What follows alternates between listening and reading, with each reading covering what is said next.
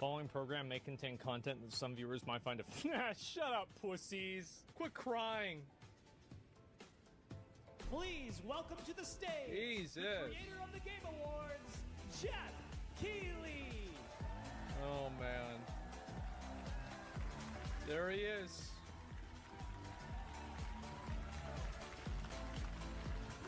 There's a lot of people there. Holy shit.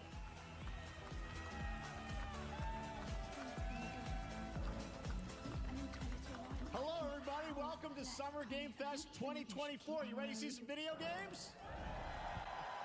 Change quality? We are so Quality's good. thrilled to be here with you, and this is a showcase of what's next for games live from the YouTube Theater here in LA. Now, if you're watching this show, first of all, welcome. I know everyone around the world is joining us for this special moment. And I know if you watch this show, you don't just play games, you deeply care about this art form and the health of this industry. The good news is that we have a lot of amazing games to show you from creators around reference the world to over layoffs? the next 2 hours. Come on. Oh, I thought. But let's also face it, this has been a tumultuous and difficult year with company layoffs and studio got him. closures, which Fucking have got him. disappointed all of us. But there's also Fucking something got him. else There it happening. is. Our industry is evolving and changing. Easiest Thanks bingo to of my digital life. Distribution, smaller teams and new creators are finding incredible success. That's true. Take a look at this list from Game Discover of the top 10 best-selling new games on Steam so far this year. We played this Two of one, them this one, this are one, considered, this one, this big one, company and this one. games, but the other 8 come from indie, mid-sized teams or True. solo developers. Real shit. I look at this list, it's pretty cool, right? And I get inspired Manor that new Lords. ideas, I didn't play that new one. teams, and smaller creators can and will break through. It's a reminder to big companies that they have to treat their developers right, because today there are many paths to sustainability and success. That's a fact. And that's what makes this industry so great. That's a fact. True, Jeff. True. And you'll see that reflected in the show today, because over the next 2 hours, we'll have big franchises on stage like Star Wars, Batman, and Harry Potter, but also smaller titles, including a few games made by single individuals and first-time creators that we invited to be part of this show because we think this platform is important as a way to show you new things that you might not even know about. So when you see a game that piques your interest, please wishlist it, or even better, send it to a friend and get them excited. That's how what I'm we doing with together you guys. can grow the gaming community. And we are going to do that today over the next 2 hours, as we have a lot of games to show you, plus Day of the Devs directly after with even more indie titles. Yeah, we got more games. So should we get to the games? Yes, let's go. All right, it all begins right now. Here's our first announcement. Let's get it. Next. Hey, look, What's is this? Hot Dog Guy auditioning for the... Is this Bloodborne? The lead and unannounced action game one. We see you as more of a sidekick. Oh, sure. I get that a lot, but check out my... Guys, I don't think this is Bloodborne. Empathy. Oh, hilarity. This guy. Straight. What game We're gonna is get to this see the anyway? game now. Oh, it's Horizon. Oh, it actually is Horizon. Oh. I gotta get me one of Oh, those. okay. Ooh, sandwich. I thought it was a Lego thing. Sorry, gotta go. That hot dog guy is Aloy, an amazing video game lead. Thunderjaw went mad and is tearing through the valley. Don't worry, I'll bring it down. So- This is gonna be fun. Let me get this straight. This is... A lonely hero, hunting machines all That's by cool. yourself. Hello, I have friends, you know. Let's do this. Okay. A friendly...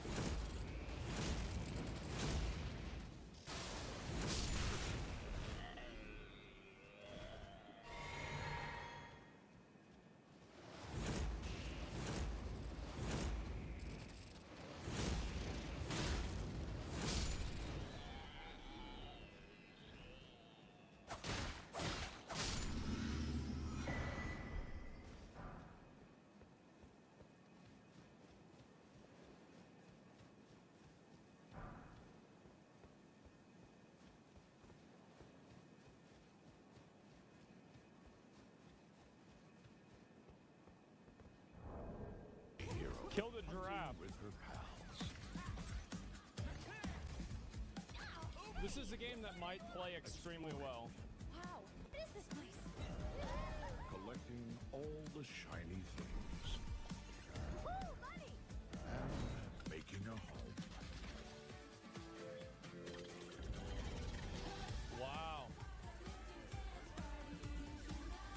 Aloy, the Thunderjaw's back. Oh, right, the Thunderjaw.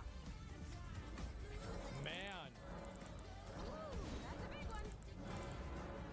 Here we go.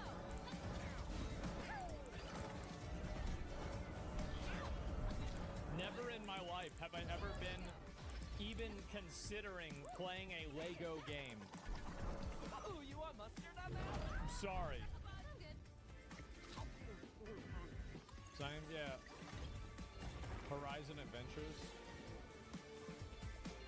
That's cute, I guess. They're good though? Yeah, I can't take them seriously. What'd the next one be? There you go. Wasn't that fun? That was Lego Horizon Adventures, coming out later this year for PlayStation, but also day one on PC and Nintendo Switch. It's a playful, This lit. lighthearted story inspired by the world of Horizon, designed with two-player action in mind, supporting couch and online co-op. All right, now we're going to completely shift the tone to the next game from Torn Banner Studios, the developers behind Chivalry 2. Oh. For their next project, they are proud to announce No More Room in Hell 2, the sequel to the 2011 award-winning Source mod. 8 players start separate in the dark. It's a And it's up mod? to you to find your friends and survive with permadeath. Here is the first look. What? What is this? I've never even heard of this.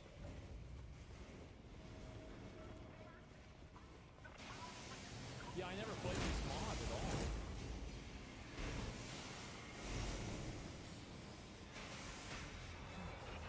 Ooh.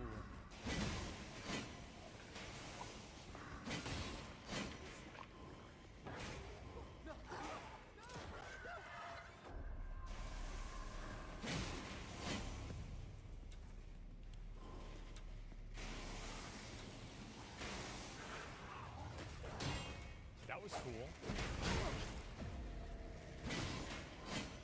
So you have to like survive at a gas station? Okay. This must be San Francisco.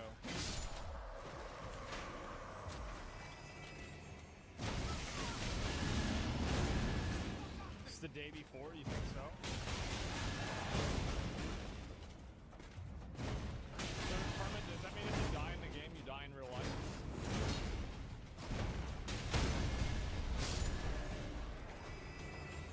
Yeah, that's crazy. This could be fun to play with viewers. Sure.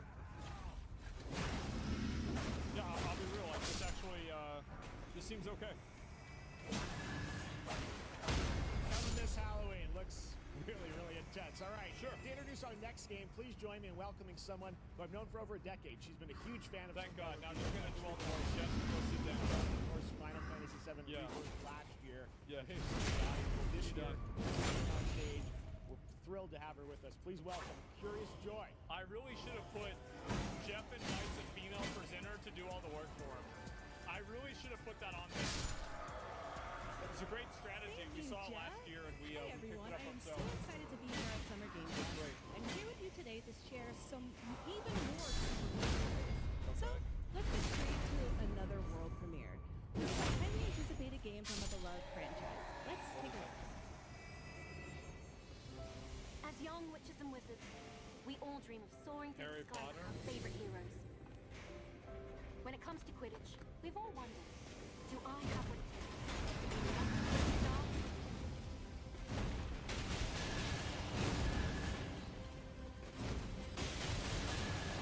Your toughest opponents? To keep your composure in the face of adversity. To chase your dreams at any price. To seek glory for your future. No challenge is too great. No dream is too big. So ask yourself,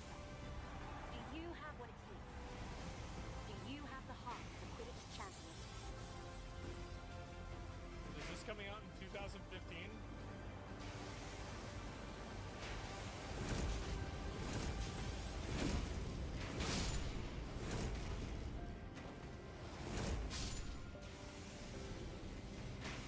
Oh, no, this makes sense. It's for Nintendo Switch, guys.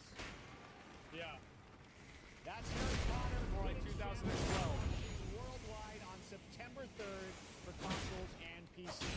Now we move from the Potterverse to a brand new world. It hails from a single developer, Gavin Eisenbeis, up in Seattle, who's been making games all by himself for a decade. His last title, Choo Choo Charles, was a fan favorite, and he showed me this next game a few months ago, and I really wanted to review it. Get ready to backstab, race, or cooperate with up to 20 of your friends in Tough Bus.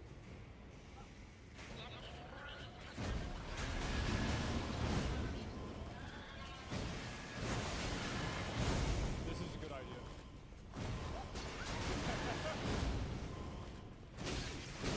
I can't believe he put that in a trailer. Man. This one guy, yeah. No, this is actually a really good stream game.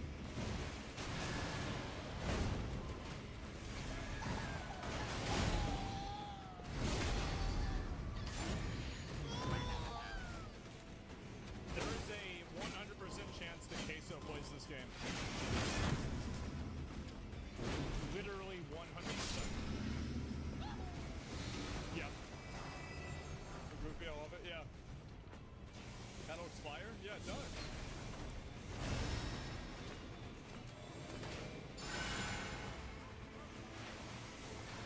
It's a VTuber game? Oh, it could be. Why don't the guards just shoot the prisoners? I feel like that'd make it a lot easier, right? It's like, oh, they're going away? Alright, just shoot them with a gun. Like, trank them or something. It's not America? Oh, this is like Mickey Mouse land? Oh, shit.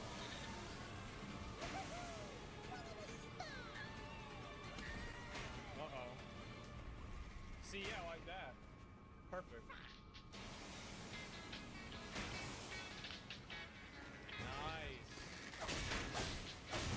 Smoking weed on the beach.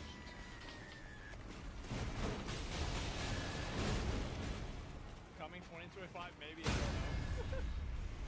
That's awesome, right? And remember, that's all made by one person. Yeah, that's crazy. Congratulations, Gavin. So glad to have that on stage. It'd be a fantastic game. Yeah, that's nuts, All right, man. next one of this year's most anticipated Holy. games is Star Wars Outlaws, coming out on August 30th. Who from decided? Ubisoft Who and said? Lucasfilm Games, the first open-world Star Wars What? game. You live the life of a scoundrel. On Monday at 12 p.m. Pacific, you'll get You know to who else see is a living the full life of a gameplay scoundrel? showcase during Ubisoft's Forward event, streaming as part of the continuing Summer Game Fest events. Who else? But right now, we've got an exclusive new glimpse at the game. Ubisoft. Just a small taste. Okay, let's see it. What's to come. All right, maybe this game will be okay. I'll try to give it a fair shake.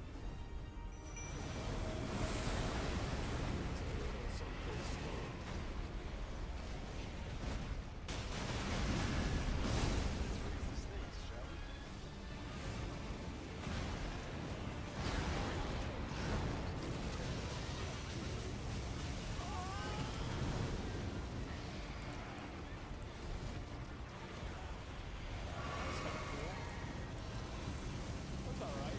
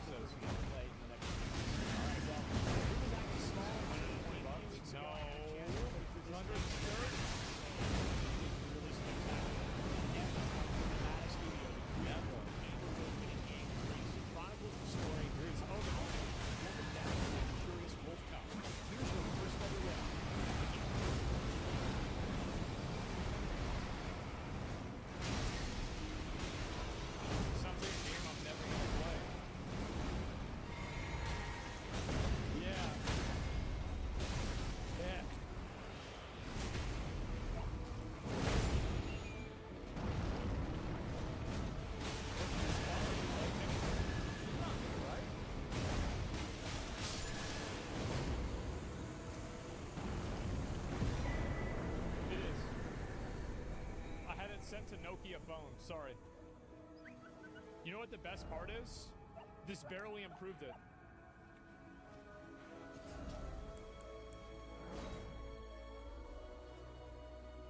So you telling me that dog? Where's the boss fight? Oh, okay, okay, now we got combat. All right, now we get to actually...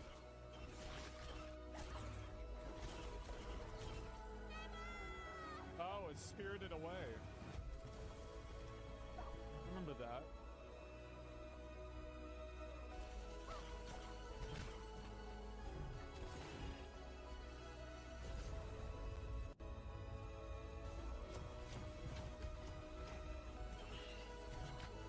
I will say that the artistic framing of this game is incredibly fucking good.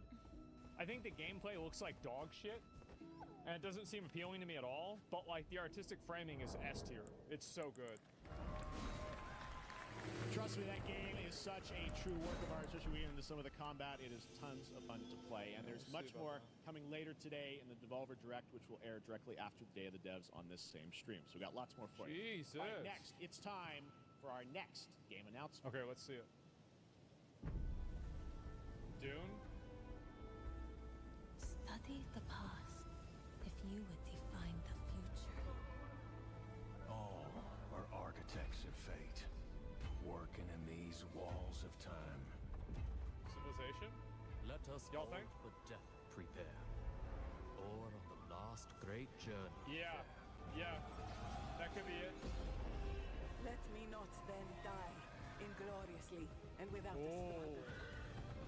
Should have built the wall. But let me first do some great thing that shall be told among men hereafter. Each of us shall endure this world's life until the end.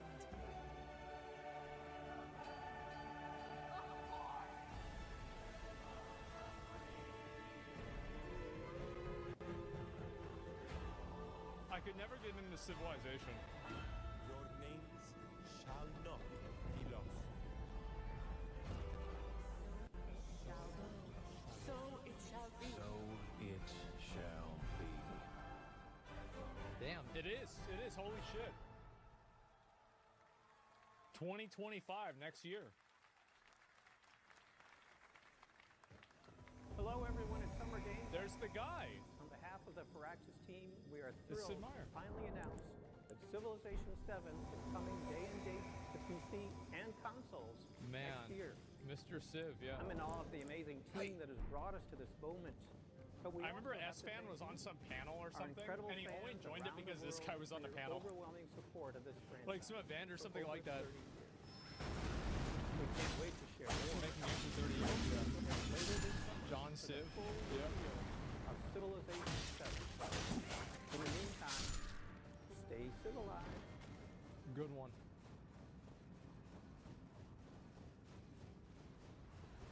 What's this? Is this Wukong? I think I'm getting a cross off, boys.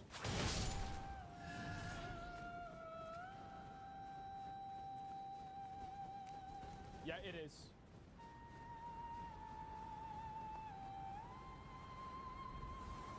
Ooh. Bingo, not quite.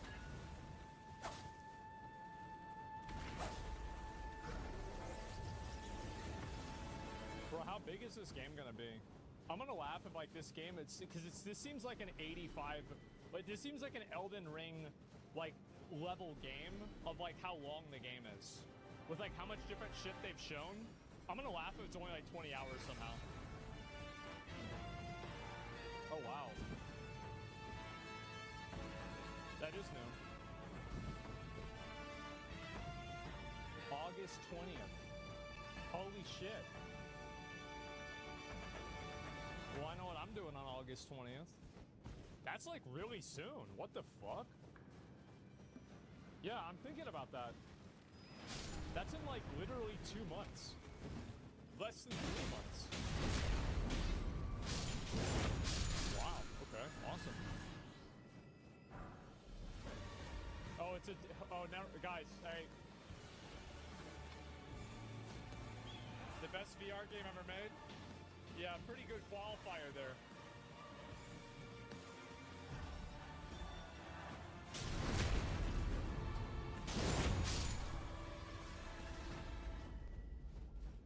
Asgard. Uh-huh. Yeah. Perhaps humans were fated to build the monoliths, reaching heaven and returning with a gift. Stardust. One's human. It's one's human. It's one's human.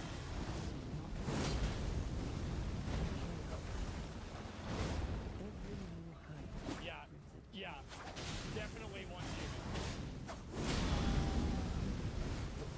The unknown. Hey, I put 300 fucking hours on this game, man. I got max level, maxed out on the just the fourth boss. Show the greatest resilience. He wasn't in the beta that I played. Dead on Arrival? Nah, bro. This game's actually... We stand together.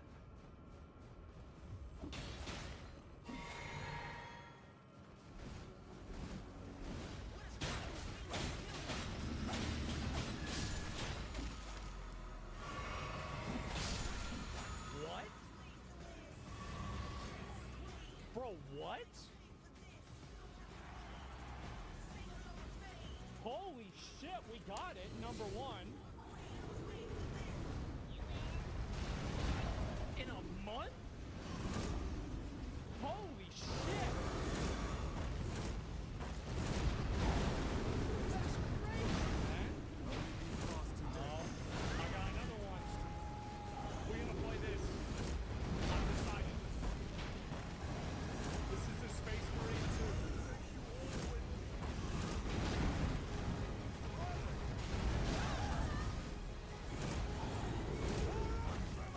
They got a PvP mode on that too. September 9th. Alright, that's another cross off for me. All right, welcome back to Summer Game Fest. We've got some amazing developer guests joining us to host the show. Very excited. First guests, they are legendary creators of a brand new fantasy RPG Metaphor, slated to launch this October. Please welcome the director and art designer of Persona 3, 4, and 5. Shigenori Sojiba. Well, I would be so afraid of fucking up those names on camera. I would be so afraid.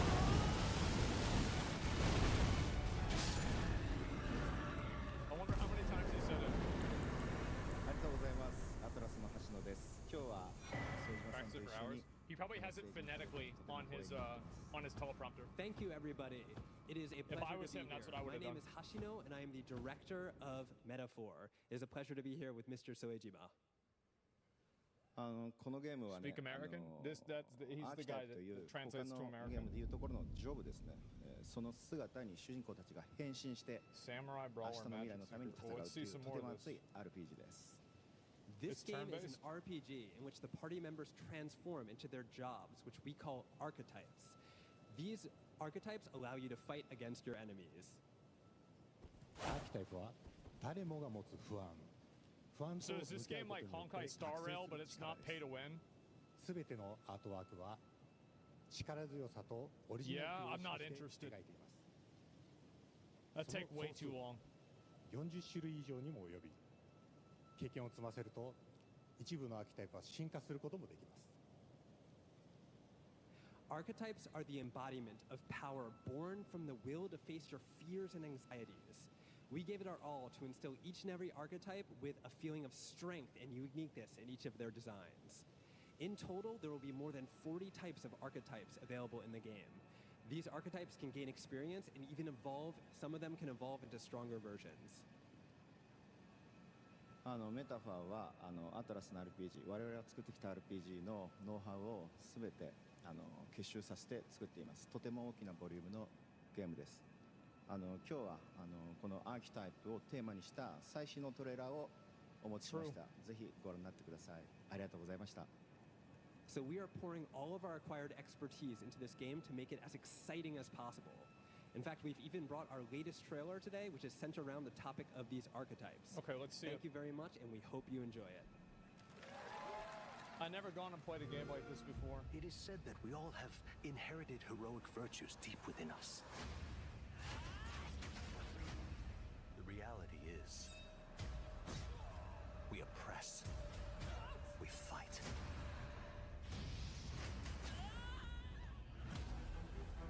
I like the art style. I think it's really cool. Through this land. This is awesome. I hope the game has stuff like this. A way to wield true magic. 2005 graphics? Yeah, I know. That's why I like it. Reminds me of before I started going bald.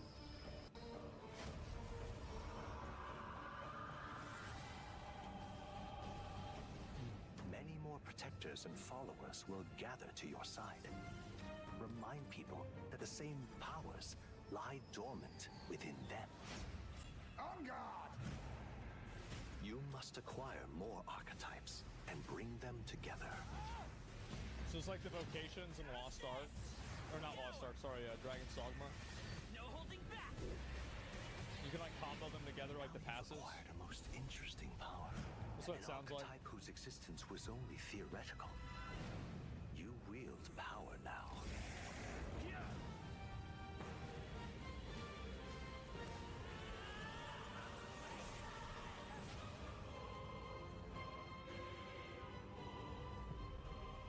Yeah. Yeah. Yeah. Such an honor to have Yeah. Yoshino Tsujima with us on stage. Thank you guys, and for that deep look at the archetypes, such stunning visual designs. Now we're going to jump into the Arkhamverse. Batman Arkham Shadow is a MetaQuest 3 exclusive VR game coming later this year. As Batman, you face a new threat, the mysterious Rat King and his cultist. You know what the new devotee. threat for... Here's your first look at the story trailer for Batman Arkham Shadow. The real threat for Batman is Warner Brothers. That's the real threat. Let's be real. What's this? There's a new darkness overtaking Gotham, driving the city mad. Ooh. Just shoot him with a gun. The only light left is from the fire in the streets, casting shadows of rats on everything that was once good.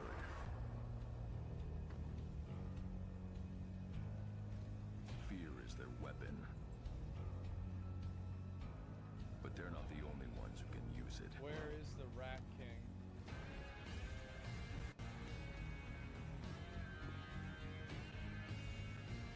The Rat King will stop at nothing to destroy my city. Hey, okay, okay. To destroy him. Man, come on. You couldn't even show a fight scene? That would have been badass. It's a VR game, guys, so don't get excited. It's probably going to be garbage. I'm just being honest, okay? When the bat falls, the rats rise. Oh. Wow. I am looking forward to heading back to the Arkhamverse. Now, it is time to update fans on a legendary fighting game franchise. Street Fighter And 6. that includes me. Because I have been a fan of this series ever since one of its first iteration and have been playing each one ever since. So, let's check it out.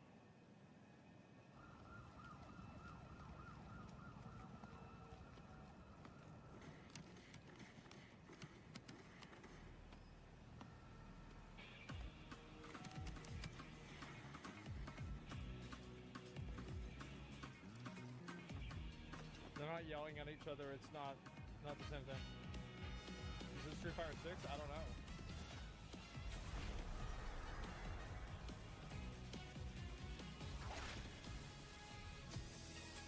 Yeah, I've never seen this. Ooh.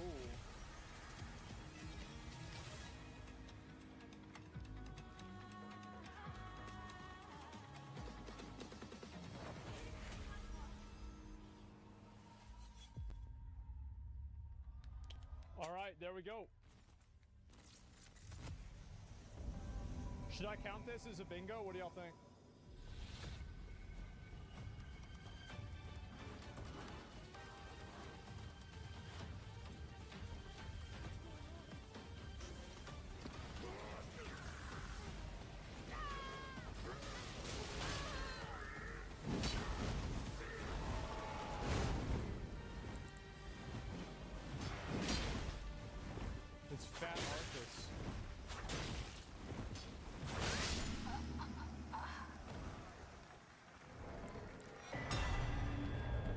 bingo?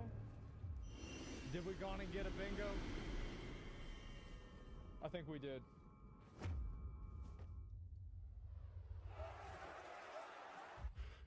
What's this? Oh. Freedom, brother. That's right. I'm excited. This is good. Okay. Okay, guys, here we go. Now we got a real game.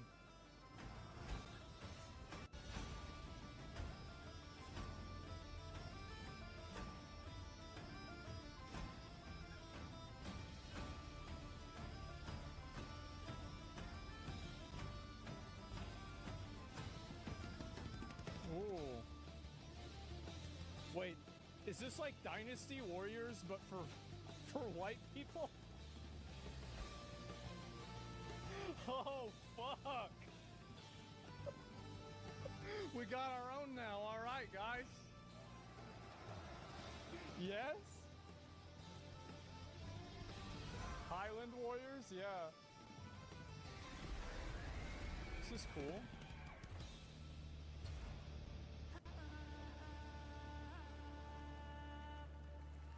That looks pretty cool. I'll play that. Yeah, it sounds all right. Test of power. Ooh. Guess we'll see. Ooh. This will be when the true battle begins.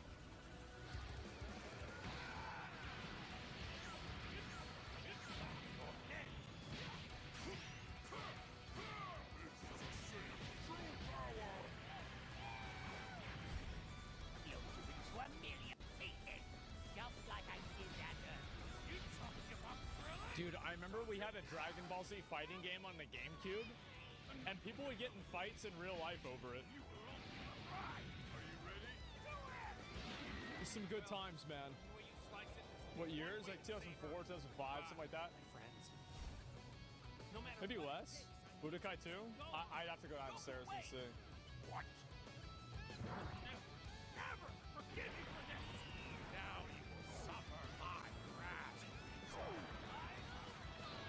You are a prison boy! I will show you the true form of autonomous open. It's my turn. Change everything. Let's do this.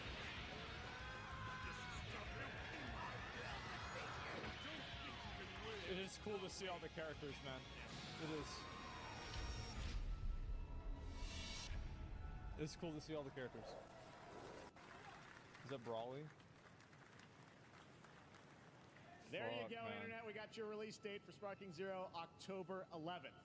Now we step into the world of Delta Force Hawk Ops, a free-to-play tactical shooter available to play on all platforms. Here's a look at their multiplayer FPS extraction mode. Let's see it. Team, rally up. We've got a new mission. Operation Lightning. Free to play. That means this game must be pretty expensive. Now very serious. Whoa. Conflict's escalating between Havoc Corps and Alstara Guard. It's time to take action. Objective: collect and decode the Mandelbrick located in the tourist center of the southeast region. We need to utilize terrain for stealth insertion. Execute swiftly and silently. Oh, this looks pretty good. Looks like someone beat us to it. We need to pick up the pace. Clean the balcony. On your mark. What's the frame rate? Go, go, go! Clear the area. I can see the frames. Go down. I'm going in. Yeah, this seems all right. Shit! There's a flamethrower. Oh, that's cool. You can blow up this thing.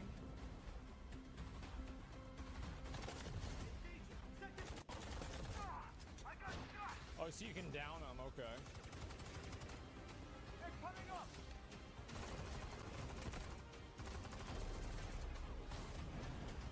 This doesn't look so bad. I'm gonna be honest. All clear. Prepare for decoding. That's all for Yeah, mission briefing. this is all right. The drill is over. Operation commences. Good luck. Just regular shooter? Yeah, yeah. I mean, it's nothing crazy. It's all right. But Yeah. that is not all. The game's premium campaign mode, Black Hawk Down, is a reimagining of the original game that is also fully licensed to recreate moments from the award-winning Ridley Scott movie. Here, is your world premiere first look at that gameplay. Wait, we talking about Alien? Oh no, I'm about to say.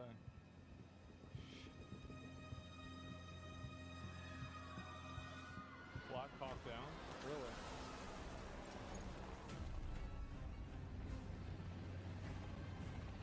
Why are they burning tires? I don't remember. Why are they burning tires? Probably to save the environment. All units prepare. I guess these people must have oil. Clear. Secure and capture a team senior cabinet. Over. Get down! Get down! Enemy tank! Tank right! Enemy vehicles coming! Nice. Vehicle under attack!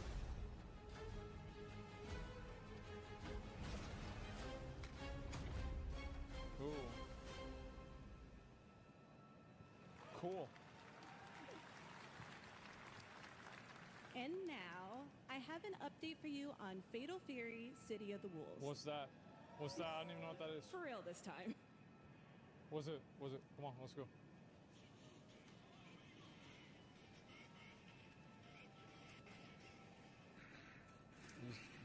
This is a real life.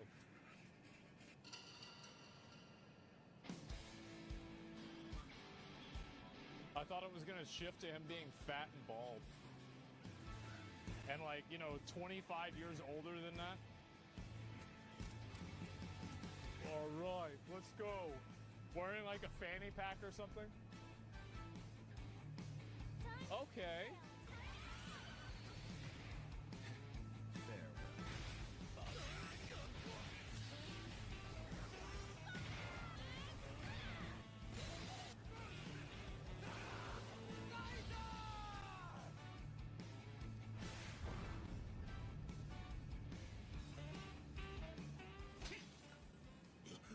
What?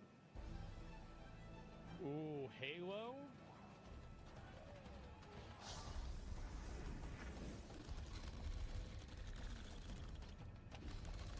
I'm gonna be real, like this is cool CGI. That's fucking cool.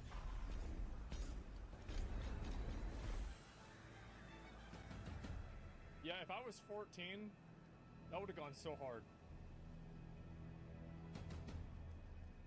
Halo's dead? Yeah, but that commercial was cool. It's really cool.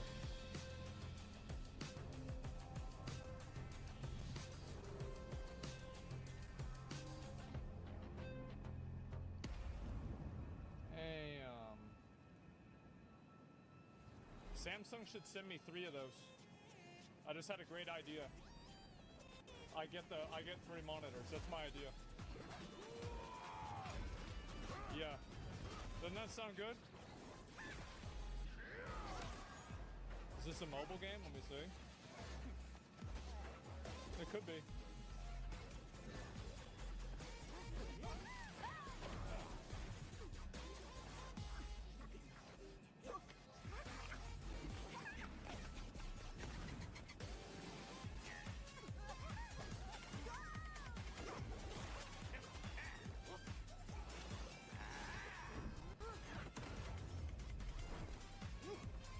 I feel like this game is going to be turn-based. Am I wrong? It's a VR, it's not? Okay. Oh, you're right. I've seen this. Yeah. The Minotaur? Wait, Poseidon? Fox can make that for ya. Wops? You're next.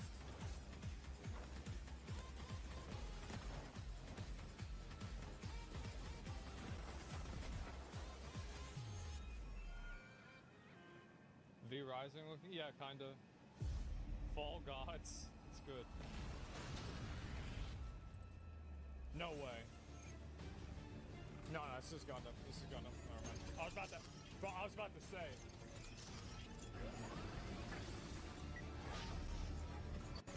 I'll still play if this is half as good as Armored Core 6, I'll play it. Let's see some gameplay, come on. Please. Electrifying mech-based.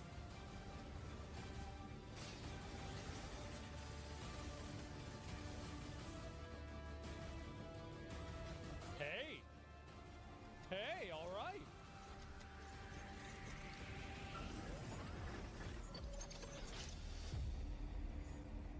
Some equals beta.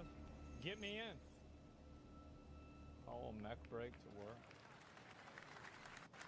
We're back here at Summer Game Fest, and that was a look at Mecha Break with its immersive aerial and ground combat with lightning-fast maneuvers. Next, Jason Blum and his Blumhouse banner have become synonymous with incredible horror films over the years, like Get Out, Megan, and last year's Five Nights at Freddy's. Well, now Blumhouse is entering the video game world in a big way.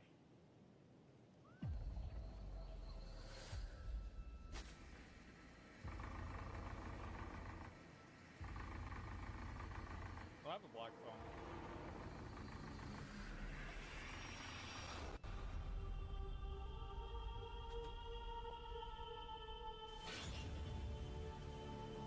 Dark times await us. Vengeance will take shape.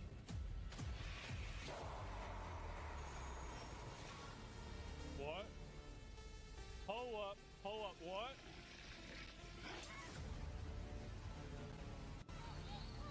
Huh? I cannot sleep. I cannot sleep. I must not sleep.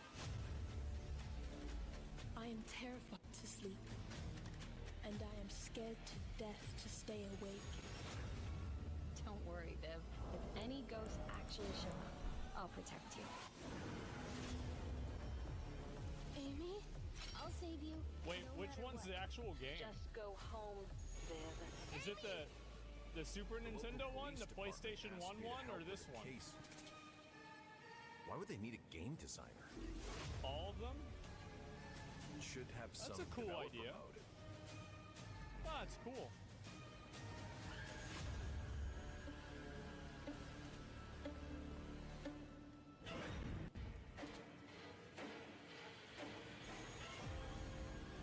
Dark times await us.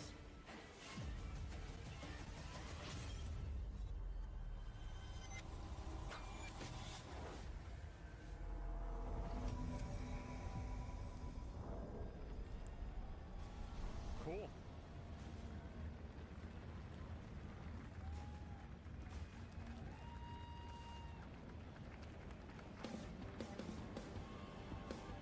Please welcome Jason Blum, CEO and founder of Blumhouse, and Luis Blaine, creative lead at Blumhouse Games. All right.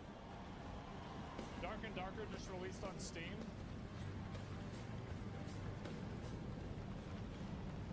Hey guys, so we got ourselves a full slate there. That's incredible. So Jason, tell us a bit about why you wanted to get into games like this. What are we doing? Well, we've been very, very busy. You guys are actually right. I'm very happy to be here. Thank you for having us. Thank you guys all. Great to hear the fans out You're there. right. It's actually on Steam again. Holy shit. Very happy to know we're working Yeah. this very minute Look at that. on the sequel of Five Nights at Freddy's. It's Holy coming. shit. Look at that. Don't worry. Anyway, horror is, to my great relief, getting more and more popular. Our movies are working. It's working on streaming. It's working in live events. And we wanted to try and take our approach to movies and apply it to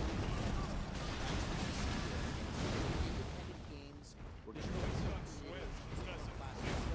encourage these creators to be weird and subversive, find the most scariest things they can, put them into really cool games. They look great. It's a really diverse, cool scene. Luis, tell us a bit about. We saw a bunch of games there. What can you tell us about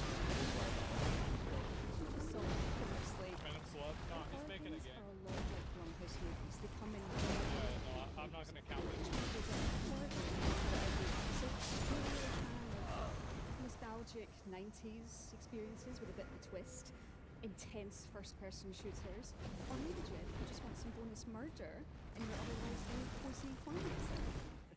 Yeah. I think, we as horror fans, we know that there are so many different subgenres to explore, and our independent development partners, they feel the same, and they're just as excited. The which only means horror we have movies I've ever watched, psychological I've been nightmares, forced to watch we by have a girl. supernatural scares, we have cosmic horror.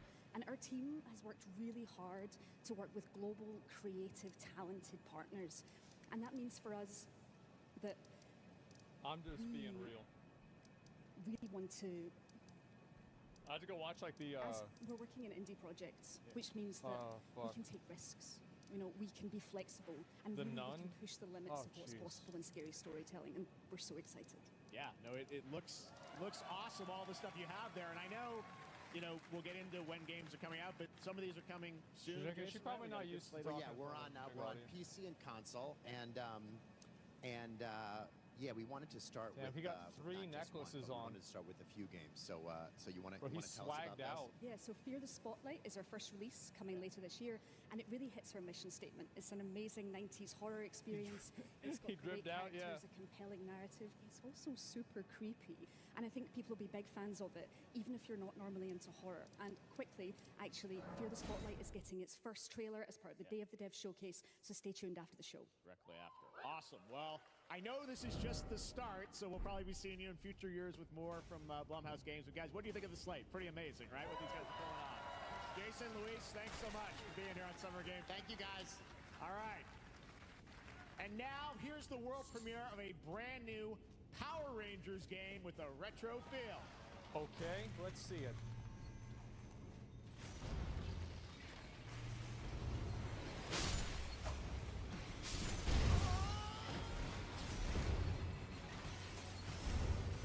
That's the original one, yeah. Oh my god.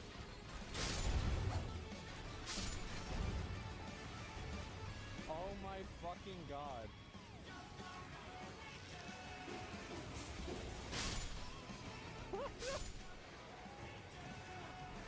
I did not expect this shit. Wow.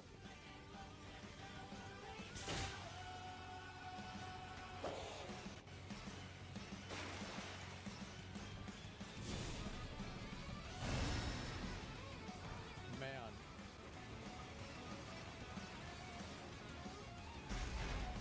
What year is it? Yeah, I know. I feel like if you're old enough to get excited for this game, you probably already like booking your own doctor appointment. You know, you're like watching your blood pressure. Man, they're 30 years old.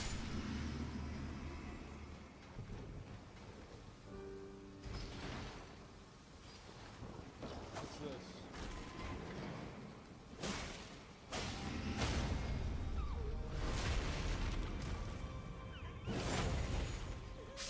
What's this sad bullshit?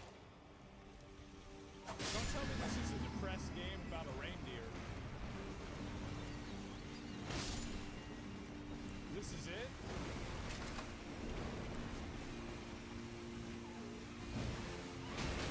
Why did you put it in the backpack, you fucking idiot? Oh god.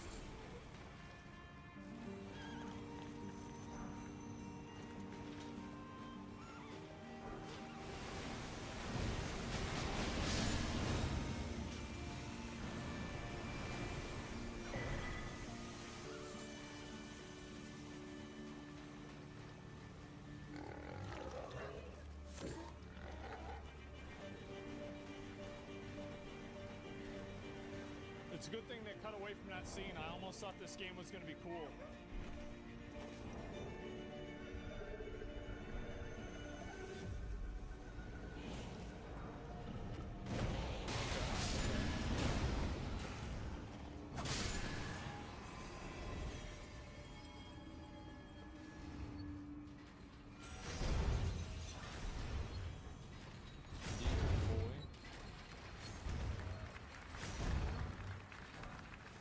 Man. What a beautiful game, Dear and Boy, which comes from first-time developer, Jason Houdet in Paris, who started that project alone in 2020 during the pandemic. And I now bet he a did. team of 8 helping him realize his vision with financial aid from the French government. And games like that are why we do this show, giving first-time developers a chance to show you what they're working on. All right, next, after a long wait, Kingdom Come Deliverance 2 is arriving later this year. This is a first-person open-world action RPG from Gotcha, Warhorse bitch. Studios. Here is a brand new look. Got it. That's another cross-off. Best laid plans don't always come to fruition. Man proposes, but God disposes. And then boots you right in the balls. These two young fellas, I need to find them. One's a smart-ass smith, and the other's a blue-blooded fledgling. You behave like a spoilt brat. How dare you speak? Gentlemen, praise be to our Lord Jesus Christ. True, brother. That's right. Hell yeah. Many sinners in this world. In the end, we all face your judgment for what we should have done. Jesus. And lacked the courage to do. The last time I ran away, I lost everything. I'm never gonna run from that fucker again.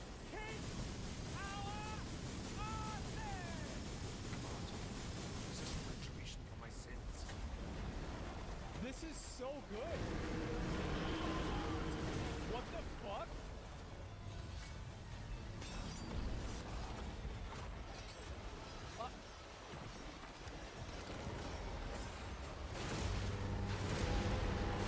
I don't even know what to say.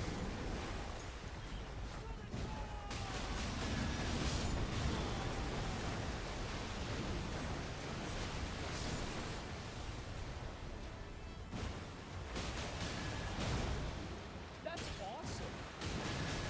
What the fuck? Next, we step into the dark mind of Silent Hill creator Keiji Koyama. Back in 2021, we announced his new game, Slayer. McCall's been playing? Yeah, McCall's been playing that on his stream. The gameplay, independent Tokyo-based. Damn, bro, like, imagine having them come after that. Whether you got the first one? Yeah. McConnell messaged me, like, randomly. To play it. That was awesome, man.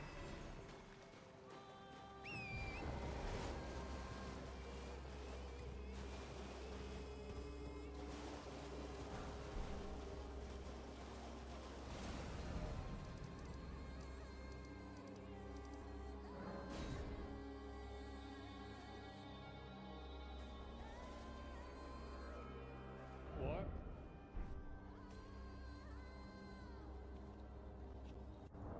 That's cool.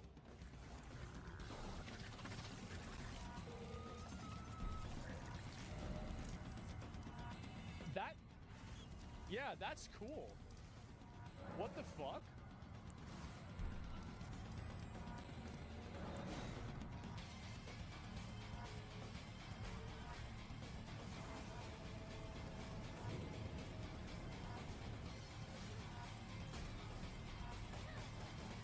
That combat really doesn't look very good.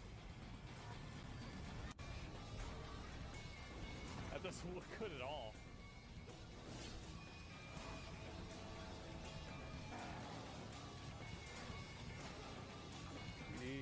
Jesus. Jesus. Oh, wow.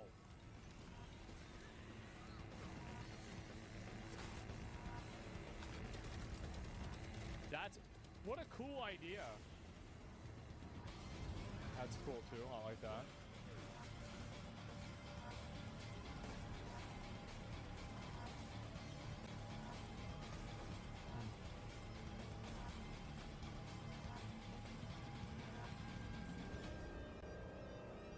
I wonder what you can make the dog do.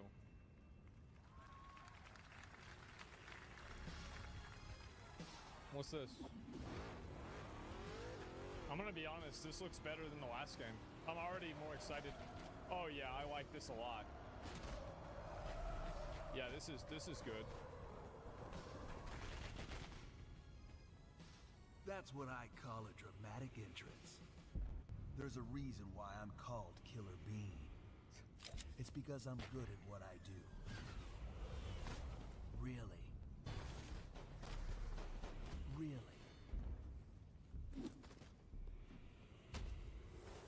Good.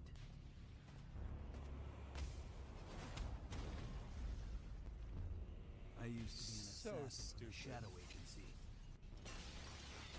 An international organization powerful enough to shake the world. Until they lied to me and tried to kill me. Now, what a plot. Destroy them. You're the gosh darn idiot who wants to take down the Shadow Agency! Well, it is sure nice to meet you. Before you die.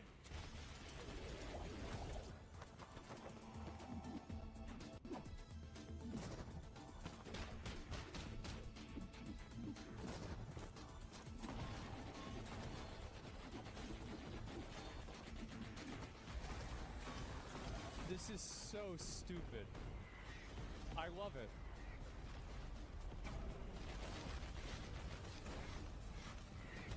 They made me who I am, and I will make them pay for it.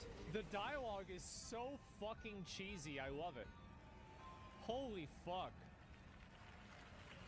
It's so stupid, it's brilliant. Yeah, How'd it's you like that one? That was Killer Bean, a third-person roguelike shooter stupid. made by another single developer, believe it or Wow. not, right here in Los One Angeles. guy made Jeff that? Liu, That's who crazy. previously worked as an animator on movies like The Matrix Reloaded. It's so fun. It's The amazing Matrix- what can happen in this industry. that All was right, like to 20 years ago. introduce their brand new game, please welcome from the Game Bakers, a small independent studio in Montpellier, France, Audrey Laprince and Emmerich Toa. What's Hello, up? Jeff, everyone. I'm very happy to be here. When we created our studio, Emmerich and I, we promised each other to always come up with something new. So after Fury and Haven, Let me guess, you're making a we're here to roguelike game introduce with our new crafting game, elements. Cairn, a survival climber. When I was a teenager, my dad prepared an expedition to Mount K2, but half of his team didn't come back. And I've always wondered, why do alpinists risk their lives in such extreme conditions? It's stupid. This is something we wanted to explore in Cairn. Cairn is a game about what it takes to go beyond your limits. You climb a mountain to reach a summit never reached before. There have people The been climbing there. gameplay is the challenge. It's very intense and realistic. It's a face-off between you and the mountain. And what you're going to see in the trailer is not from cutscenes. It's the actual climbing gameplay. I'm gonna be honest, like this sounds really boring. This sounds super boring. You can see more later today during Day of the Devs, but now let's have a look. The Game Bakers. What are you cooking up?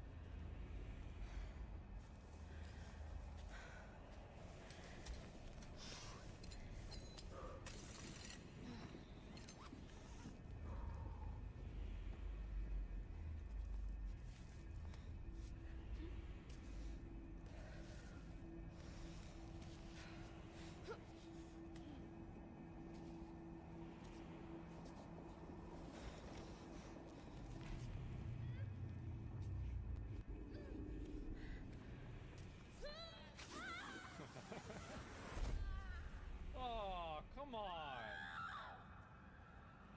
Come on, what?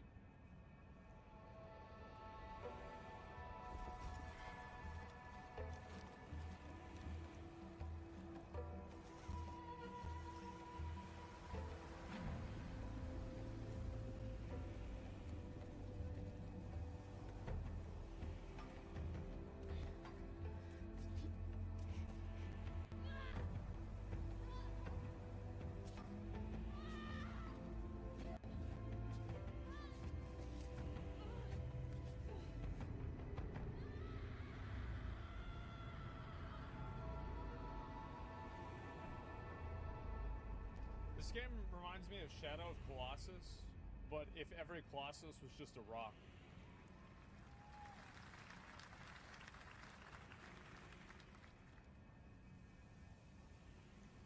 Stanley Parable. I'm not meant to be here. I'm a fighter. I'm meant to be in the arena, in combat. But instead, I'm out here in the middle of the woods, running a tea shop. So, what does running a tea shop involve? Well, there's a lot of gardening, and I've had to get used to the pretty unique tea machine they've got here. None of these tasks are all that hard, they just take patience. And I'm not really the patient type. But I'm surviving. Of course, I have to actually serve the tea to our customers. And once that's done, I'll usually check in with Boro, the guy who owns the shop, to see if my help is needed anywhere. And when all the chores are done, sometimes I'll just sit on a bench and do absolutely nothing. I do that. It's not fighting, but it's peaceful. And what's weird is that I actually feel good. Who the fuck plays this I'm shit? happy. I can stop running now. I can stop. I can stop. I can stop running. This is good for Come me. on, kill I everybody. need to enjoy this. Kill I everybody. feel good. Kill I'm everybody. Happy. I'm happy. I'm happy.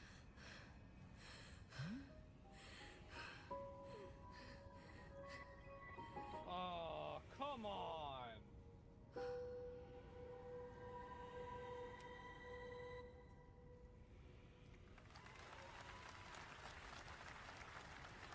That was Wonderstop, the announcement of the next game from Davey Redden, the creator of the Stanley Parable. I sense there's a twist coming, as you would expect from him in Ivy Road. Cannot wait to play that. All right, now here's a look at the story trailer for Unknown 9 Awakening, a narrative action-adventure game that tells the story of Haruna, a young woman born with the ability to venture into the fold, a dimension that overlaps our own. Let's see. Turn your thoughts inward and focus on your shade. Okay. Do you feel it? I do. Your progress is impressive lately, Haruna. These are incredible. They called themselves the Sahin. 9 among them were chosen and shielded from death. The Unknown 9. Does this have anything to do with why Vincent is here? Humanity has lived for eons at the mercy of the Nine. It's time we took control of our own destiny.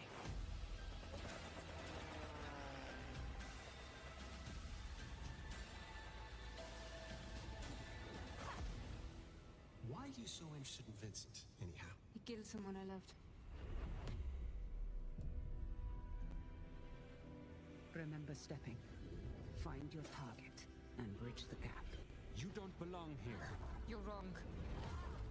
This is exactly where I'm meant to be.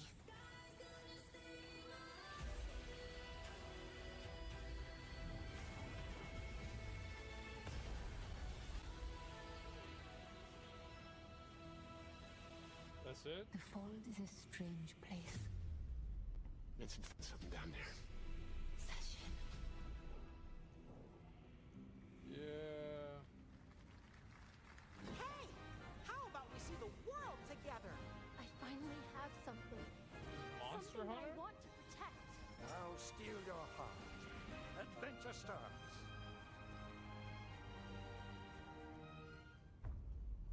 Jesus, bro, it's so fast.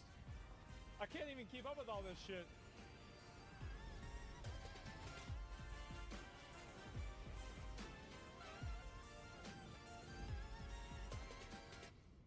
What's this? Oh, it's in Otria. Damn, I didn't think they'd be on this.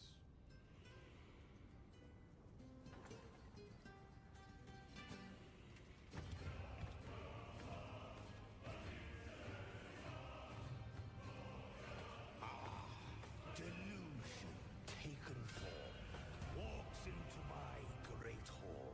With a mustache.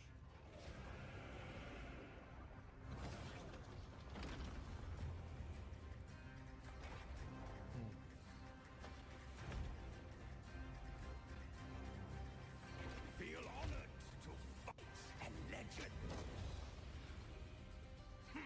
This is cool. On guard.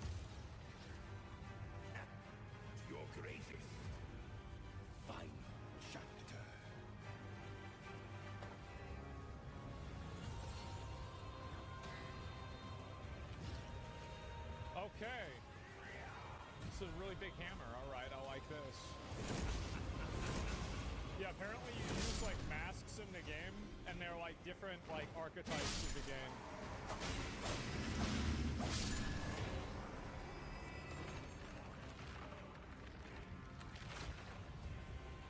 And then I guess you can.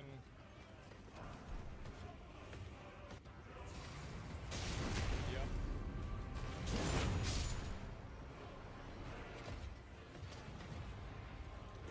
Majora's Mask, yeah, that's cool.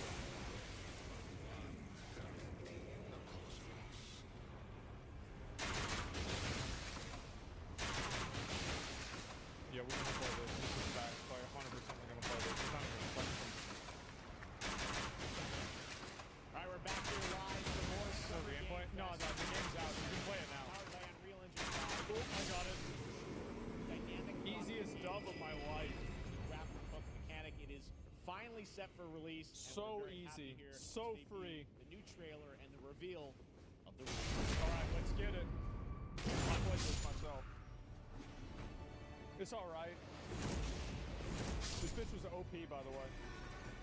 I think her name was like Bunny or something.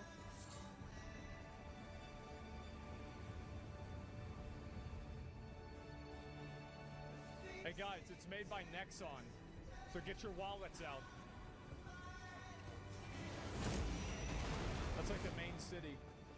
The first place you spawn in at. Gameplay's pretty good.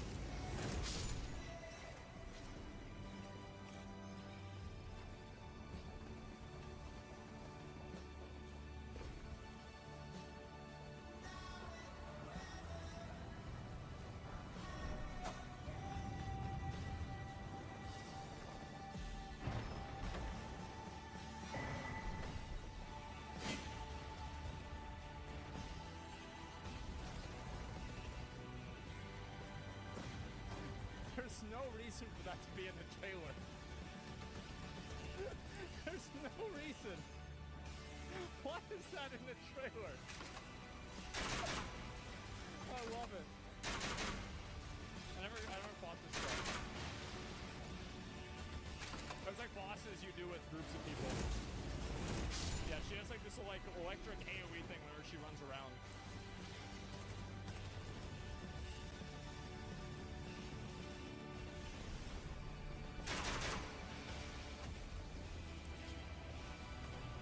Show some gameplay? No, gameplay's good. The gameplay is exactly what you would expect it to be. Exactly what you would expect.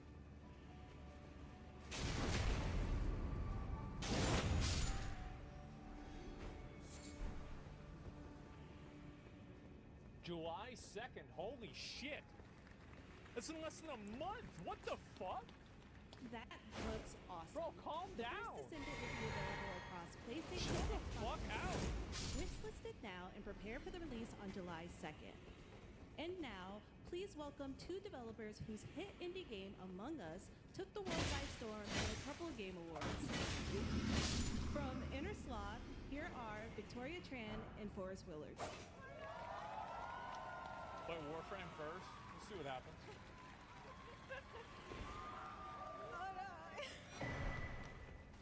What's up, gamers? Can you believe they just let us be on this stage? Like, no shot. I know.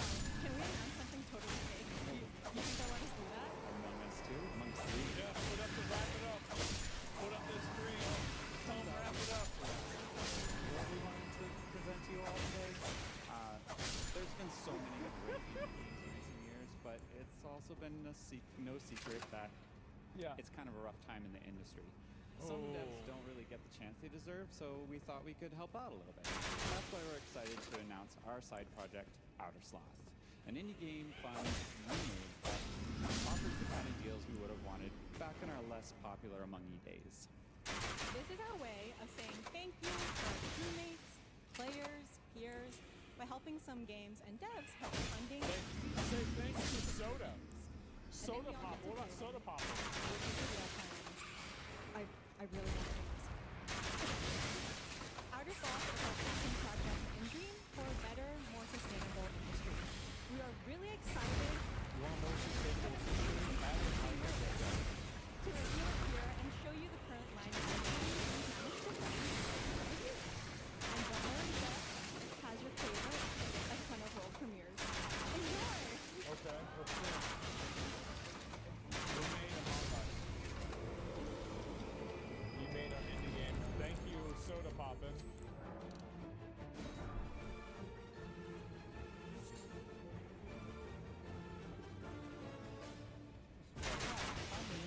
snapshot. We may already be playing our first game, Mars First Logistics. We are the studios, creators of Battle Chef Brigade, and this is our card battler RPG, Battle Suit Aces. Nope. We're making the Mossfield Archives, a game about building and exploring connections. Nope. Hi, we make Munches. We just released a demo for one-button bosses. This is garbage. Yep, I played it. And a ton of bosses to Yeah.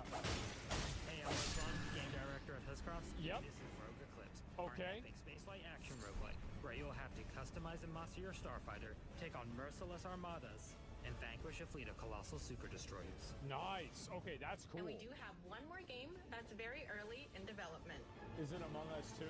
Hi, I'm Eka, creative director of Outer Loop Games, makers of Thirsty Suitors and Falcon Age. What the fuck is in that? our new game, explore the world in an upgradable mech and cook up tasty dishes for local communities. Fight off corpos, discover new How dosa the fuck recipes, would anybody and wanna reunite play with this? your strange loved ones for This one sounds last like meal. garbage. Project Dosa is a game about life, death, love, and food for the soul.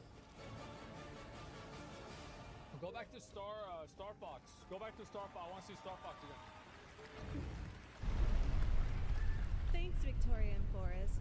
Those all look fantastic, and I cannot Star wait Fox to play looks them. good. But all of those amazing indie games aren't the only thing coming out of Inner Sloth. Did you know that there's going to be an Among Us TV show? Sounds like you did. Yes, there's going to be an Among Us TV show. Check out this sneak peek. No. No. No. No. I don't want to watch this. Alright, here we go.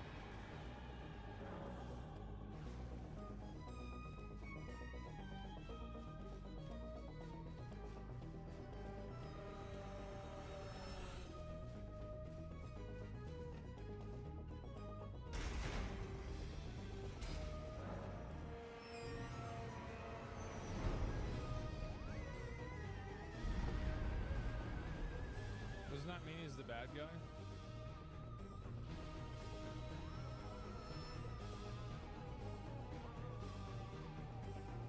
I feel like this is 2 years too late.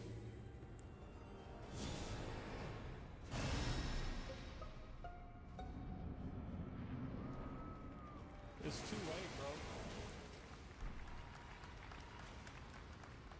Up next, we have Sonic X Shadow Generations. Okay. Alright, now we got some real shit. A definitive greatest hit collection of 3D and 2D Sonic and Shadow's history. Now it's time for a glimpse of Shadow's brand new powers and gameplay from the standalone campaign. Well, if I don't hear Chaos Control, I'm gonna lose my mind.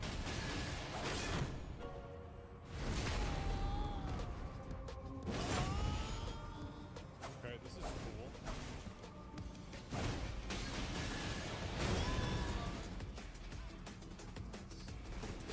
Nice. He's going fast.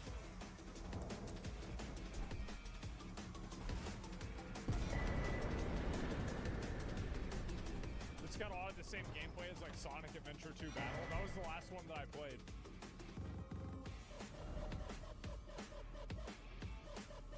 Ooh, Mecha Sonic.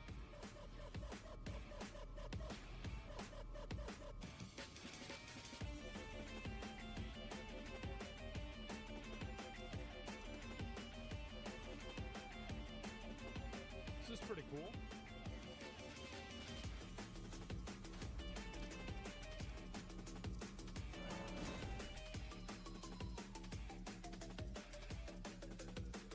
I'll overcome every obstacle with this power.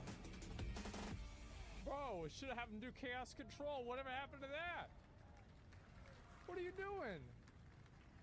He didn't say, yeah. Wow.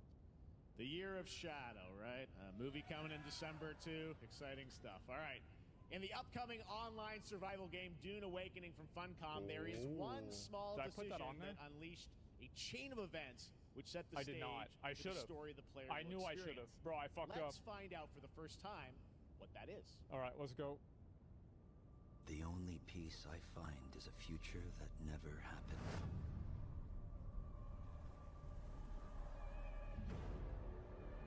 One where I, Paul Atreides, was never born.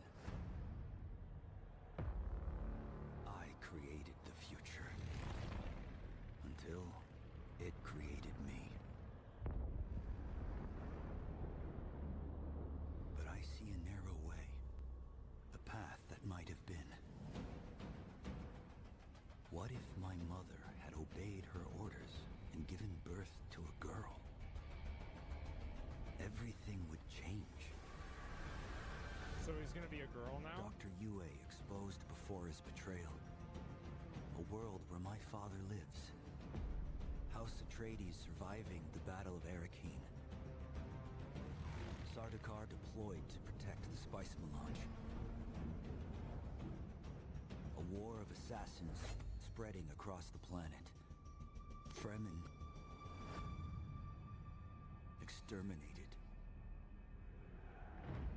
No Muad'Dib. No Lisan al-Gaib. No Kwisatz Haderach. All of my visions lead to horror. Except for this one. This one leads to you. Okay.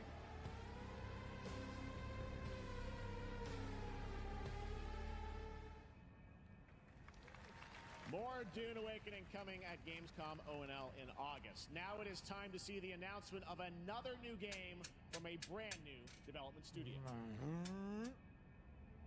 What's this?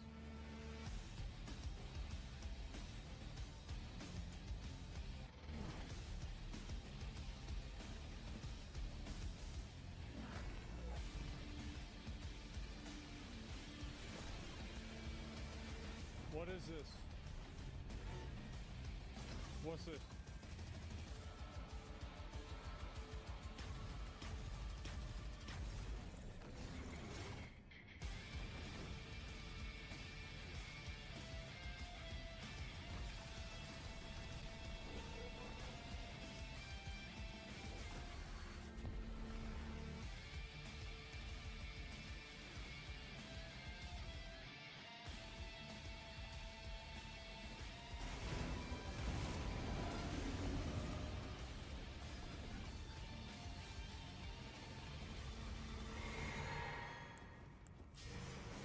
Wow, I'm excited. To tell us more about Battle Aces and show you the gameplay, uncapped game. Oh, okay. All right, here we go. So Battle Aces is the RTS game for everyone. It's for players that are brand new to RTS as well as RTS fans. I've heard that. We want to bring the core fun of RTS to everybody. So Zerg and then games Terran? such as World of Warcraft did for MMOs or Hearthstone did for RPGs. So Battle Aces is an action-packed army versus army game that has a high emphasis on the strategy. We want to bring this type of very specific RTS fun to players in two major ways. First, we want to amplify both the in and out of game strategizing through unit decks. And what makes unit decks very cool is not only will players be able to define the exact way that they wish to play, but also players will be able to experience an endless possibility of strategies. Second, we want to eliminate the tedious clicks required to play an RTS as much as possible so that players playing this game are experiencing only the fun parts of playing an RTS That's game. smart. So, if you want to learn more about Battle Aces, That's smart. He has to do that. Want to sign up for That's why our nobody plays beta test RTS, that's is it's coming up too very hard. soon, then please Like the make micro sure that to you visit need our is way website too much. at playbattleaces.com. Thank you. Thank you, David. That was fantastic. All right. Dumb it down? Yeah, you have to dumb it down. Our next premiere It's too much. unveils the exciting new destination for a game that Shadow dropped at the Game Awards last year. What was it? The Finals, with its unparalleled wow. destruction wrapped in the world's most deadly game show. Now, after dozens of updates in 2 seasons, we're unveiling where contestants will be going in the all-new season starting next week on June 13th. Sharpen your katanas and welcome to Season 3 of the Finals. All right, let's see it. If they hit that reset button, it can take us anywhere.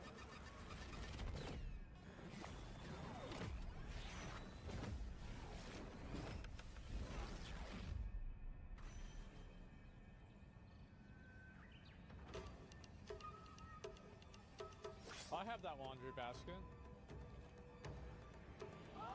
There's no way people will fight with those. There's no way.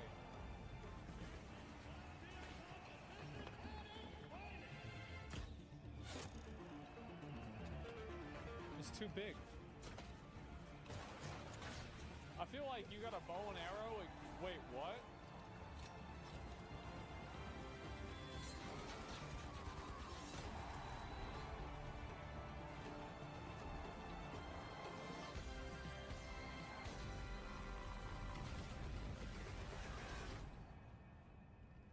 That's kind of cool. That's kind of cool. The finals in Kyoto. All right. All right. Please welcome multiple Game Awards winner and a dazzling Game Awards performer, if I do say so myself, Sam Lake from Remedy.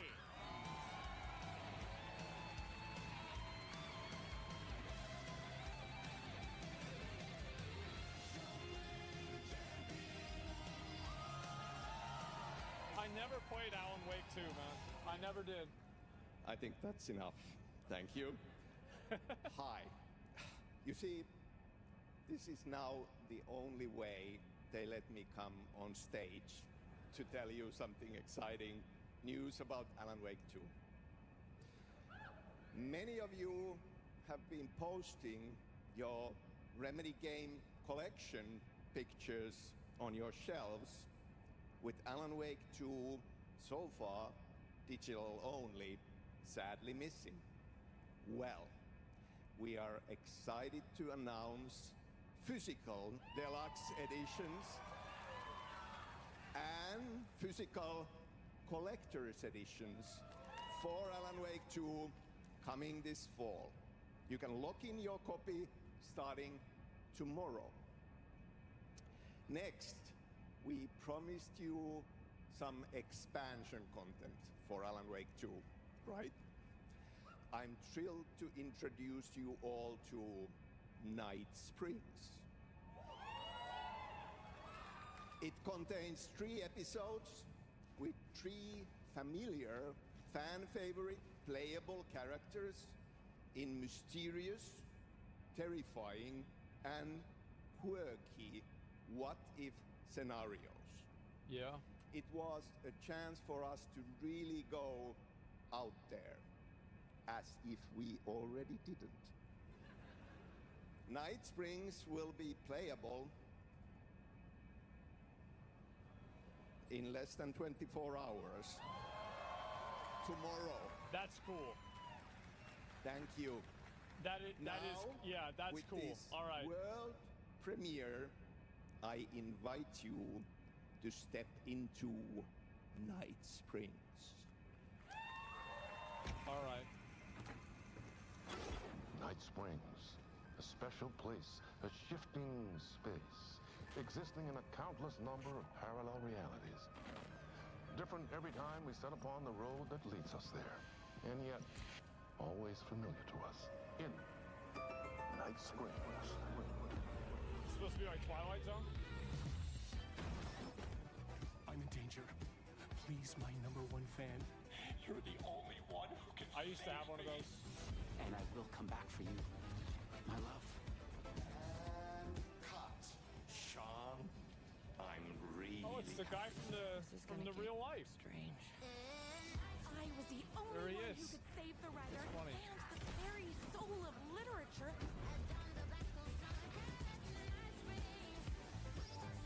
Something was different.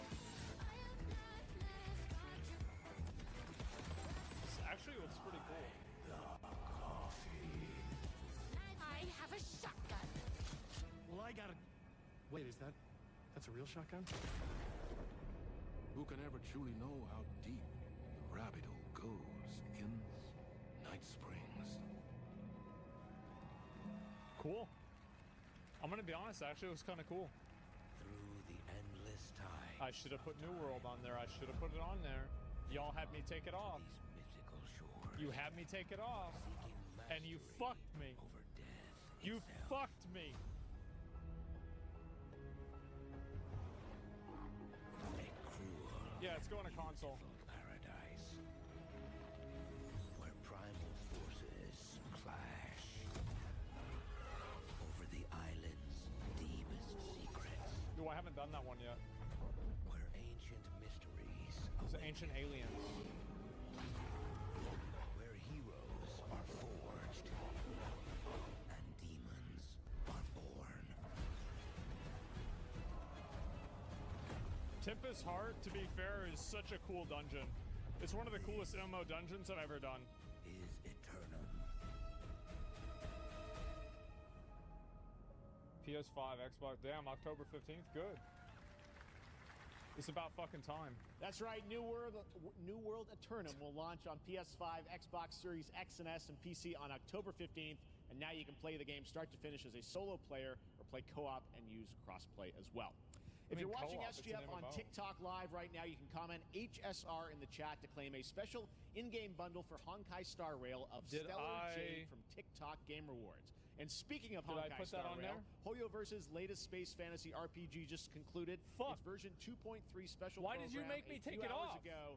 But there's more. A sneak peek at the upcoming expedition featuring a beloved character who is clearly ready for the forthcoming journey with her brand new look. It's going to be March 7th. Why do people choose to sleep? It's because they're afraid to wake up from the dream. Shut up, Firefly, you stupid bitch. That's why you died. Everything is possible in this land of dreams.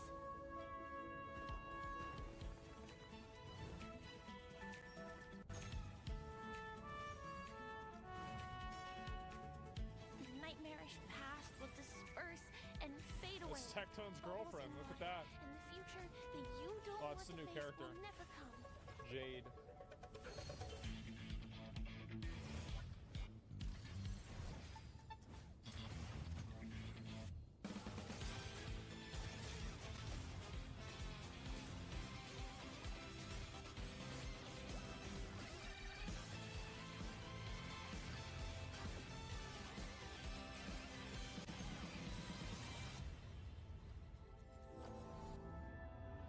Why do people choose to slumber?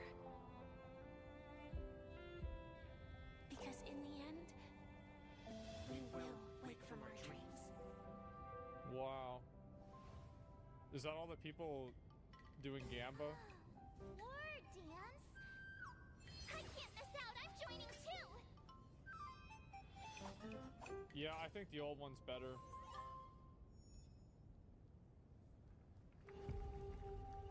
I'm gonna be honest, I think the old one's better.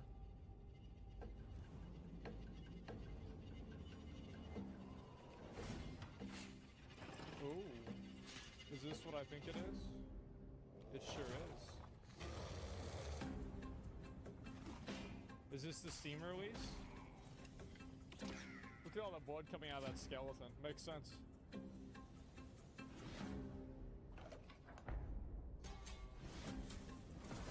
By the way, y'all might not have seen this, but Dark and Darker has a Steam page again. We just found this out like maybe an hour ago.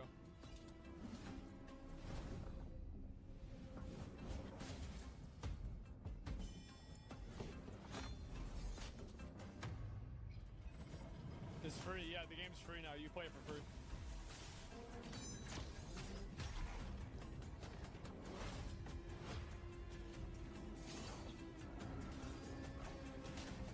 This game's really good, by the way.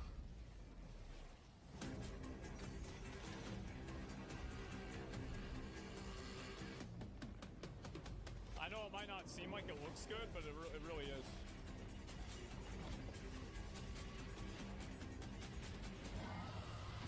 Oh my god. He's got a dragon now? What the fuck? Holy shit.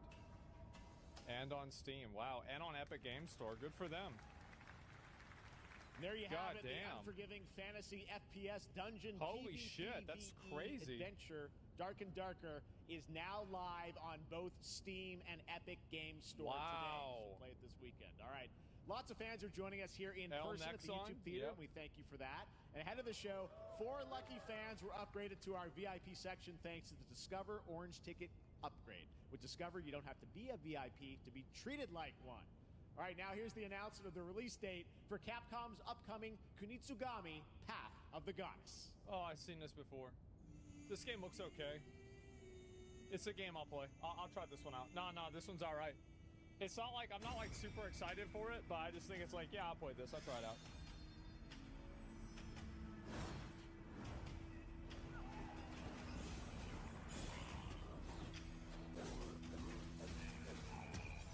Oh, it looks good? Yeah, it does look good.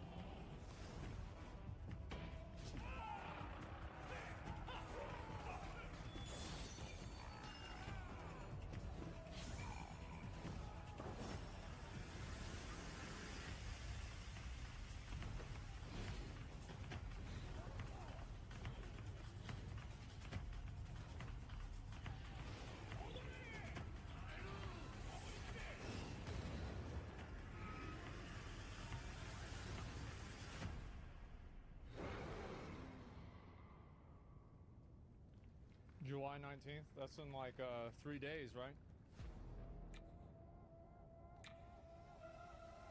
Looks mid as hell. Yeah, the graphics and the gameplay look kind of mediocre, but I think it's worth trying out. As always, you want to see what a game's like? Just watch me play it. I try to stream new games as much as I can. I'm gonna try and just keep doing better, you know? I do. What do y'all mean?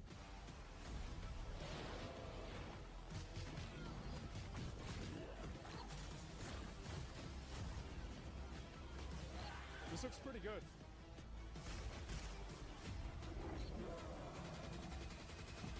Yeah, this gameplay actually looks pretty decent. Is this MMO, open world, like what is this? Hyper Light Breaker? The fuck does that mean? Well, you's a cutie little Wanna beat friends? Is this Gang Beasts? Don't you know? Well, you's a happy little corgi, don't you know? Well, you's a gutsy, feisty puppy, and you know that it ain't easy, don't you know? Gotcha, bitch. Well, you's a cutie little corgi, don't you know? Well, you's a fluffy little kitty, don't you know? Well, you's a crazy party animal, don't you know? Well, all the crazy party animals, and you know the party's this way, so let's go. When are they gonna get guns? Give the dog a gun.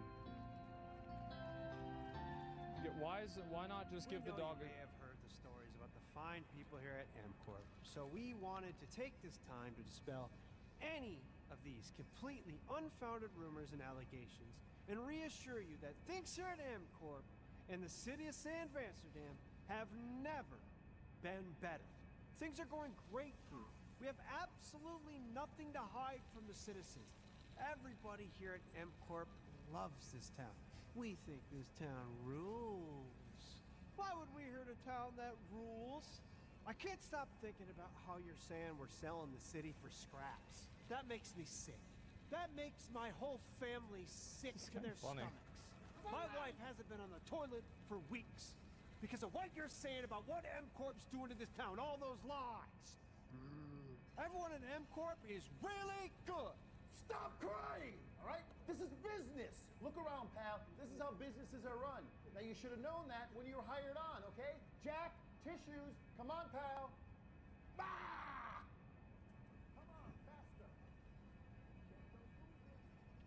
That's not about this. That's a father and son. That's actually a home issue. We love it here at MCorp, and we are not going anywhere. We'll be here a long time. Fine. Nobody panic.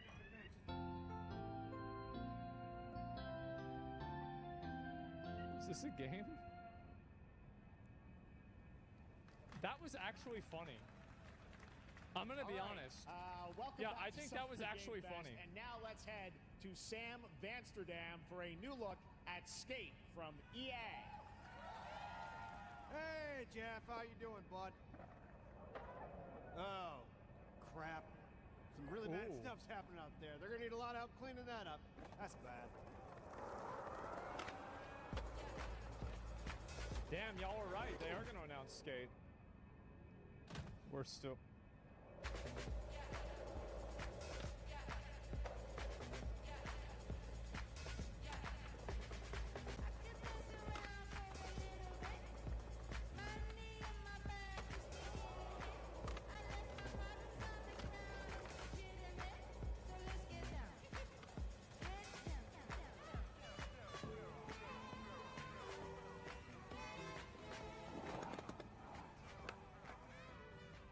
That's a pretty good fucking trailer, man. I'm gonna be honest. Like, that was good.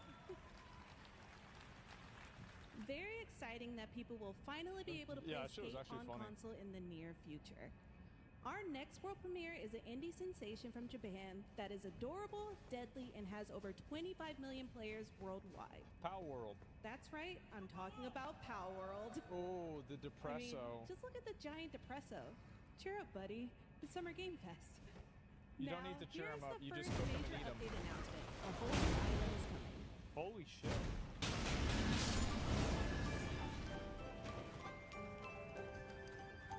Wait, they have chocobos now? I'm not gonna say that. Sakura Jimbo? The Catress? The Bushido? That's a new one. That one's new too. Mimics? That's badass. Nice! Blow them up! New buildings and... Oh my god! A Chewit? Wow. Oh shit. The Stronghold? What? Oh my god. What the hell?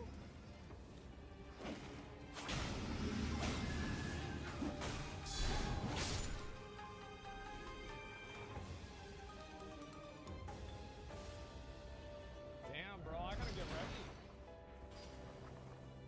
27th of June, bro. It's in 20 days. That was high on the Steam charts. Congrats to Yeah, it sure was. update. Next up, we've got a big announcement from Valorant. Here's Andy Ho and Anar Gilfison from the Valorant dev team. Thanks, Jeff. Hey.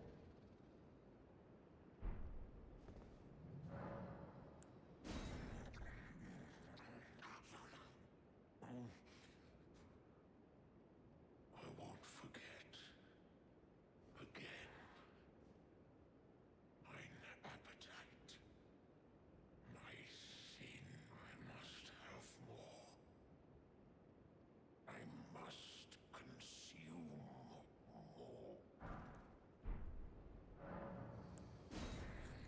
My thanks. Tarnished death. My sin should not be touched by the hand of man.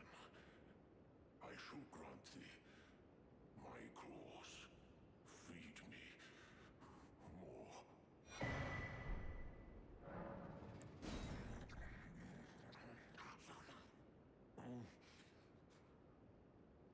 I won't forget. I must. I won't forget. I must. I shall grant thee my claws.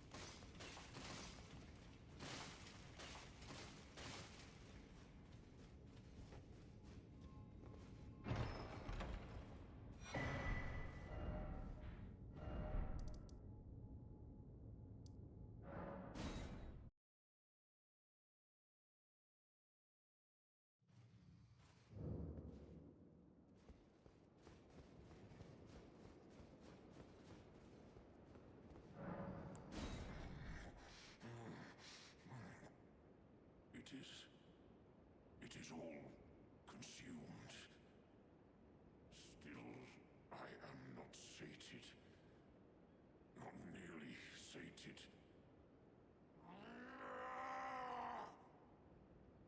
America! Is this what it is to sin? Will things never be the same again?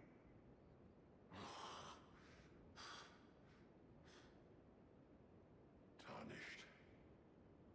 My thanks for thy long labor.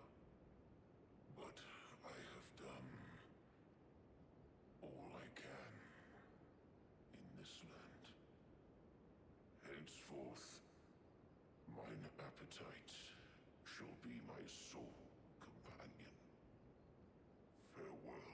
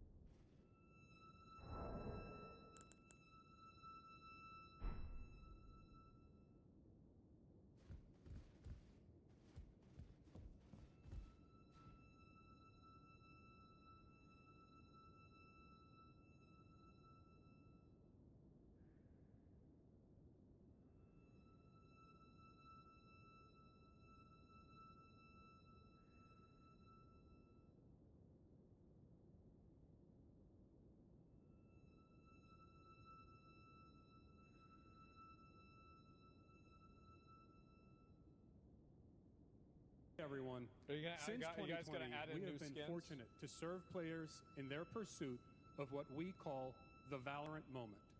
What's the that? big plays and clutches you make while all eyes are on you. Yep. Millions of players. I've never all had over one the of world those, but I've seen have them. earned their own Valor moments on PC. Yeah, I've never had and one. today, the stage is set to welcome a whole new group of players. Let's take a look. Do you remember whenever I was in that tournament? That was a bad time for me, huh? Sure had a bad time. Target down. Nice.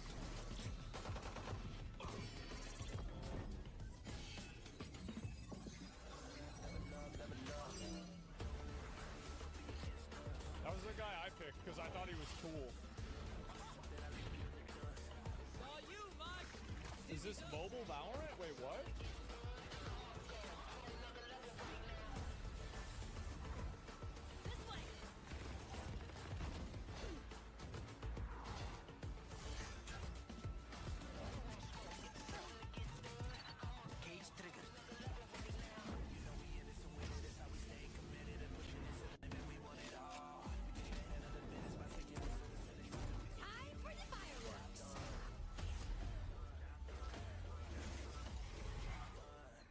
I've never killed somebody with his arrows before. It's literally never happened.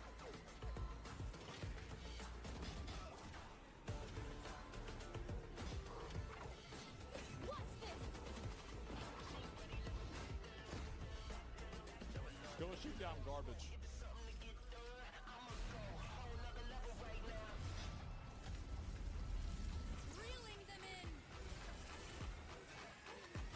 What the fuck?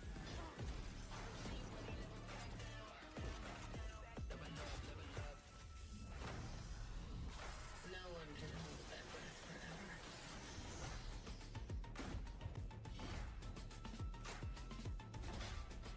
Oh wow, Valorant coming to console. Good for them. Nice.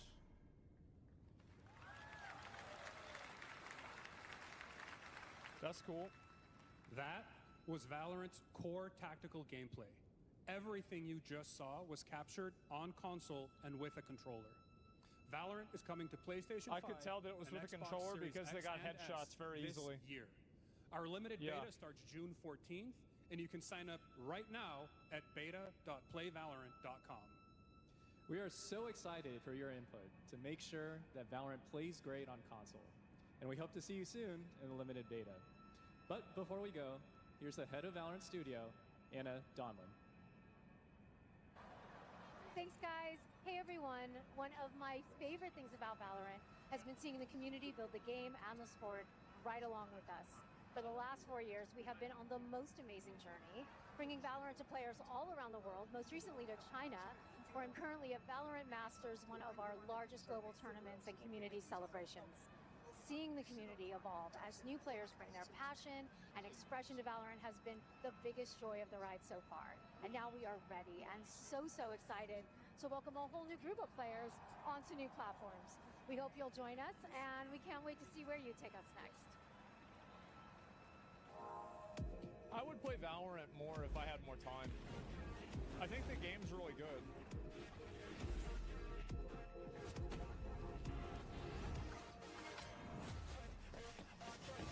Well, no, it's just there's so many other games going on, right?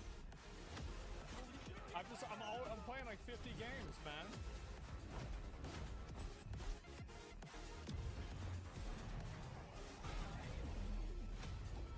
So we just friends.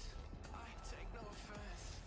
Wanna know what's next? I can't like that, kinda depends. And if you say it one more time for me, I know you love me best. I love you too. Why don't we play it again? Why don't we play it again? Why don't we play it again? Why don't we play it again? Why don't we play it again?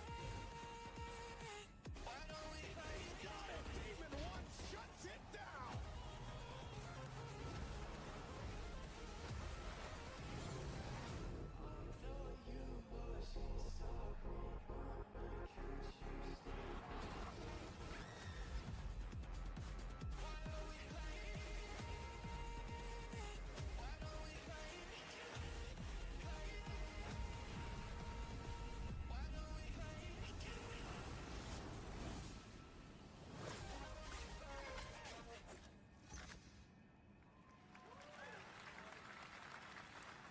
Exciting to have Riot on console with Valorant. Thanks to the team at Riot. I wonder if they're gonna have crossplay with this. SGF. Our next announcement is a big deal from our friends at DoorDash. 5 weeks of deals with Summer of Dash Pass. Sign up for Dash Pass now for $0 delivery You know, there's fees a lot of fat and get 50% hogs off your next DoorDash sitting here order. watching the Now, show here in that the are audience, like, we've got a guy all who's right. normally co-streaming our shows, Yang Ya, who is also an amazing voice Oh, actor. Who's I know been in him. countless games such as Like a Dragon and God of War Ragnarok. Well, next week, Young is going to be voicing a character in a movie, Inside Out 2, where he plays a fictional video game character, the YouTube Lance guy, Slashblade. And we've got your exclusive first look. Check this out. Welcome to your eternal fate. Lance Slashblade? But he's a video game character. Why is he here? Yeah, I always thought Riley had a secret crush on him. I never saw the appeal. I long to be a hero, but darkness haunts my past. The lower quality graphics makes me worried this could be a VR game. Deemed unfit. I'm really afraid this could be a VR game, guys. Don't you dare say that. You do not deserve to be thrown away. 1 second, Lance. It's a movie? Wait, it's a movie? Do you remember his power Oh. move? I'm coming for you, Riley! Oh, yeah? What's this? Come on! No one is totally worthless. But I am a warrior cursed with a feeble attack. Then you must make your curse your gift. Shield yourself, my friends, for I shall set you all free! The #1 gaming monitor brand in the US, Samsung, just released new 2024 monitors for gaming, work, and entertainment. Scan the QR code now to get up to $300 Samsung credit when you purchase through June 17th. Samsung needs to Plus give me a chance free to win monitor. $5,000 Samsung credit. Because I watched this commercial. They need to give me a free one. Game Fest 2024! Look at all of you cooped up watching video game announcements. And yes, Chicken does look a lot like Ken Jeong. And today, Chicken is excited to share a new game that Chicken and Chicken's buddies are in called Squad Busters. You fight Man, now things are getting interesting. All right. I feel like I just stayed up too late watching Adult Swim. All that matters. And here is our big ad. You know? Squad up. It's like 3:44 a.m. What's going on? Who are you? Look at your phone. What's on the phone? I'm the chicken. Isn't that Clash of Clans? Make your life more fun. I'm fine. I drink right out of the carton. I don't think you know the definition of fun. Come on, get up. I am butt naked from the waist down, so... Get out of the f***ing bed, dude. Get out of the bed. Tell me about yourself. I think I'm an excellent candidate for the job because... Your swordplay. He is a bridge. He's one of the most equitable people I've ever met. So great emotionally. Also, I pillaged a few villages. I'm not a lawyer. Okay, I'm just a lumberjack. I think you're qualified to be an accountant, so... Which is why you'll have the job. Congratulations. What's the parking like? There's more where that came Is this a game? I hope not. Like, Guys, maybe everything isn't a squad activity. You can definitely. Yeah, just relax your bowels, your mind. Different story. This time I'm mistaken. Foreheading you a hardware breaking. I've been wrong. I've been down. this is all right. This is kind of good. Look at these clowns. You call this a squad? Yeah. Pathetic. Pasta. Jinx. No, you Jinx. You supposed to be a lumberjack?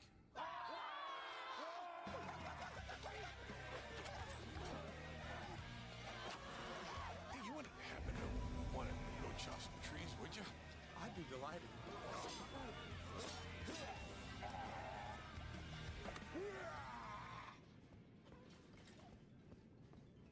I think our job here is done. Where are you going? You can't leave. Aye. We ain't never leaving you. Good boy. Here. That came from inside me. Hey!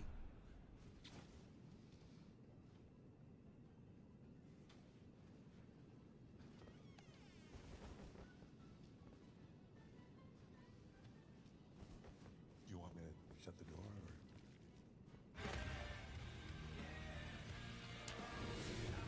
That was pretty good. I'm gonna be honest. That's funny. Yeah, this is way too good to be for a mobile game, man. Holy shit. All right, please join me. Yeah, that was welcoming really to the good. SGF stage, Monster Hunter series producer, Mr. Ryozo Tujimoto. Ryozo-san. Oh shit. Oh shit. モンスターハンターワイルズの最新の映像を持ってまいりました。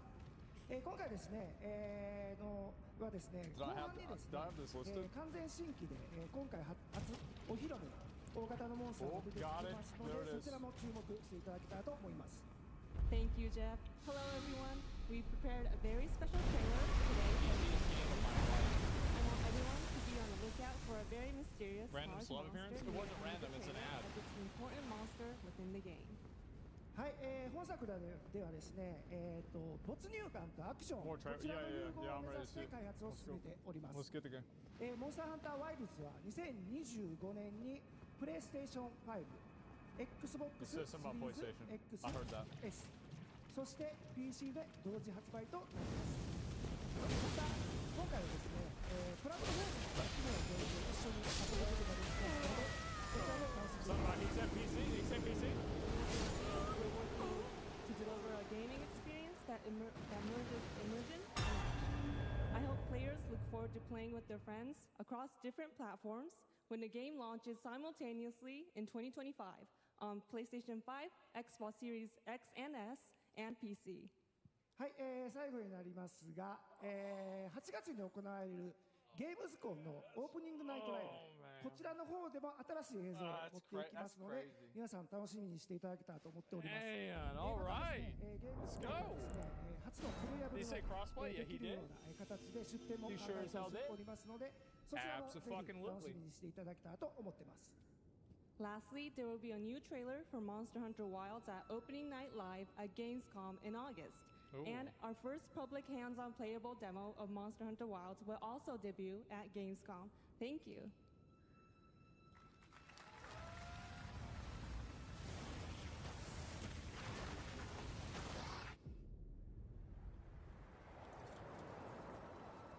Over there! This is Sandworm. Why are you here? You can't do this alone! We need to shake them off! Follow me! Yeah!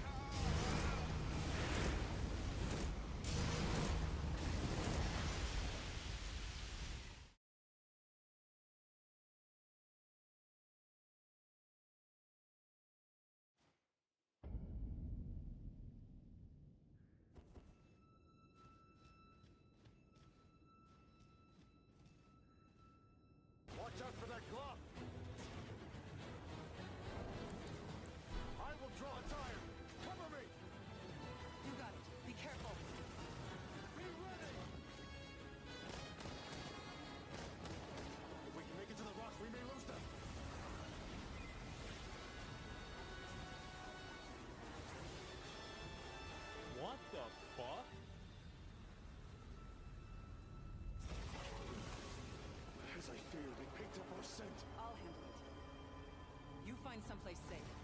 Thank you.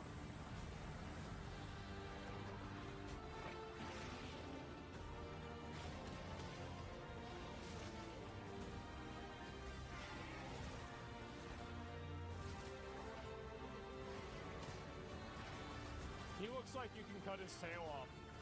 For sure. Oh, so it has the monsters fighting each other, too. What the fuck? Don't worry, the hunter is here. Just watch. You'll see what hunting is all about.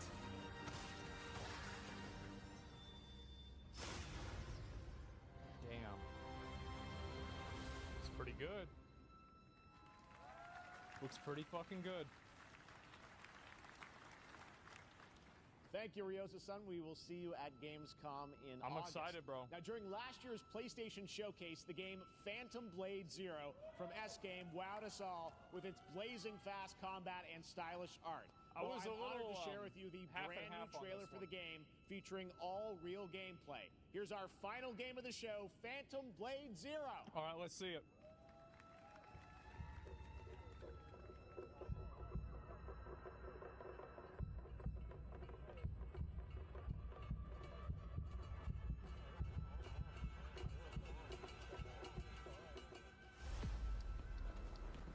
How many days do I have left? 42 or 41? The face of this is here!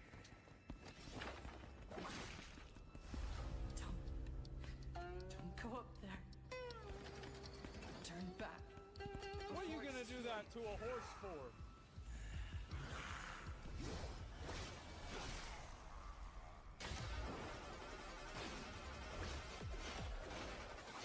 Hit him with the triangle.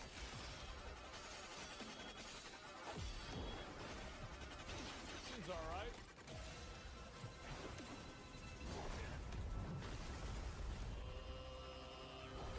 Okay.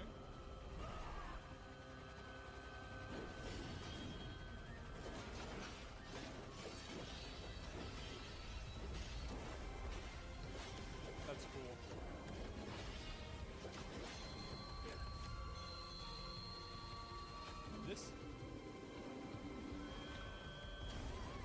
This is actually looking pretty good.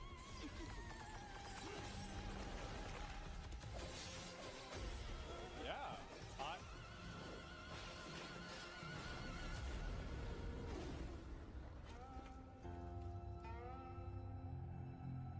Hold up, wait a minute.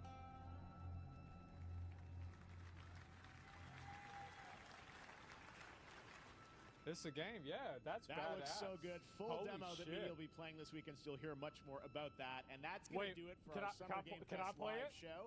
Thanks to Joy for joining us. When am I going to be able to play? Thank you, Jeff. When am I going to play? I had such What an about me? amazing time. Happy Summer Game Fest, What everyone. about me?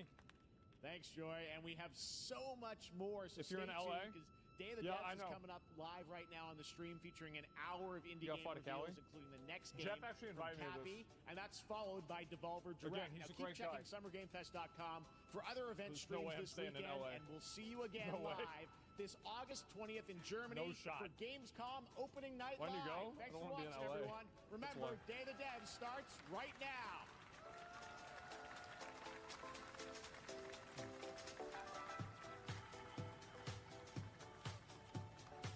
It's more than actually, I don't mind LA. I think LA is great, but I don't like being out of my house. Yeah, I have trouble sleeping. Damn. Okay, so then they got another one coming up. Holy shit, bro! This shit's stacked. God damn.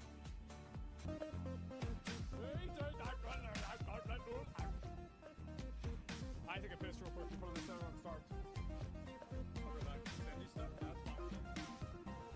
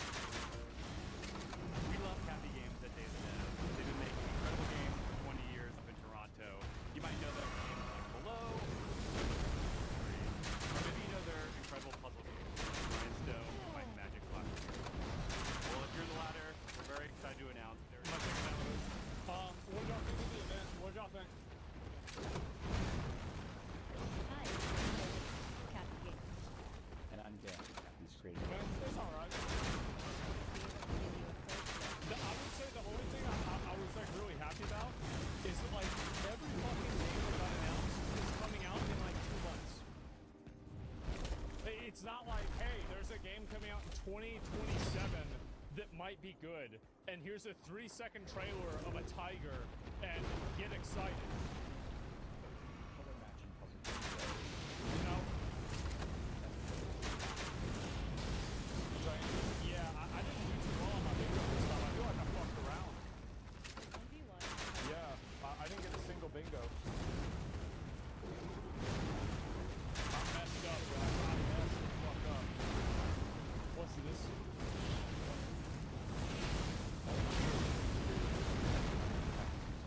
How games being announced in years? Weren't they gonna announce Dragon Age? Apparently not. Wrong? Isn't a random celebrity a bingo? But it's not a random celebrity though. It's just not. Sorry for the DLC coming. Are you hyped? Yeah, I'm gonna get so many YouTube views for saying it's bad. It's crazy. Vertical match. Not the match. I can't wait.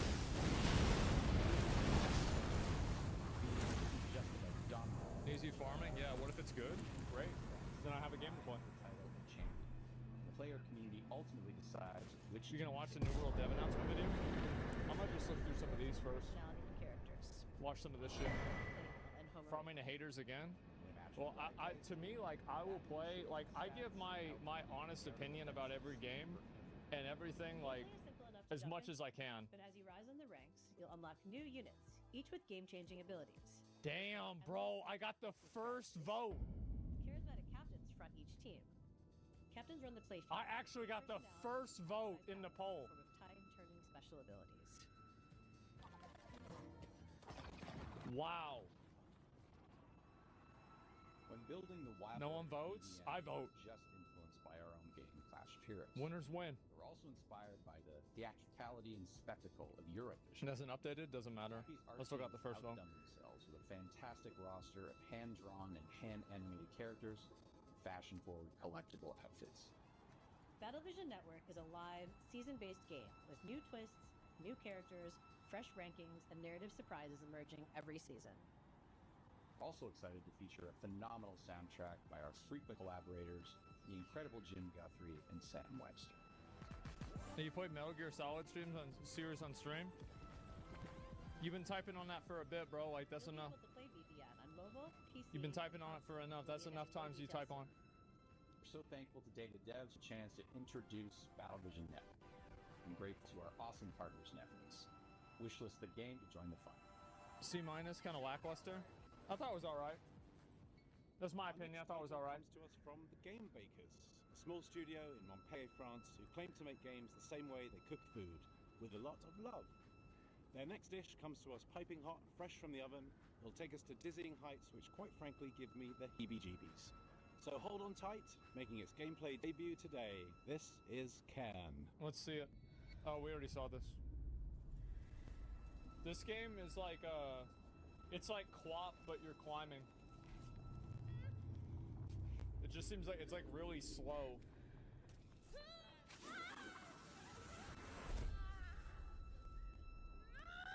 Like maybe this is just Hi. This is just I'm like Emric me. from the Game Bakers.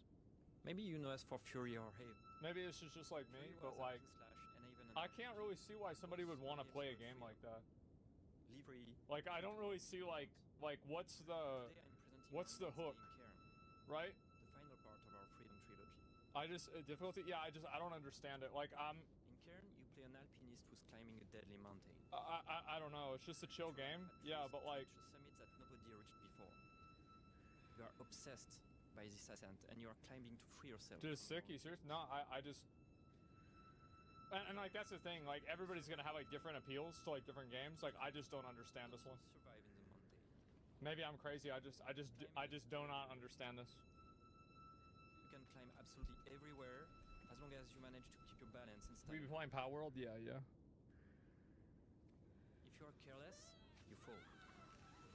Chill's Cozy is the new name for boring as fuck. Falling, trying again the same routes or a completely different route, trying over and over. To make it, you have to push yourself. Can you turn it up? Yeah, I'll turn it back up. Each wall to climb feels like an opponent, almost like a boss fight. Even though you This can boss climb fight free is a solo, rock. Alpinism has a natural checkpoint device, pitons. but you have a limited amount, and using them at the right time is key. Eventually, reaching the top of the wall is extremely satisfying. It's freeing. No, it's not. You gotta do it again. See? Thanks for watching, and wishlist the game to stay tuned. A two-person team in Canada has been developing this next game in absolute secrecy over the last 3 years. It better be good and then. As a fellow Canadian, I called dibs on introducing it. You may also recognize one of the developers' voices from their wildly popular YouTube channel. From Nanopark Studios and I Am 8-Bit Presents, prepare yourself for... wait for it.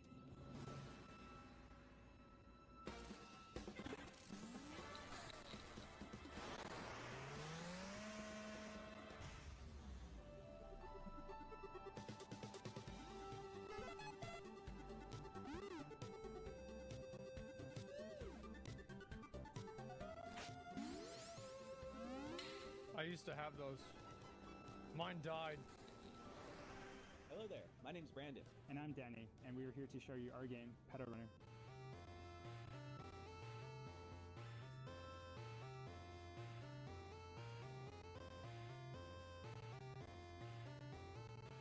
Pedal Runner is a retro-flavored slice-of-life RPG where you play as a motorcycle courier that delivers pets to people in a city called Sapphire Valley.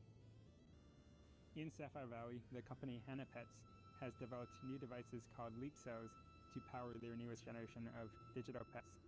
Do they use the pet like harvest their soul?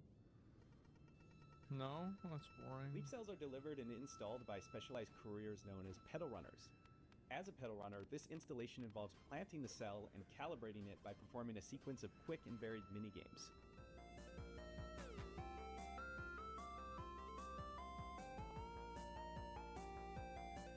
I would mess that up. Once that calibration is complete, the new Hannah Pet begins to form. Oh my god, it's blue. You play as Callie. Holy shit! Recruit in the Pedal Runner program. So being new in town and with a bit of a shy personality, Callie does encounter a few challenges along the way. Just from the difficulty of dealing with customers or talking to people in general, to their rivalry with a fellow recruit. Fortunately, Callie is joined by their pet companion, Kira. Kira is unique in that he's an older type of Hannah Pets, which is a simpler and now obsolete handheld model. So with that outdated tech, Kira has some quirks, like his battery isn't always reliable. But he's way more outgoing than Callie, and so he's great to have around when meeting new people. He's practically indispensable.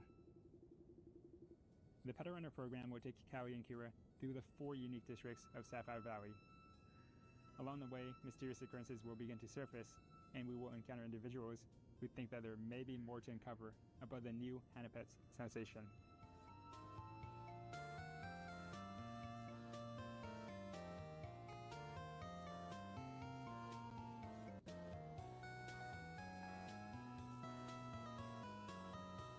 So, you know, it's got motorcycles, robots, there's flowers, there's pets. We've tried to really give the story some heart to it, and we just hope you have fun playing. And thanks for checking out Pedal Runner.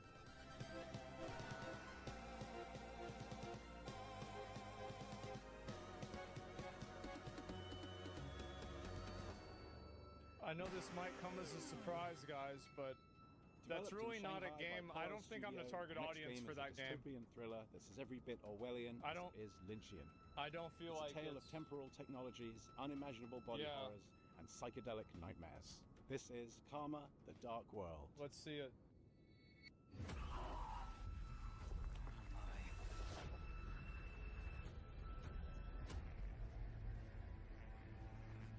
Hi，各位好，我是卡玛的 Dark World 创意总监王永鹤。我们团队月朗工作室来自于中国上海，团队的目标是带给全球玩家有趣且有深度的叙事驱动类游戏。很荣幸借此机会向各位玩家展示由我们才华横溢的月朗团队所制作的第一款游戏《卡玛 The Dark World》。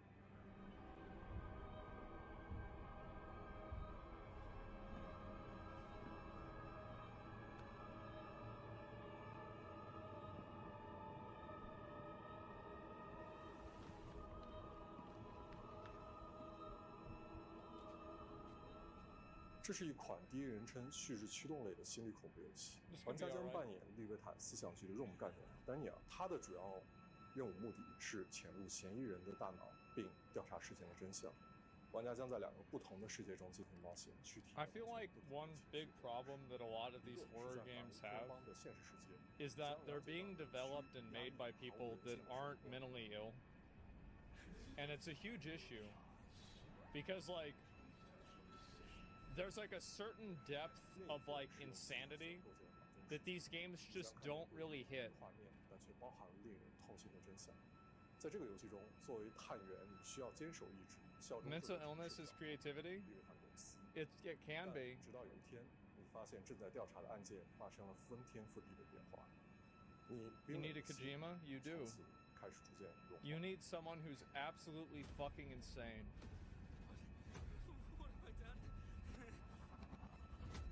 这就是卡马泽 Dark World， 一个你没有体验过、带有浓厚电影风格的反乌托邦游戏。如果你想要了解更多关于 LSD simulator kind of thing? No. 请访问我们的网站 karmadarkworld.com。我们会第一时间告知你失望。The problem is that like a lot of horror games are built off of they're built off of like being shocking, right? But a lot of them aren't really scary, they're just shocking. Jump scares, yeah.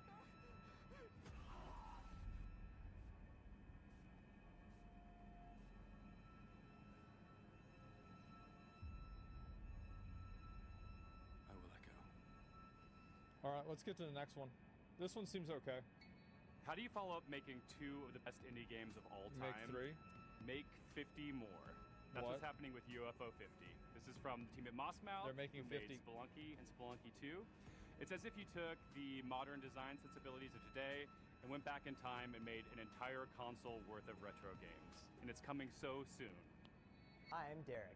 I'm John. Hi, Derek. We're part of the team of indie developers working on UFO 50, a collection of 50 games. You heard that correctly. That's 50 brand new games. This is a cool idea. Yeah, this is cool. This is a cool idea. It's like Joust.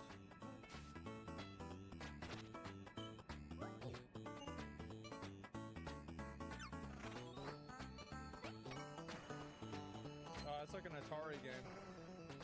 First and foremost, these are not mini games. Some of the games are small, like arcade-style games. Yeah, everybody's gonna say. Yeah, this one looks really cool to me. It's like Others Ghosts and are quite Goblins, large, with expansive Doom. worlds to explore. But every single game is a complete experience from its Which one opening was this? I title forgot to even its what game that was.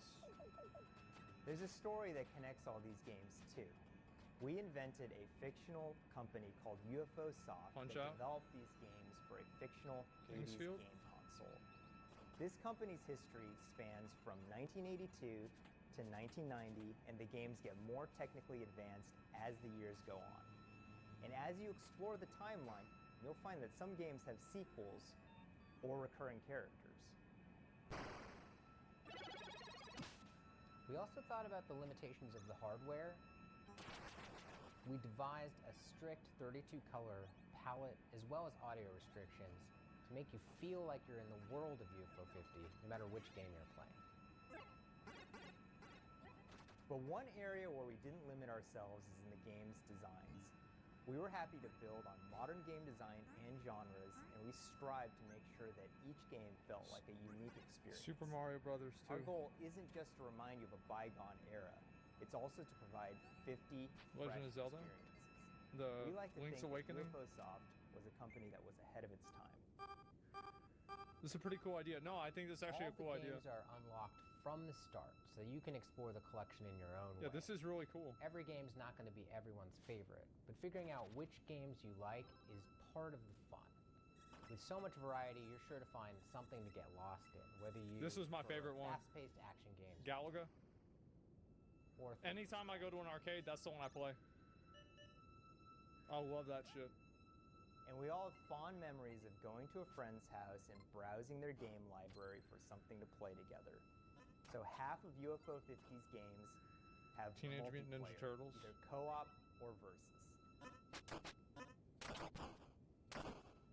Needless to say, Good arcades? UFO Yeah, I did 50 one has time been 3 in years ago. development for a long time. But today, we're very excited to finally announce a release date. That's right, UFO 50 is coming to Steam on September 18th.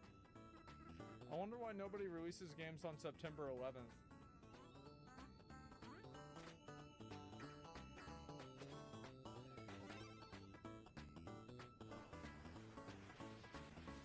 Please find our Steam page and wishlist the game so that you can be notified when it comes out. The developer of this next game should be a pretty familiar face, All right, so what it should is be no surprise what they've cooked up. But nevertheless, it's still a world premiere. So take it away, Spry Fox.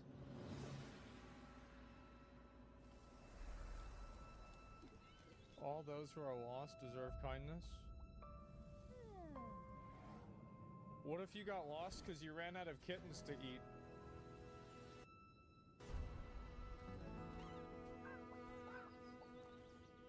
Why is every indie game appealing to people that go to therapy on a weekly basis?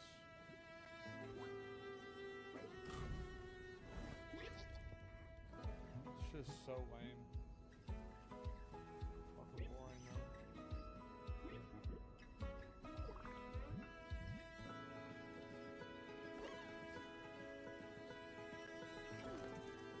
actually, you know what? I think I just put it together. Maybe they look like they're therapy games because they are, because these indie devs used to work at a big studio but they got laid off. You know, like you put it in the ecosystem and it fits right in. Man.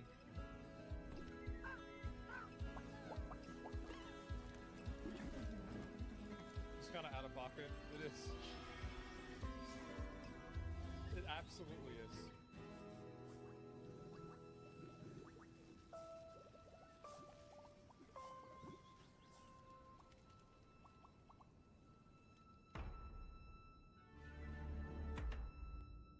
Netflix games? Wait, what? Hi everyone, I'm Dave Ettery, the co-founder and studio manager of Spryfox. And I'm Jamie Antonese. Why would they do that? Lead narrative designer of Cozy Grove Camp Spirit. We hope you enjoyed the worldwide premiere of Cozy Grove Camp Spirit. We're really grateful to be a part of Day of the Devs alongside so many creative and inspiring developers. We started Spryfox 14 years ago with the goal of making the world a happier place. This is the first game we're launching since we became part of Netflix. That's allowed us to focus all of our energies on making this game as delightful and meaningful as possible, and to bring it to all Netflix users without any advertisements or in-app purchases of any kind. We feel really lucky. Well, that's good for them. As you just All saw, right, that's Cozy cool. Grove Camp Great, Spirit good takes for them. place on a haunted island where you'll assist an unusual assortment of troubled but insanely cute ghostly bears. Each bear has a unique personality and backstory that unfolds through your interactions with them. It's a spooky but heartwarming life sim game where your small daily acts of kindness advance the story. We want Cozy Grove Camp Spirit to be a game that you can come back to at your own pace for months, if not years to come. We want it to be a game that brings you joy and relaxation whenever you need it most. And hopefully, it'll be a game with a story that sticks with you forever, because the characters really make you care. Cozy Grove Camp Spirit is launching soon, so pre-register now on your mobile app store to be the first Spirit Scout on the island. Anytime I See hear you there. cozy game, I tune out. Are you a dog lover? Then you'll be super into our next title. Hell, I'm more into cats, but this game is just so gonna be cute, I honest. can't help but be into it. Enjoy this teaser from Studio Tolima and publisher Don't Nod, featuring a puppy and their person.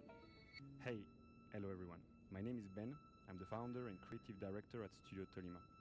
We're a small indie studio based in Brussels, Belgium, and we are working on our first title. Let's see it.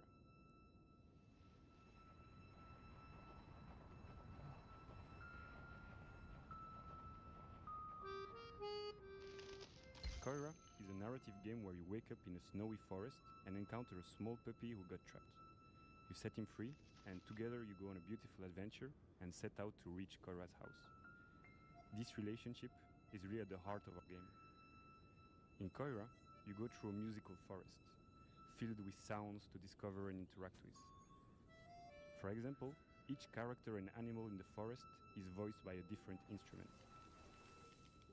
And you can use their voice to interact with the world, to activate ancient statues, to speak to whimsical animals, and to earn the trust of the puppy. To progress through the story, you can also manipulate items and use your new companion's unique abilities. With these, you can solve puzzles, but you can also just play together. For example, by playing fetch, building snowmen, or my personal favorite, playing hide and seek. As they journey through the winter wonderland, they encounter obstacles, they share laughs, and they save other woodland creatures. But if winter is magical, it's also dangerous. And they are not alone in this forest. Mysterious hunters are lurking around and following them. Our goal with Koira is to create a universal tale which focuses on the emotional journey. We want to create a game that is as immersive and intuitive as possible. It's a game without any text nor dialogue. That's interesting. The whole story is brought to life it's through interesting. expressive hand-drawn art, frame-by-frame animation, and a beautiful original soundtrack. Let yourself be carried away by the magical and serene atmosphere of the forest. Contemplate and play at your own pace. We can't wait to share more with you. So if you'd like to be one of the first one to hear about what we're up to and our upcoming demo, please head over to our Steam page to wishlist the game. Thanks again, and we look forward to sharing more with you.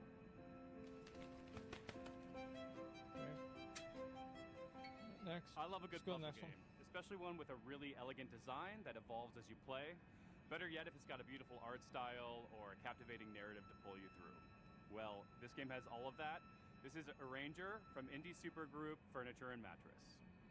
Hola, soy Nico Recabarren de Mendoza, Argentina. Hace un tiempo hice un juego de puzzles multipremiado llamado Ethereal, junto con Tommy Batista. Desde entonces hemos estado trabajando muy duro en una aventura mucho más ambiciosa, junto con nuevos amigos. David Hellman, cuyo arte expresivo seguramente recuerdes por Braid, y Nick Sander, que con su humor y creatividad probablemente te ha hecho soltar más de una risa con Carto. Con nuestra visión creativa compartida queremos traerles algo que se sienta fresco y ligero. Ojalá les guste este nuevo vistazo a Ranger, A role a puzzling Adventure. Wow, it looks like my house. In Arranger, you play as Gemma, a slightly chaotic young woman who's looking to venture out beyond the overly cozy confines of her hometown. Always been a bit of a She just misfit, left the cat behind. which isn't helped by the strange way that she moves through the world. As she moves, objects Damn. on the same row or column move with her. Yeah, that's about right. And if she gets to the edge of the gameplay grid, she loops around to the other side.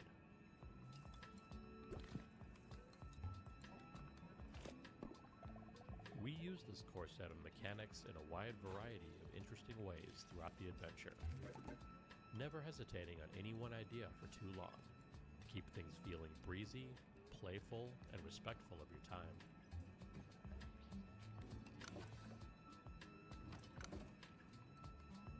The entire game world exists It's on a pretty good. sprawling, interconnected grid. I feel like this on is which an you'll instance find where like I'm not towns really full into these lovable kinds of weirdos games, to but chat this is with pretty and good. Advance the story. Wilderness spaces to navigate, full of optional puzzles Yeah, and exciting this is pretty good. mysteries. And dungeons teeming with monsters to puzzle your way past.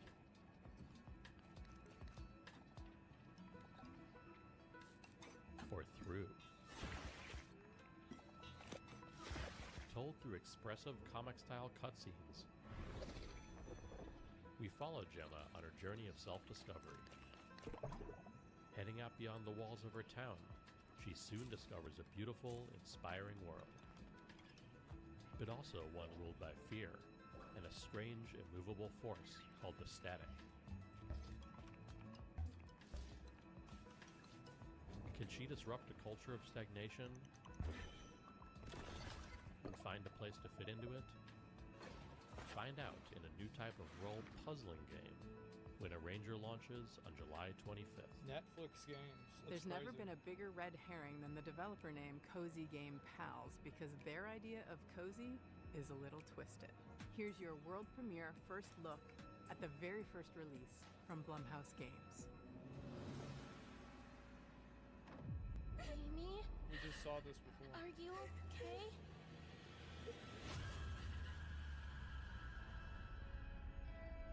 Do you see anyone? Nah, it's totally empty. I I hope the board looks as creepy as I imagine. Let's go. Hands entwined and hearts aligned, we seek the realm of the undefined. What was that? Don't worry, Viv. If any ghosts actually show up, I'll protect you. Amy! Oh, I've got to get out of here. Where did you go?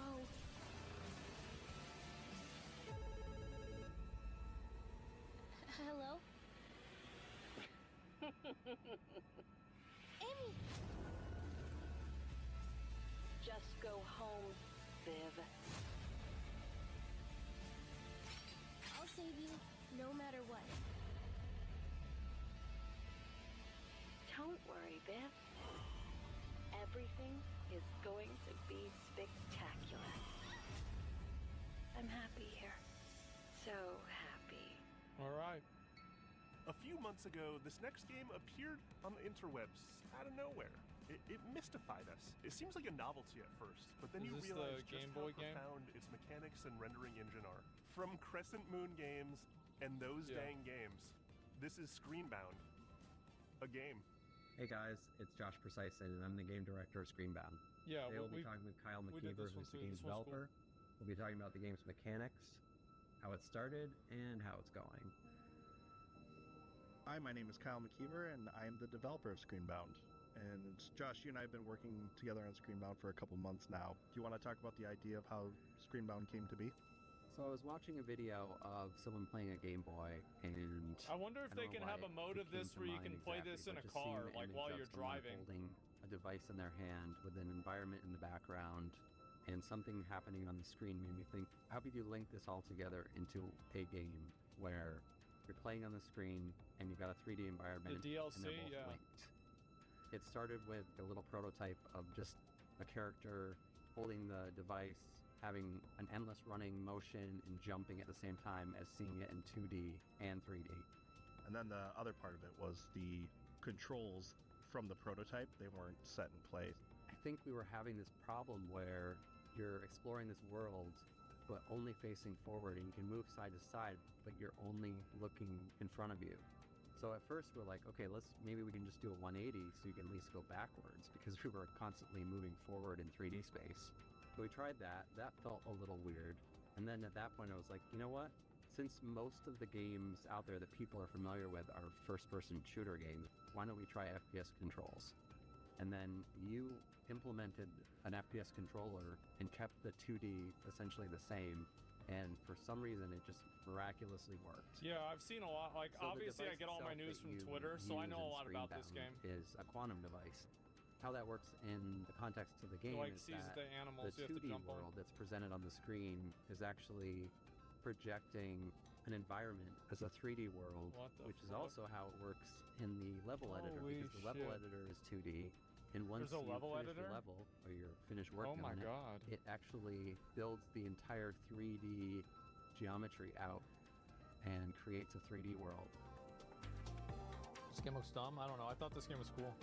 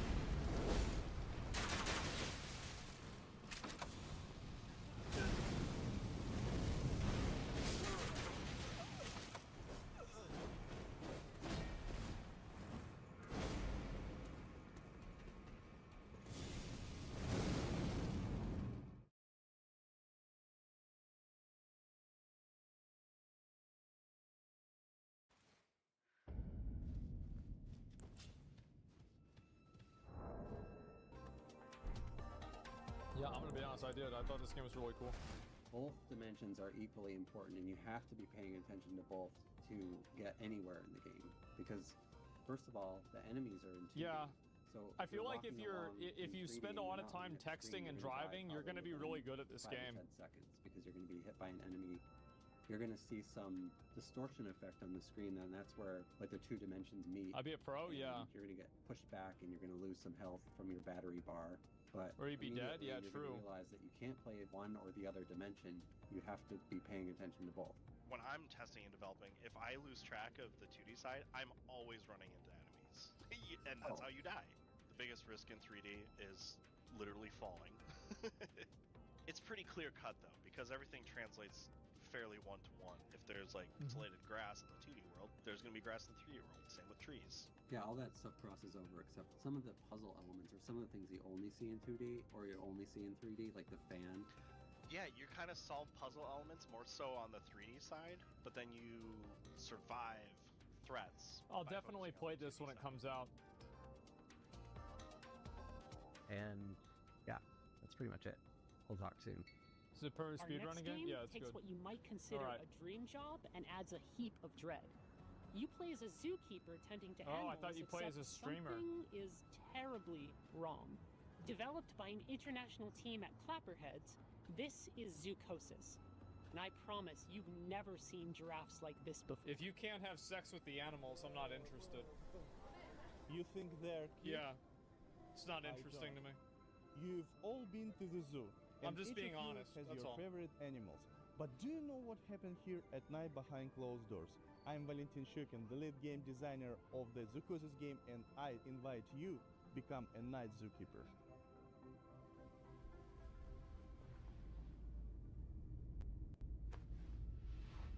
Oh, are you finally awake? Good. Get up. It's time to get to work. All right, that's cool. That's a good start. I like that. Hurry up. This is... You have nothing to worry about. This is all right. What was that? There's something in the works that you're not ready to know about yet.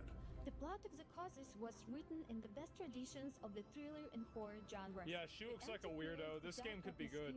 Resembling the works of Hans Giger, Lovecraft, and Edgar Yeah. Allan Poe. We achieved this through lighting placement, color correction, textures, and environmental props. This is our mobile veterinary station. Here you'll be mixing medications for our animals. Are they sick? Well, they can be. We need to closely monitor the health of the animals. We have some quite rare specimens. The mutation, the parasite, and the infection that's happening to these animals is kind of like reprogramming their biology. I like that. That's good. The two-headed giraffe.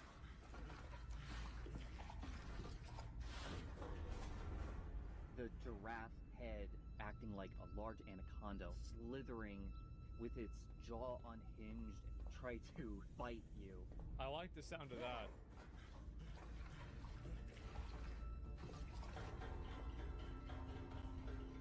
The concept of the giraffe set the basis of each animal having their own unique design and their mutation. That looks like a... Bro, that looks like the Underrock Krog.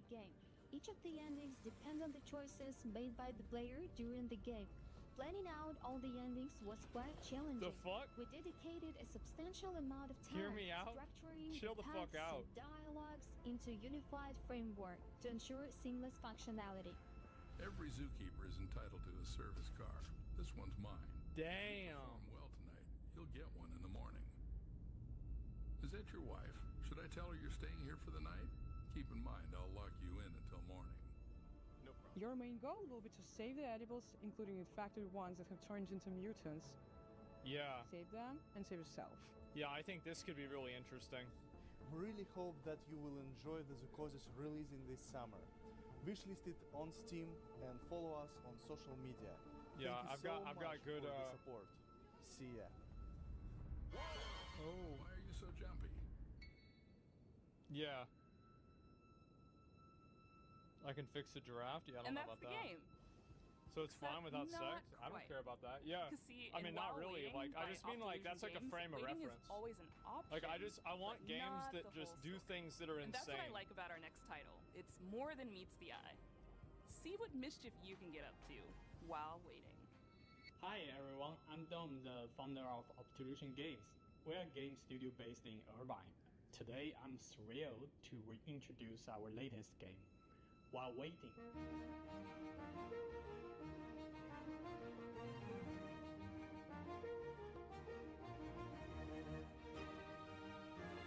Okay. While Waiting is a game about waiting for things to happen, waiting for the bus, waiting for the traffic, waiting for the line to move. Follow our main character Adam as he waits his way through the various scenarios of everyday life. Maybe you want to be a well-behaved kid and embody good old-fashioned patience. Or perhaps you want to get up to a little tomfoolery. Or maybe a lot of it.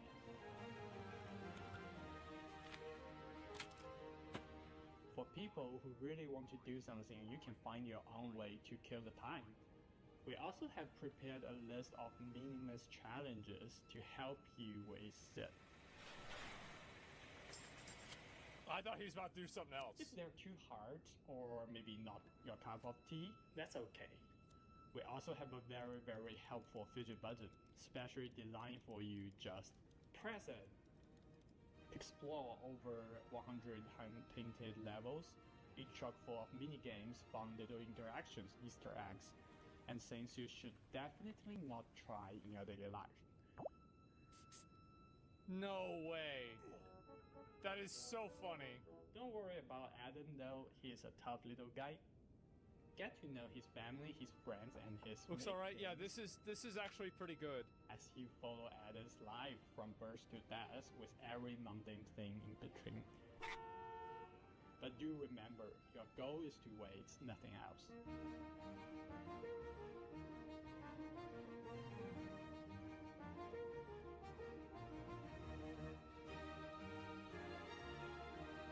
Yeah, I'm gonna be honest. I actually think this is pretty decent. Add to waitlist on Steam. Good one. I mean, wishlist. During the selection process, this next game really caught my eye. All right, It's let's got see it. cyberpunk vibes, horror vibes, ghost vibes, all the It vibes. better not be bad. With this game, Toronto-based developer Rocket Adrift really captured something unique. Psychroma.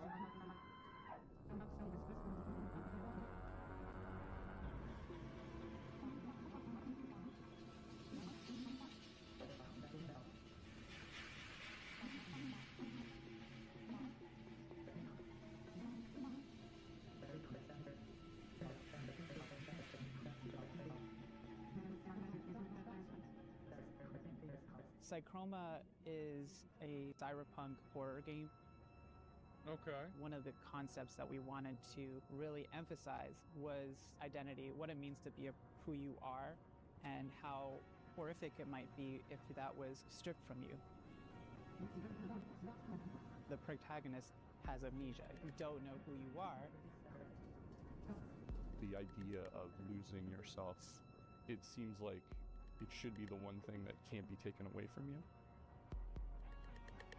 We wanted to set the game into a kind of cyberpunk future.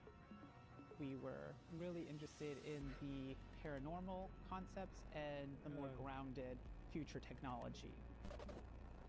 Cyberpunk has a lot of themes that fit well with the story that we wanted to tell. The idea of what makes humans human, having your environment really impact who you are and what you're dealing with, this kind of dystopian future. That's kind of horrific in itself.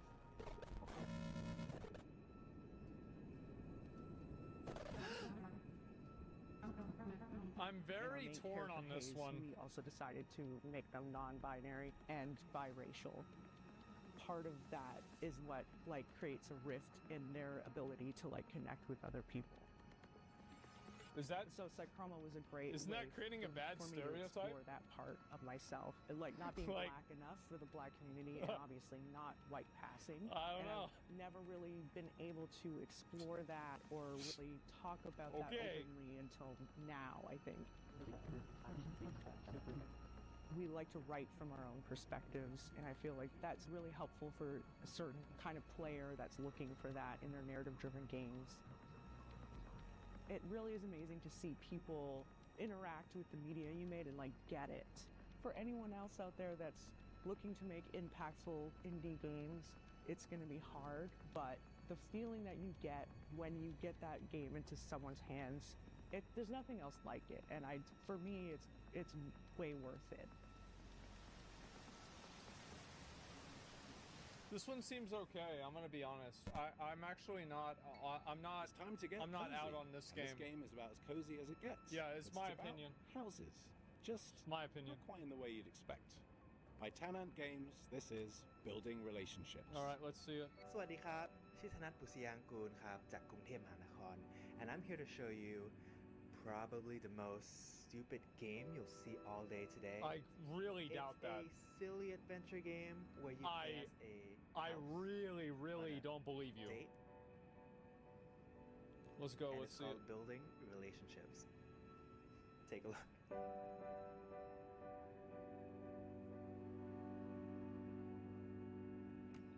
It's an adventure game.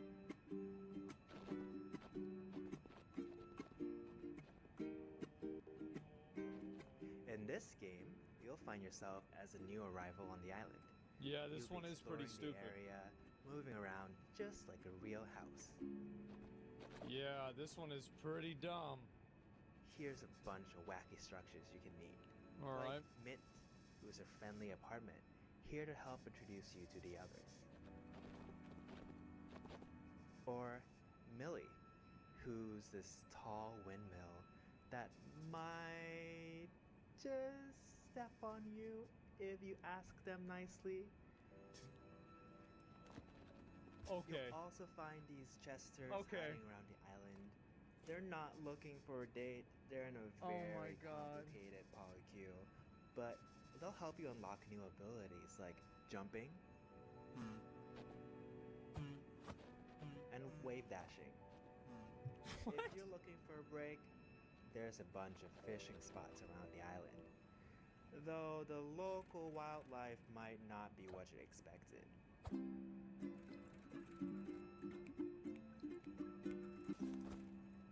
I got a sea bass. Oh, it looks like there's a few questions on stream. Let me take a look. Is this a dating sim? Not exactly. There's some dating elements, but the story all takes place in one day. So think of it more like a short hike, but stupid. Are you okay? No. Is my mother proud of me? No. Can you have sex immediately? No. But there is some plans for DLC because just like in real life, you have to pay extra for that. I like this guy. I do. I like him. I think he's great. Unexpected adventure awaits in I like building him. relationships. Wishes now on Steam. Man, what am I doing with my life? Last summer, Day of the Devs featured a little-known game that celebrates the everyday and turns it into something therapeutic. It became an absolute hit, and we're oh so happy to world premiere their latest DLC. What's this? This is real life. It's not a game. Hello, I'm Annie. And this is Lucas. Here we are, working hard, finding stars for A Little to the Left. It's a game where you solve puzzles by organizing household items. We think it's neat that there are different ways to arrange things. In our game, you find stars with each arrangement that you discover. And we really leaned into this idea for our new DLC, A Little to the Left, Seeing Stars.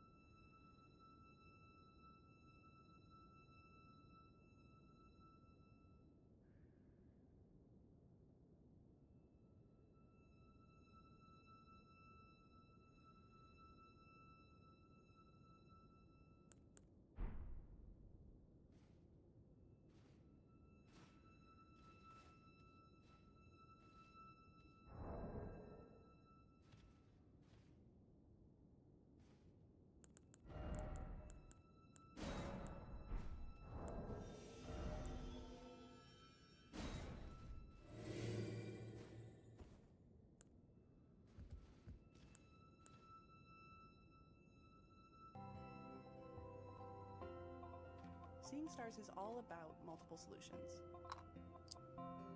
There are 33 new levels and 5 additional bonus levels to unlock. Some levels have up to 5 different ways to solve them. In total, there are 100 stars to discover. We've introduced interactive items that fold, flap, stick, stack, smash, and bounce. We've got the classic organizational puzzles, of course, and solutions that range from easy to tricky. There's a lot to be excited about, but the best thing of all might just be... Hey! Hey!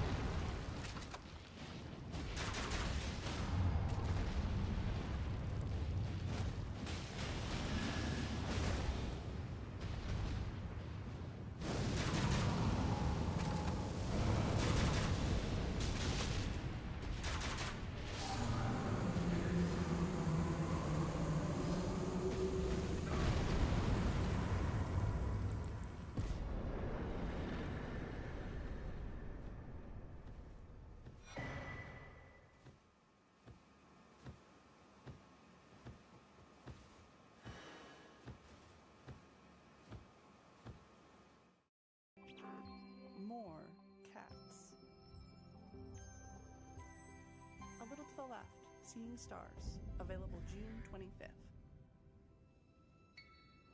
Have you ever wanted to play a game forever? In Hello Again, developed by the folks at Soup Island, you'll delve into ancient ruins, and thanks to a strange time loop affecting the island you're on, you'll have plenty of time to explore every inch. Hello again. My name is Dwight Davis, and I'm the sole developer behind Hello Again, which is a game about being trapped in the world's coziest time loop.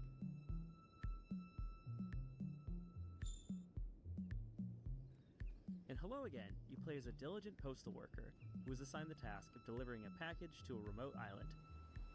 One shipwreck later, you awaken stranded on the island and trapped inside an unexplained 12-hour time loop.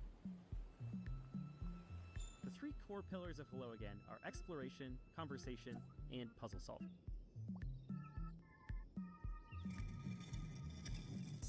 This is a dense game with lots of strange locations and phenomena, so a lot of your experience will consist of walking around and filling your journal with observations. As you explore, you'll discover that everything runs on a clock, from the weather, to the tides, to the ancient circuits that power the ruins littered across the island. As you play, you'll also unearth a forgotten story about the people who populated this island thousands of years ago. Since the islanders have no idea that they're bound to a time loop, you can use your ever-expanding knowledge to help and/or manipulate them so you can reach your goals.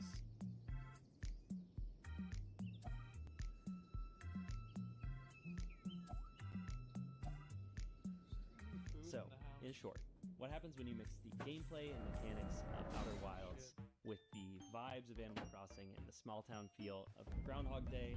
The answer is Hello Again, coming in 2025. So our next title, Tom the Post Girl, is a narrative adventure game by Zurich-based studio Oopsie Daisies. And aptly named, as Tom, our main character, has plenty of oopsie daisies of her own in this game. It has a twisted sense of humor and offers choices that'll leave you wondering, should I have done that? Yeah, it's fine. If you're looking to connect with your inner voyeur, this is the game for you. Hello, we're the Oopsie Daisies, a small studio from Switzerland, and we are here to present you our debut title, Tom the Post Girl.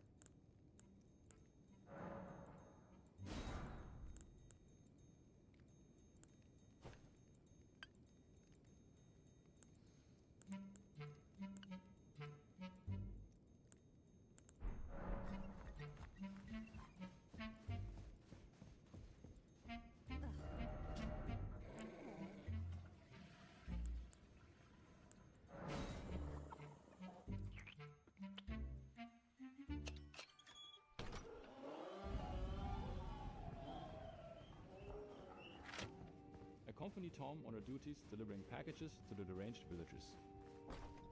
This is okay. And discover a great deal, perhaps too much, about the locals. Her approach, although controversial, is highly effective, intense and obsessive stalking. Okay. As you'll follow her, you'll witness a wide variety of scenes, each more disturbing and chaotic than the last one. Okay.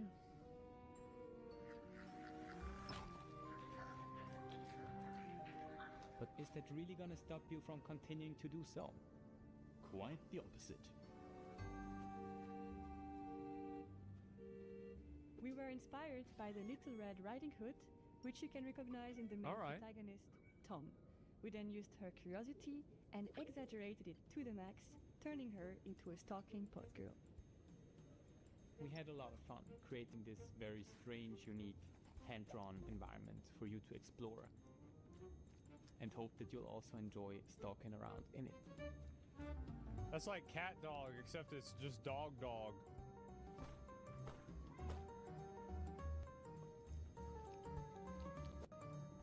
Oh. There they go.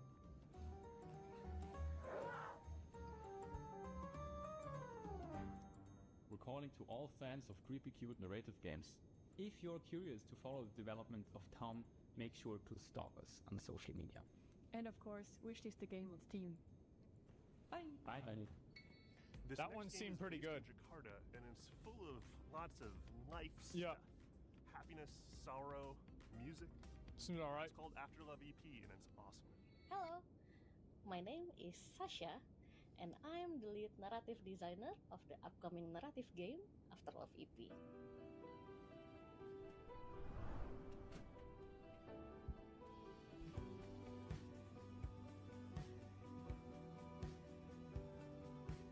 This game is about a musician in Jakarta who hears the voice of his girlfriend after her death. Come on, Nama, get up! It will explore the theme of love, dealing with loss and grief, and finding your true self in the bustling city of Jakarta. This game was the golden child of my best friend, the late Fahmi Hasni, who sadly passed away in March 2022. And I know how much he loved this project, and he would want the world to listen to this story. So we are more than honored to pick up the torch and continue his legacy. Fahmi loved Jakarta very much. I'm always the introvert side of our friendship duo, and he was always the one who took me to all the wonderful places in Jakarta I used to never know about. And most of those places made it into the game, like the places where he loved ramen, or where he would get his coffee, or like where he would meet his friends, or music. And I've enjoyed exploring those places in the game, like we used to do. We've had the pleasure of working with a wonderful shoegaze band from Jakarta, Lalfalfa. They are very brilliant. Sorry, I can't really help fangirling about them. Like, they are so good. And Lalfalfa will be making the soundtrack for Afterlife EP, including the music Rama plays in the rhythm game.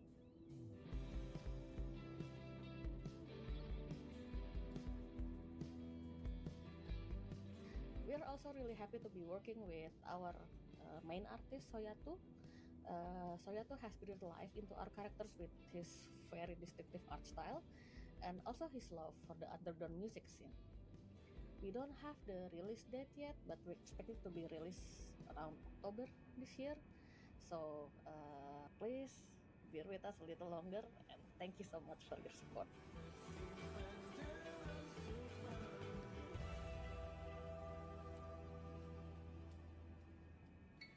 We all need a good mystery to unravel, and the team at European developer Caligram Studios aims to please with their upcoming game Phoenix Springs. In this neo-noir adventure, you'll search for your lost brother while navigating a captivating world with one of the most striking color palettes I've ever seen.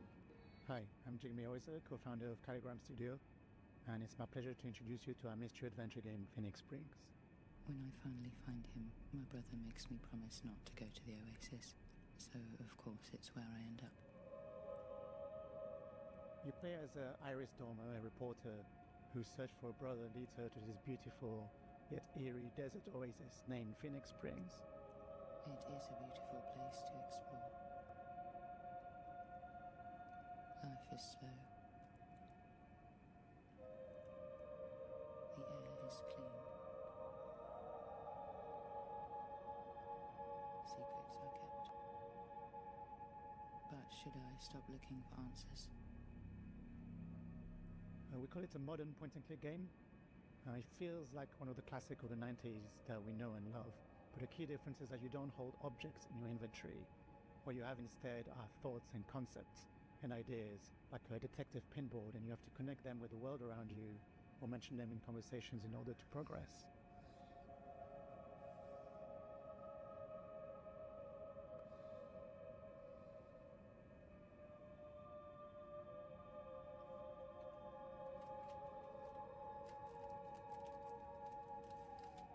The game has been in development for 7 years now.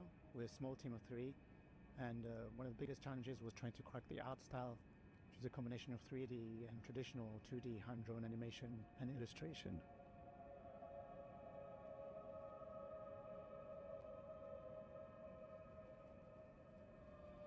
Over the last year, we've been incredibly lucky to be able to take the game on the road. Places like South by Southwest Sydney, the London Games Festival, or IndieX in Lisbon, where he won the award for Best Art Direction.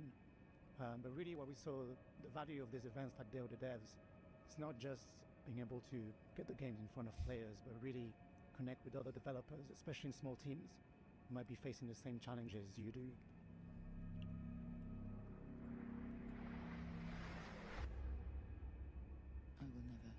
looking for answers. The game is set to release on September the 16th, 2024 on Steam, so you know what to do. And in the meantime, on behalf of the whole team, thanks again to the devs, and we really can't wait to welcome you all into this little world that we created for you.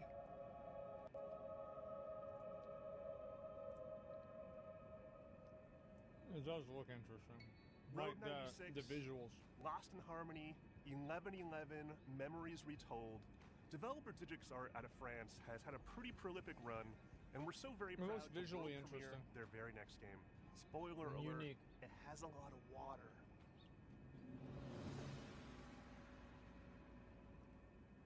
Hi everyone, we are Audition Ayu from Jigsaw.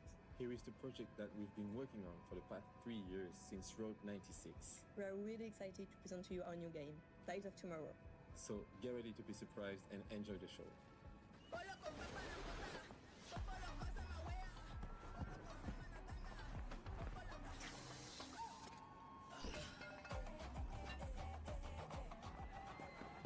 Welcome to Pleasureland, my friend. Best place to... Wait, you look familiar. Welcome to Pleasureland, my friend. I'll introduce you to the joys of this amazing place. You okay? You're not gonna die, right? The bastard! You'll learn what it costs to steal from Obin. I hope it's the right one. They have the same clothes. Wait, that's not the thief. But it was your friend who did it, right? I made the mistake. You want to talk to me? Get on your knees first. Bastard! You won't get away with it. Your friend escaped with my It's own. interesting. And now, you'll pay for it. Kill him. Kill him. Yeah, it seems good. This is good. Yep, good. All right. So it's all right. Yeah, all right. Now we back in it. We back on it. Let's go. I was about to get depression. With Day of the Devs, our mission has always been to celebrate the creativity, diversity, and magic of video games.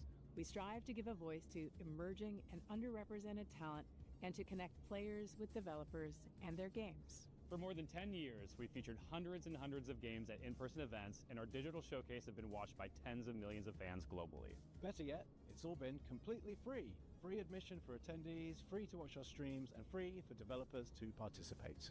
It's common for developers to pay many thousands of dollars to be involved in other showcases and events. But Day of the Talking Devs about has GGC. never charged developers to participate, and we never will. This is only possible due to sponsorships and charitable contributions from people like you. We want to continue doing Day of the Devs forever. Co-swore. But we're not Wait, gonna lie, these events and shows cost a lot, and fundraising is hard. We're so enormously grateful to everyone who has supported us all these years. But for Day of the Devs to continue, we're going to need ongoing Go back to support. that. So please, if you love discovering new games and supporting emerging developers, If you would like for us to keep on shining the spotlight on creators, And especially if you are in a leadership position at a studio, publisher, or platform, and have budgets that you can tap into, then please consider donating to Day of the Devs. without your donations, without your sponsorship, without your help, none of this can continue. And remember, we're an official 501c3 nonprofit organization. So all contributions are tax deductible. To find out more and make a donation, head on over to dayofthedevs.com. or email sponsorships at dayofthedevs.org. You wouldn't steal a DVD. Thank you I so think much that's- for your continued Yeah, you support. would. It was easy. What do you mean? You wouldn't steal a DVD? What kind of hat is that? Stay tuned for Devolver Direct, coming up right after Day of the Devs. Thank you to our generous individual contributors and corporate sponsors. We could not do this without you. And here's a list of all the amazing companies that have supported us in 2024 so far. You could be on this list too, if you email us today. Founding sponsors, Double Fine Productions and I Am 8-Bit. And our 2024 sponsors, Annapurna Interactive, Bone Loaf, Devolver Digital, Egg, Glum, Idea Xbox, Maximum Games, Netflix Games, Nighthawk Interactive, Panic, PlayStation, Pop Agenda, Sabotage Studio, Studio MDHR, Summer Game Fest, UFO 50, Exola. I don't want to be an asshole, but I feel like so many of these games are just like so repetitive and boring and lame, and it's really frustrating for me to see so many of these indie games have like the same degree of sameness to them where they're all playing on the same tropes and they're just so boring and lame and flaccid and uninteresting. And maybe I'm just like completely the wrong audience and I'm an idiot and these games are actually great and I don't know what I'm talking about. But guys, I certainly feel like that's the way I feel. That is the way I feel for sure. I don't know.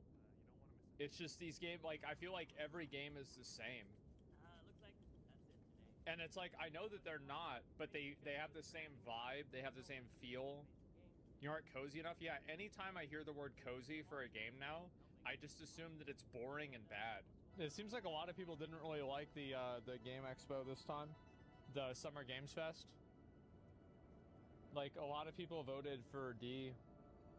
Seems like a lot of people didn't like it a lot.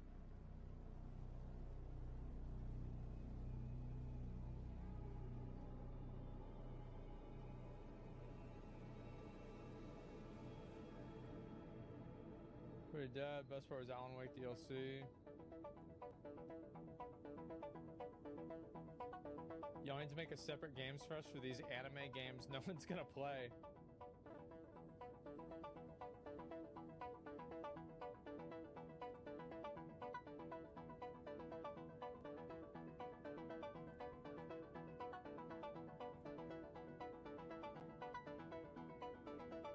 Damn, people really didn't like the event.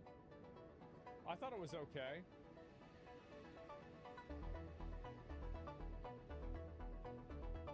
Yeah, that's crazy, because, like, to me, I didn't get that vibe from it. I thought it was okay. I mean, it was, like, yeah, expectations were low. Yeah, it wasn't, like, a crazy, insane event or anything like that. It was just fine. Like, it's a game announcement. I feel like everybody always expects, like, something like Elden Ring to get announced, and it's like, you can't have that every time, right? I mean, sometimes there's just some new games and some updates to games. Like, I think they did a good job at that. I mean, I don't know, am I crazy? I thought it was just, it was B, you know, it was alright. Why not? Look, sometimes the games aren't ready, right? And sometimes they want to release it on their own show, or they want to do it differently. I mean, I'm just glad that we're getting new games, right? I mean, there's announcements, and I get to see the... Like, I don't know, like, it would be very hard for, like, something to be into D tier for me, because I just... I don't know, I just want to play games, you know? Like, it's not that big of a deal.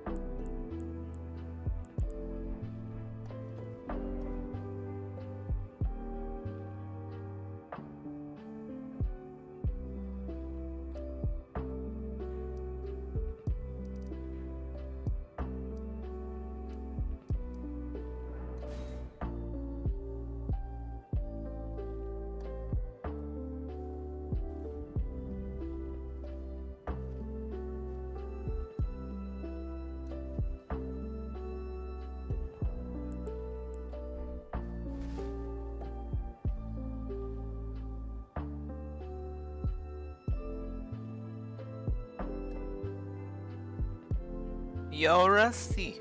How's it going? First comment after 5 hours, 30 minutes, by the way. Actually dead stream.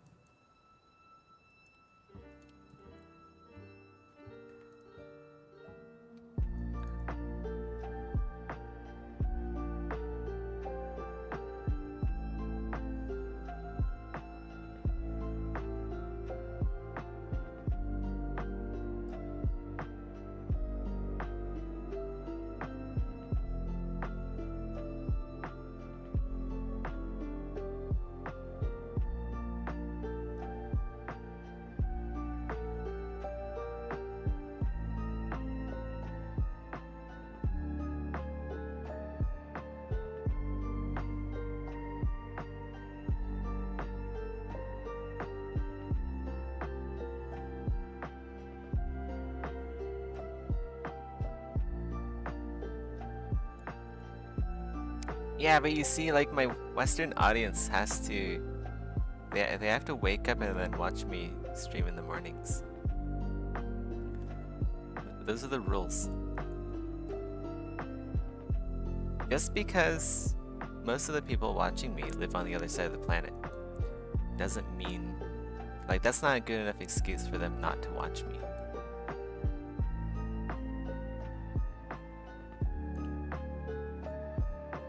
My stream's just that good.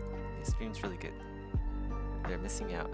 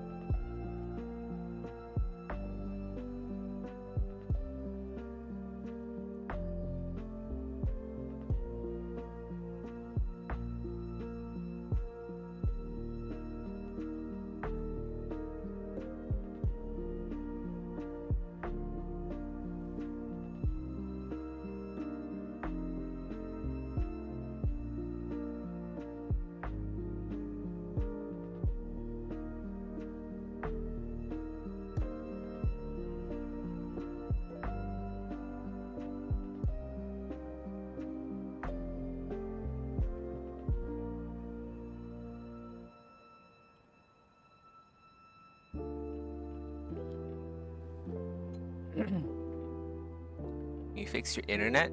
That's good. Your port was blocked? What?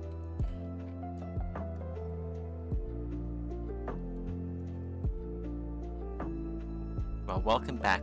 Welcome back to the land of the living.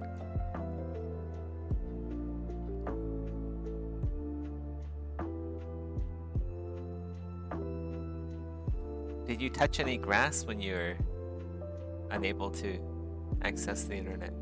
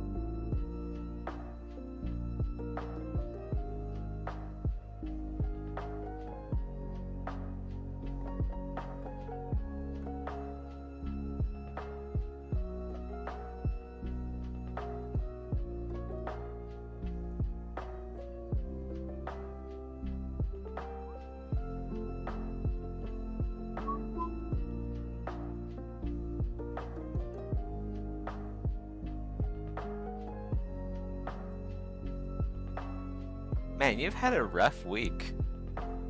First twisted ankle and then blocked internet.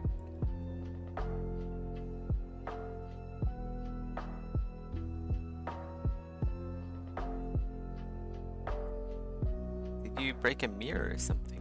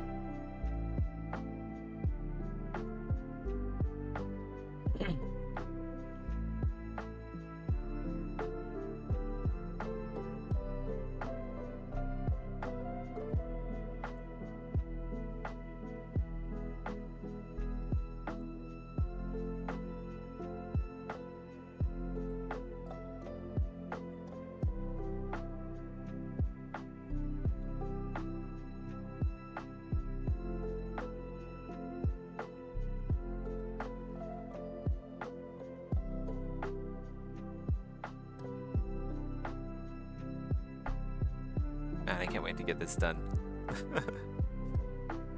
Every time I think I'm done, there's actually still a lot left to do.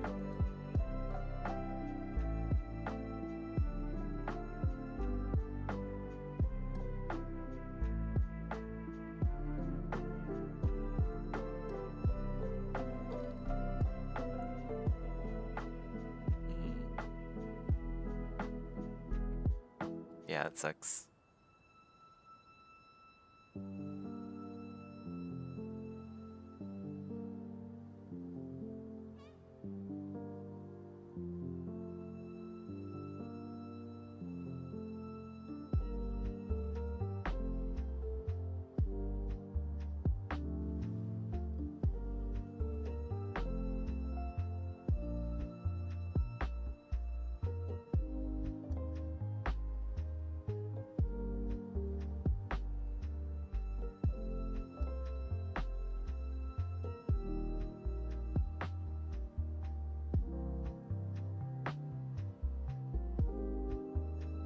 Yeah, you guys have to like turn off the electricity for periods of time during the day, huh? Just to save electricity. That's not great.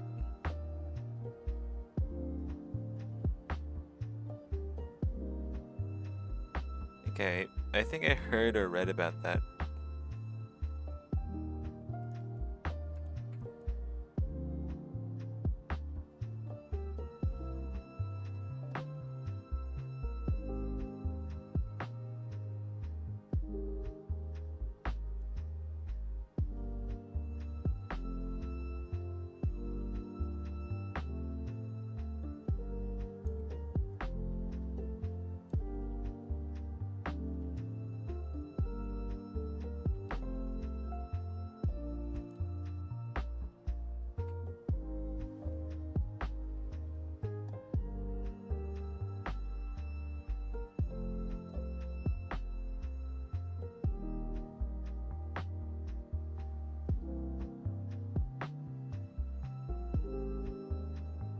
I really need to go upgrade. There's a weapon I need to upgrade for like long distance shooting. Rudy shooty.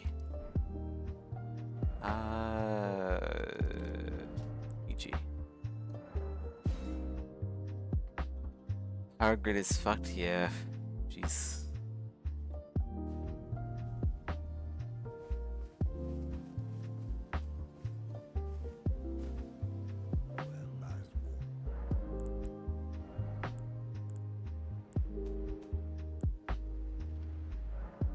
This is a smithing stone weapon? I thought this is a...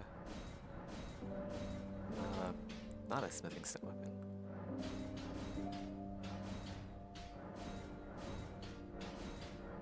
Oh. Let's go level up this great bow as well.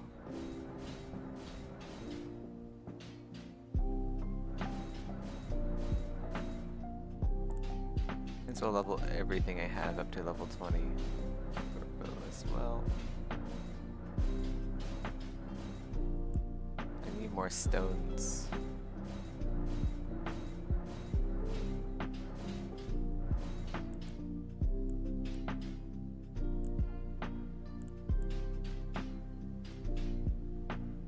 This requires dex, doesn't it? Yeah, okay, I can't. Let's not level that up.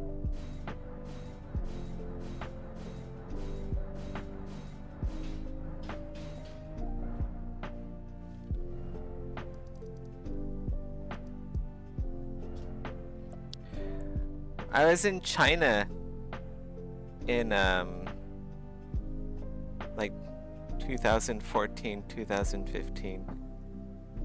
Actually, like growing up, I always went back from the US to China just because I wanted to avoid school. I hated school, so I just left and went to my dad's house in China. Yeah, there the internet is not so great because of the Chinese firewall. The Great Firewall of China. It just fucks up everything when you try to connect to like Western sites like YouTube, etc. Gmail. Gmail didn't work one time at all until I got like a VPN. Until my bro helped me out with that. But yeah, not having reliable internet and power. Like, not even having, like, reliable power is... I guess it is reliable because it is scheduled, but still.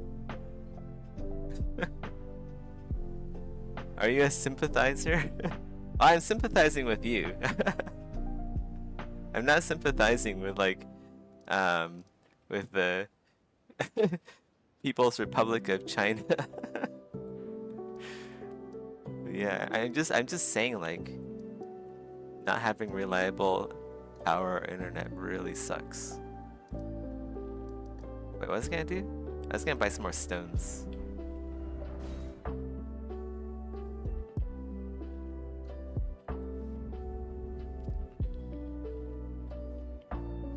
Imagine spending money on rocks. Like, I can just go around and pick up a rock off the ground.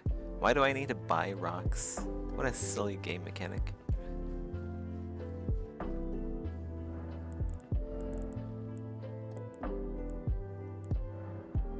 Well, I don't have a lot of money.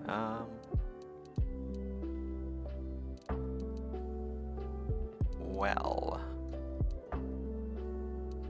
let's go buy like 8 of those, 8 of these. We can sell some rune arcs.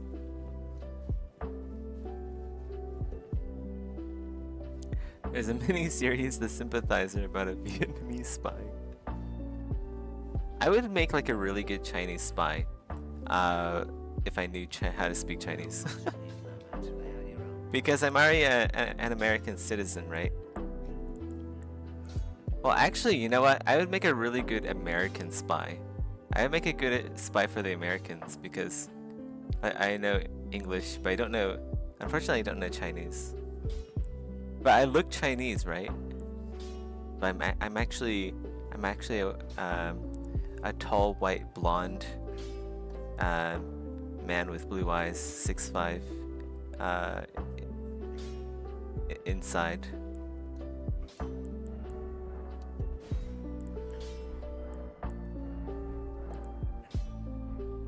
I can just like straighten the armaments here.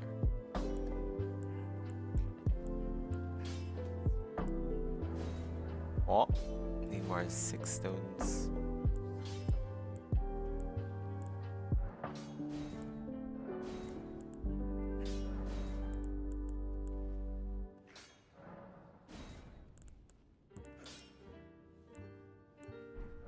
Okay.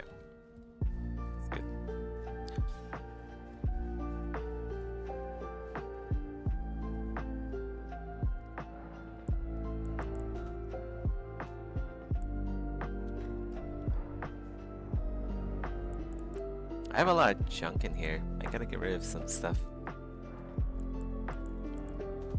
Wait, I want to take off my Ash of War on the Clean Rot. This sword is actually better than mine, but it doesn't look better, so it's objectively worse.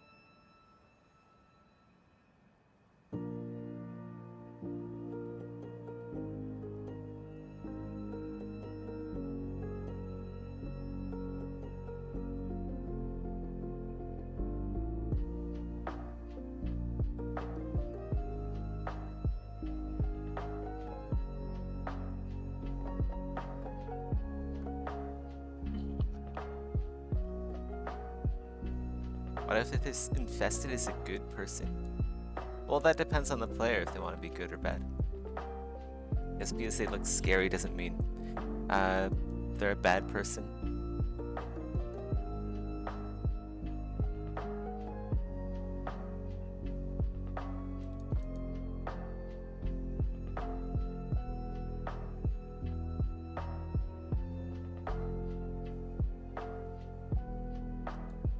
So, in Project Nova, there will be.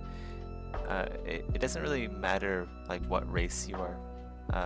There's gonna be good NPCs. There's gonna be bad NPCs of all various races.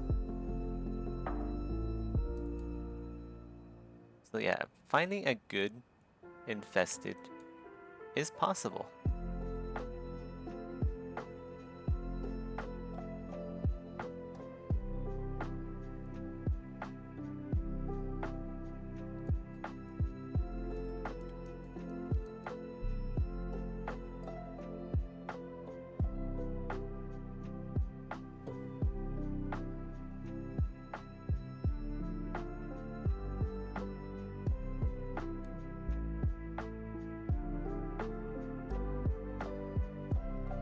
Then you can live out your wildest dreams with your infestasy waifu. And live happily ever after.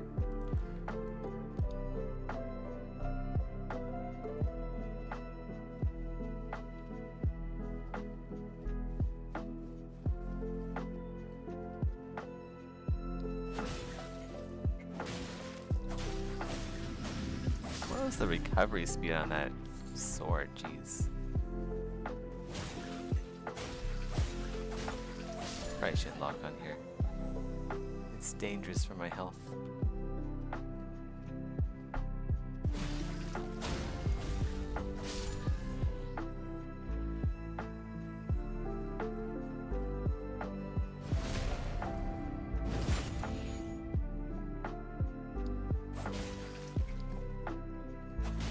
What the fuck?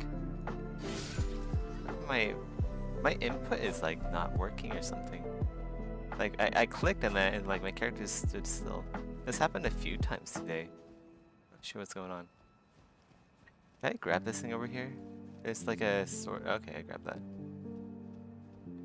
Will you have the same hubs regardless of player race, or is it like WoW where you have Alliance and Horde or whatever?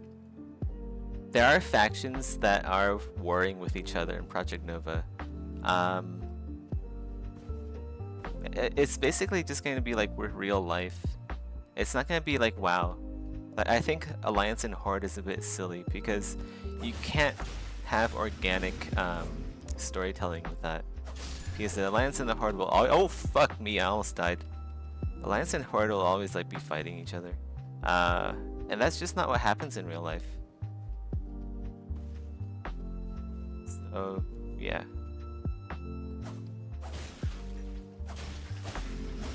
There will be like factions that are against each other, but it's up to the player if they want to join them or not. Like if you start off as infested, well basically what I'm trying to say is like you don't choose faction upon character creation. You choose it in game when you're running around in your character already. So yeah, you can be like infested and you can be like a good infested if you want. I'm gonna get myself killed. Oh my god, why did I shield crash? Oh my god, fuck me. What the fuck? Why did I do that? I'm dead. This is the worst place for shield crash. Let's use a crossbow.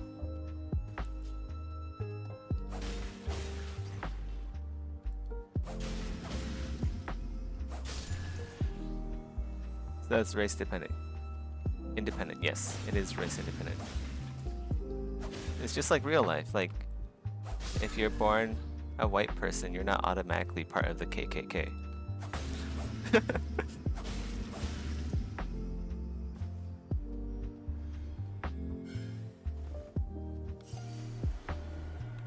Actually, you know what? Stormblade would work well here.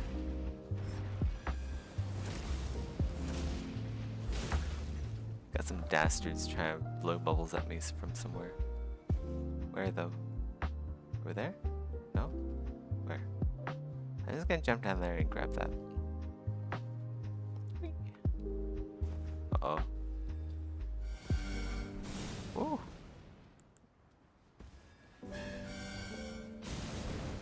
What am I doing? I'm gonna die. I'm gonna get myself killed. Wag! Gotta keep stunning him. Stamina, stamina. Okay, Jesus. I hate this place. This is not the build for this place.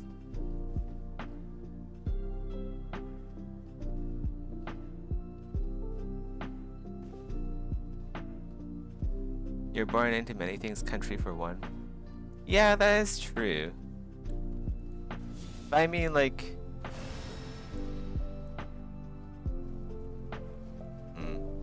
Yeah, you do have a point there.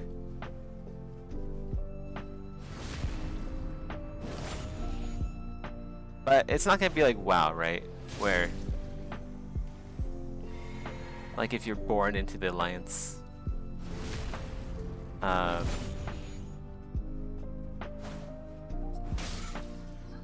Yeah. Basically, alliances aren't, they're not permanent. But yeah, you do make a good point about how, like, you are born with into like a certain country to certain parents that do have alliances already or allegiances.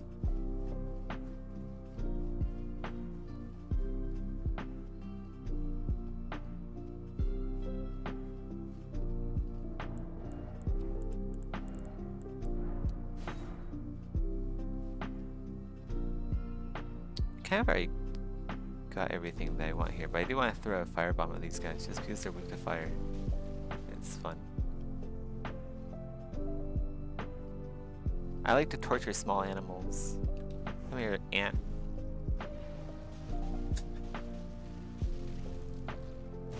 Ah!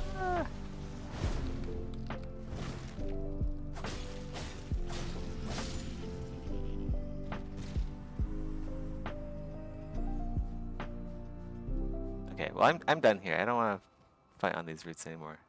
It's stressful.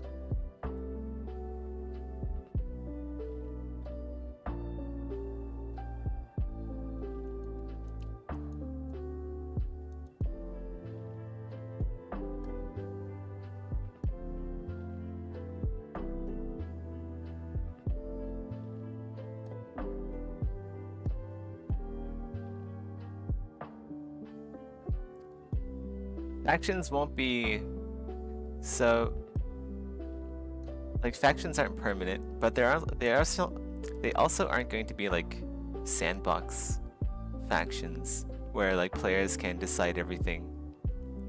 I always find that like sandbox factions like, oh, you shape the future of the MMO by your decisions, right? I always thought that was a bit lame. I always thought that was a little bit lazy on the part of the devs. Like, oh, you're in this world and you craft the history of the world. Like, that's a given, right? Just by playing the game, that's a given. Like, factions, they need to be like well designed and well crafted with their flavor, and like they have to have actual goals.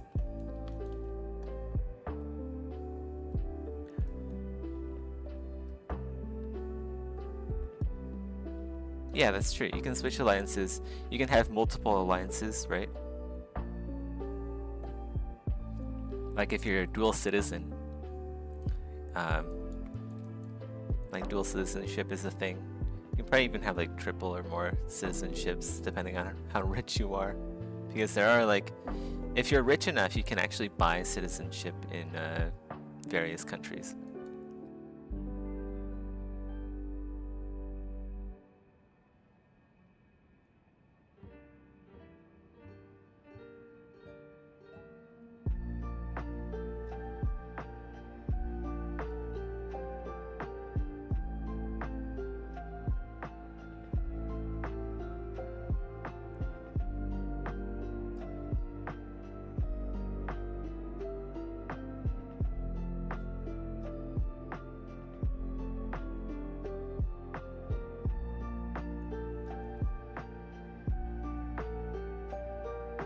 Yeah, the factions, they have to stand for something. They have to have goals.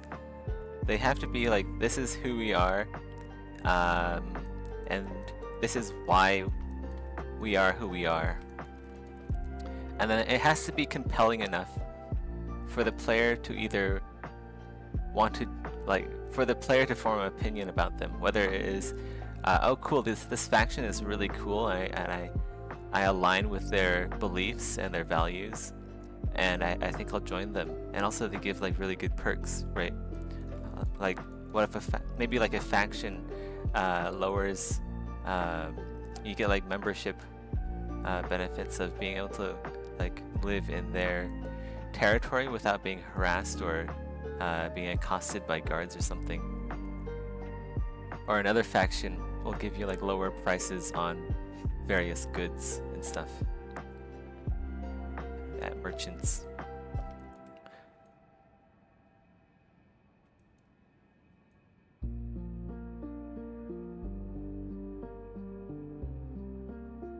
And then there's gonna be factions where the player's like, man, these guys are horrible people. we need to exterminate everyone belonging to this faction. And that's what leads to like wars, right? This faction did something terrible. We hate them. Their leadership sucks. All they do is just give us a bunch of shit, right?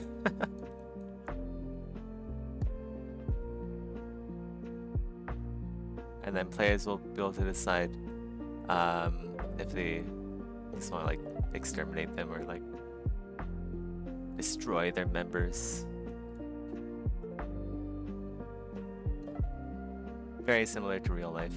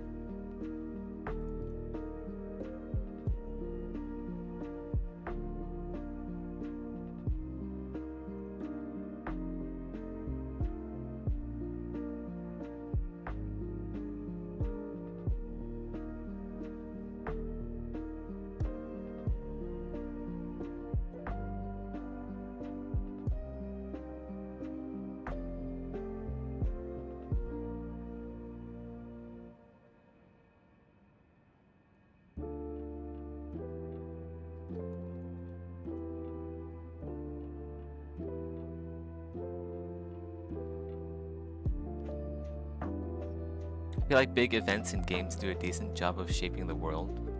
Like if you didn't manage to defeat some world-conquering demon, you'll have to live in that world for some time with consequences.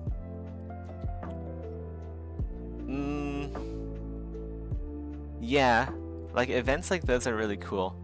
But they're also like a lot of work to develop, so I don't know if I'm... Like personally, I won't be able to like make events like that.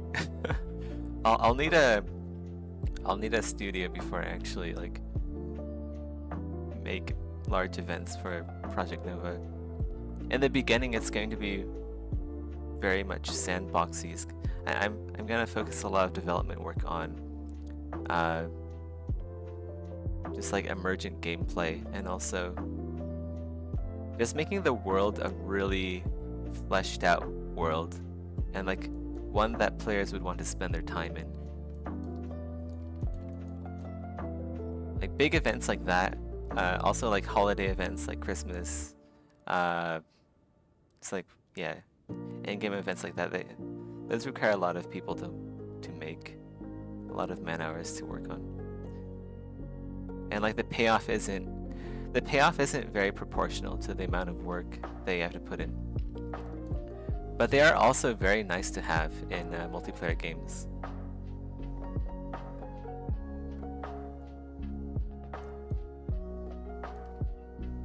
Yeah, I was actually part of that Warframe event. So I know what you're talking about. But basically, we didn't really care enough about that. It's not a planet, it was a relay. But basically we're like, you know what? There's like a bunch of relays already, so like why bother grinding out this event? Because it's just a pain in the ass to grind. And then I guess like Digital Extreme just blew it up. They're like, what the fuck? They actually did destroy it. Yeah, that's pretty funny.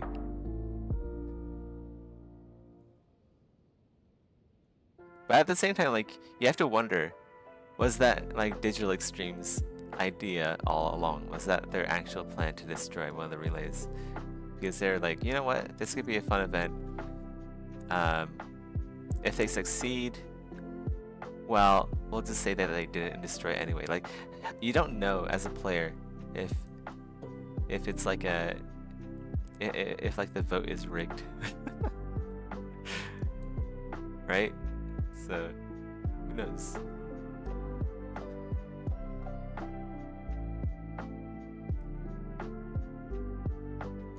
I think my favorite in-game event was way back in like vanilla World of Warcraft, or maybe it's like Burning Crusade or something. But anyway, there's like a zombie invasion event where like undead would just like take over everywhere,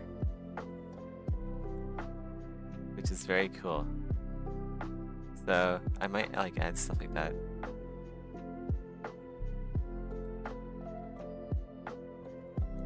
It'd just be like a mini event that would happen.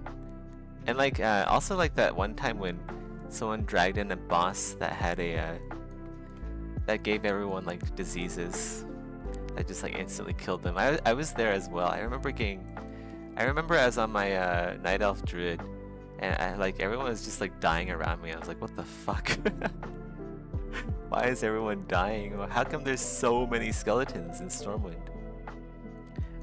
It's because like someone dragged in a boss that had like a contagious effect that just like kills everyone.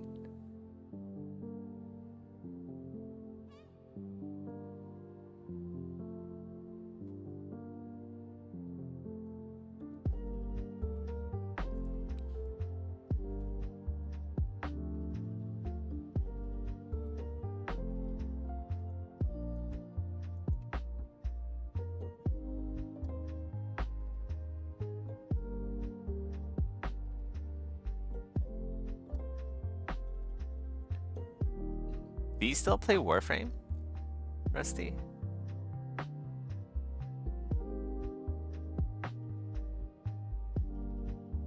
I was thinking about like hopping on Warframe for a bit. Maybe not today, but I don't know.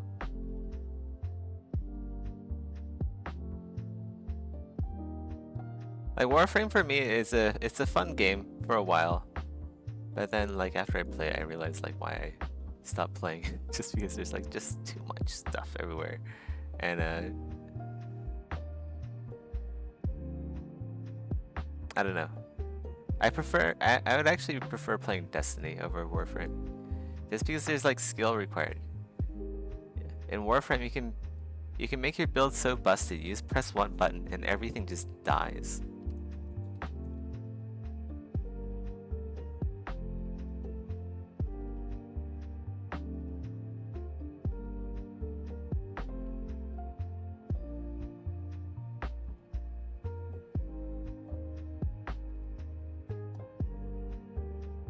Haven't played in years, yeah.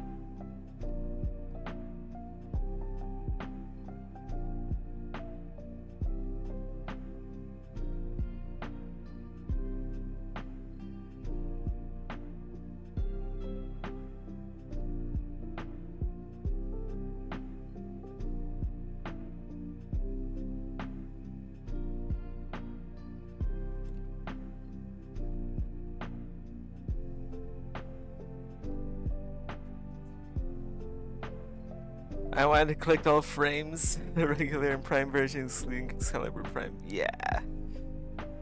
Like, me too, but they just keep releasing stuff, so it's like an impossible task. Also, there's probably like a bunch of exclusive stuff I don't have. Like, I have the like the TennoCon 2018 sigil. That's probably like the rarest thing that I have. Now, the rarest thing that I have is probably like the raid emblems.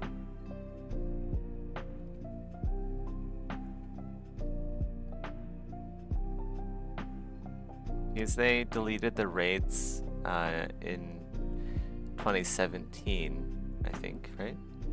They haven't brought them back ever since.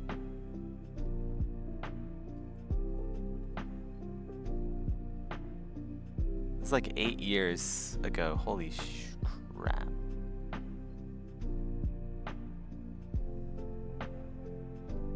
Is it really 8 years ago? No, wait. My math is off, right? Yeah, my math is way off. No, wait. It's only it's 7 years ago. But that's still like, that's such a long time ago.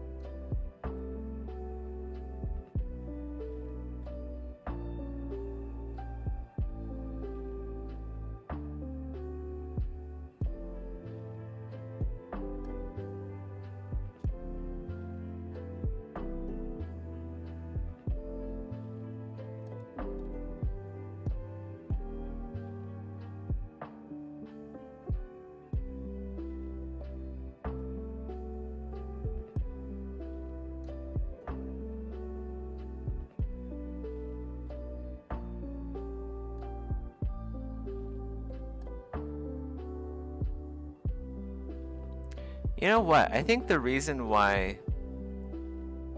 I've stopped playing Warframe, I feel like the world and the story of Warframe isn't compelling enough.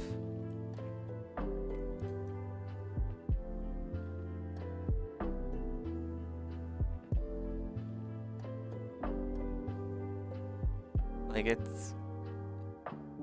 it was okay, so like the War Within and the War Within quest was really good. I think that's the main reason why I have like 2,000 hours, 2,700 hours in Warframe. It's like all they had some really good quests in the beginning. I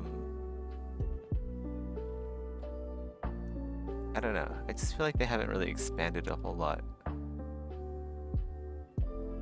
Like, the Tenno are still fighting against the Grineer and Infested and,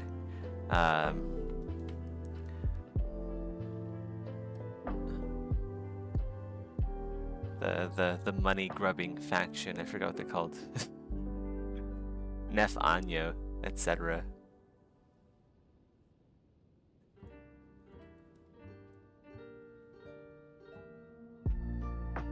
And yeah, there's like some new stuff too, but yeah. What would be really cool is if they like, okay, so like, what would be really cool is if they learned from like Mass Effect, like the Mass Effect world, like what I want to see. Imagine if there's like an MMO in like the Mass Effect world, and you're like a soldier walking through the city, like you're off duty or whatever, and you're just like checking out all these like nightclubs and stuff, and just like the seedy underbelly of Mass Effect. They need more stuff like that in Warframe.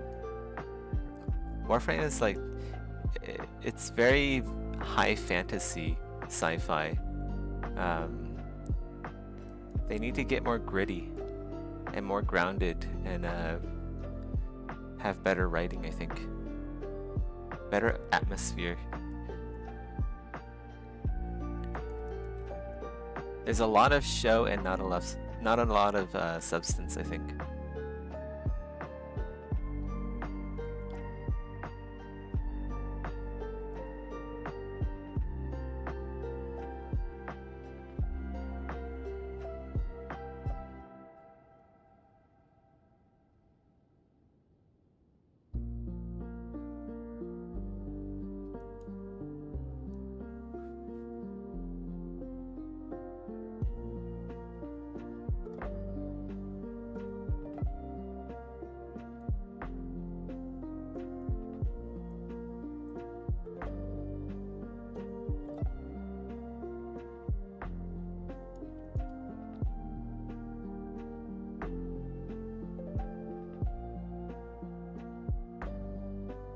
And it's kind of devolved into like a collecting game at the end of the day. It's just like collect all the things.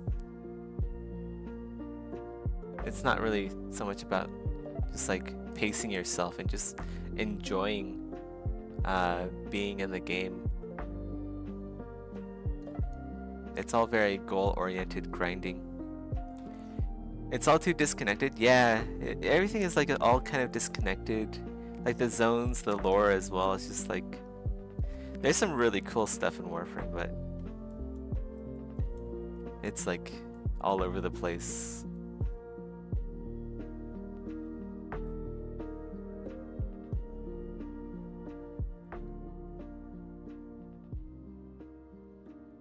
Also, I'm like not a really huge fan of Nightwave. It's just like, oh, you want to grind more? Here's some more grind for you. Because like the missions aren't grinding enough, we have to add in a daily bounty grind system.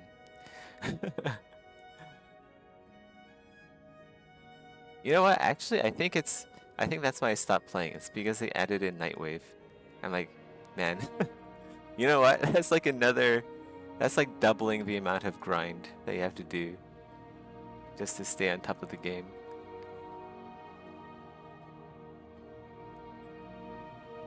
They went into FOMO territory. They went too deep into FOMO territory, and yeah, just too much FOMO. That's the same thing that Destiny 2 went into. I stopped playing Destiny 2 because of FOMO as well. Like if I can't keep on top of the game, if I can't have the latest and greatest everything with putting in like a decent amount of effort, if I have to go beyond that and like become a slave to the game, I'm just out. Yeah, it's not a game anymore, it's a job.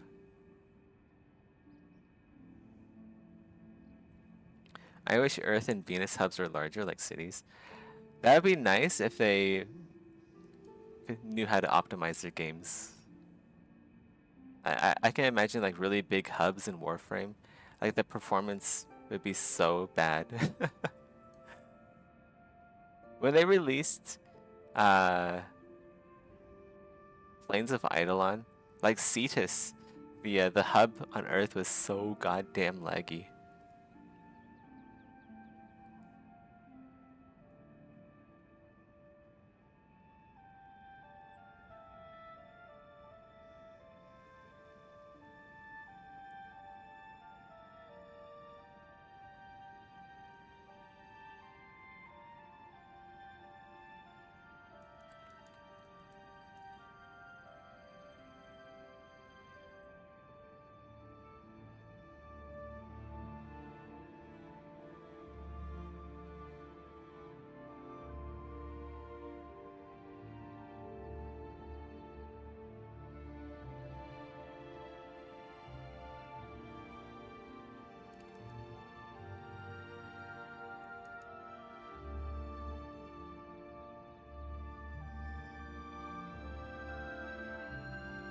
Ciao.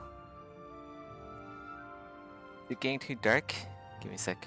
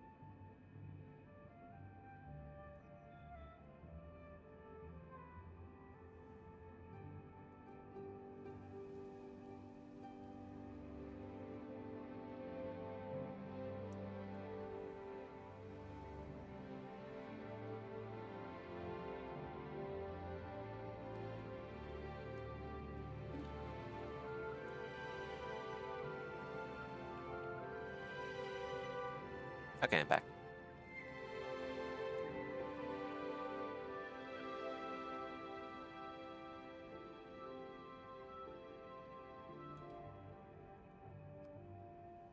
You even remember the terms? I can barely remember anything. Yeah, I played a lot of Warframe. I played too much Warframe.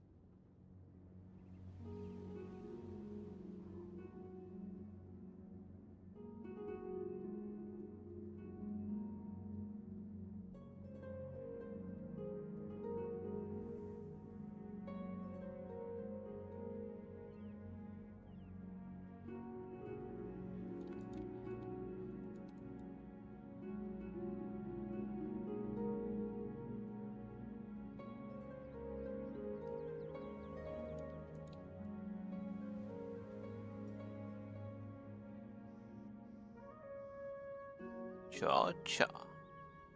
Chocho wants to play with me. I'm gonna take a 10-minute break here, play with Chocho. Otherwise he's gonna be insufferable. Be right back.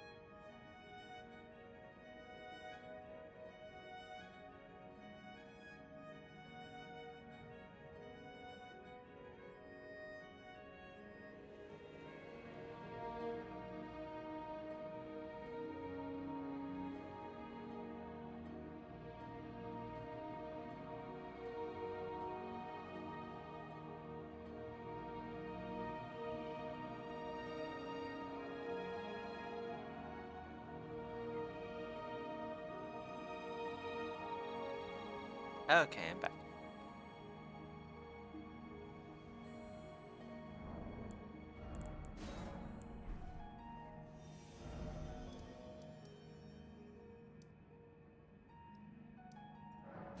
I actually need to go to Ordina literature. Liturgical.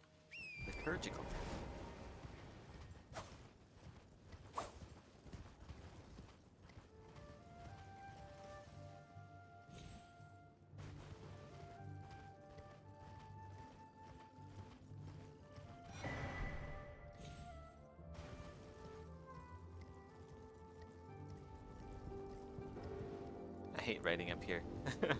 These things always manage to hit me for some reason. I don't know why.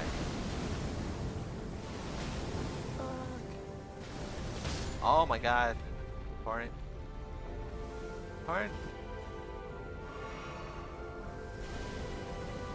Yes, resummon.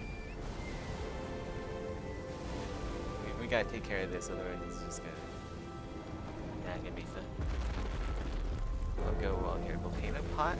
This move a few. Really. Man, this Pokemon's stupid. Ah! Let's go use Bone Bolts.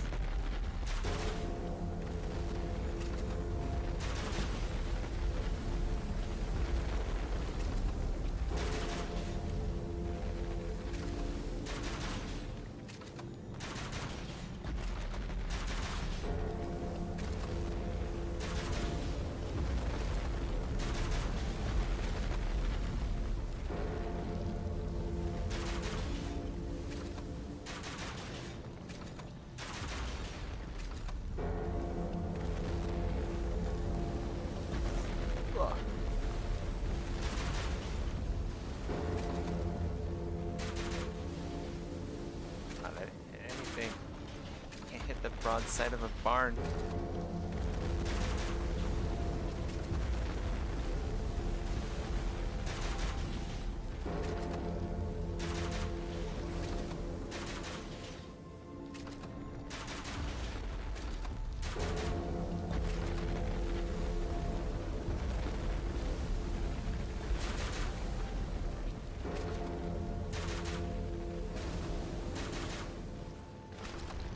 Oh, there we go.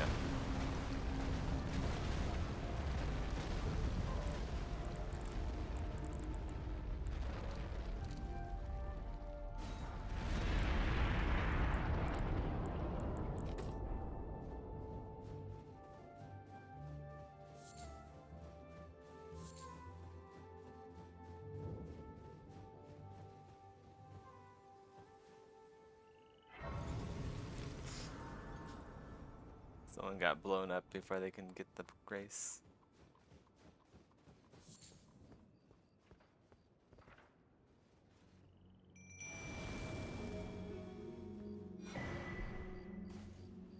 O young yet towering sister of ours, let the birthing droplet in and create. I love the new outfit of my character. This looks so good. I think this is one of the best looking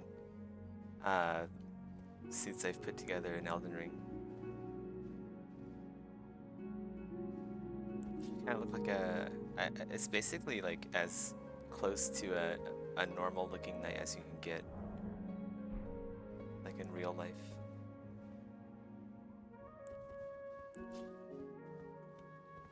Thank you. I will that I will join, and when then you may.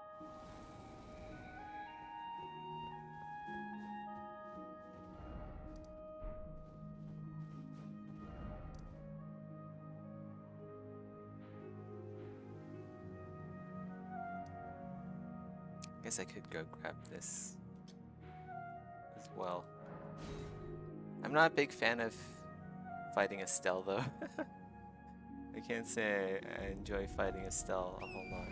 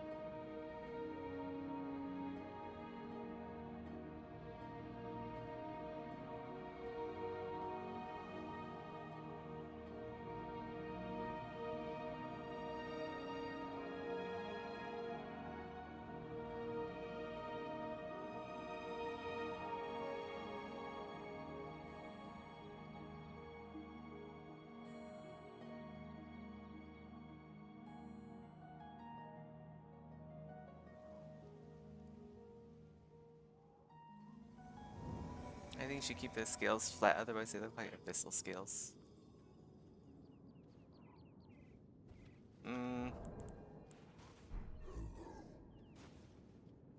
I think it's fine.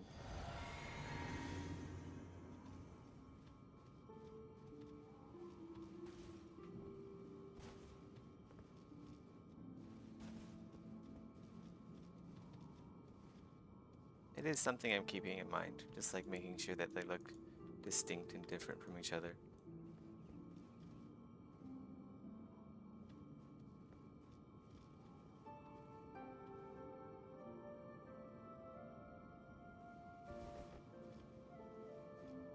Where is this even? Is this like, oh, it's the Godskin Nobles again.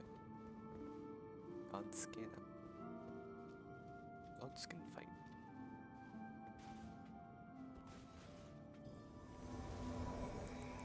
Hey. Galfin. Jeez, that's scary. Look at that guy. Full bull goats.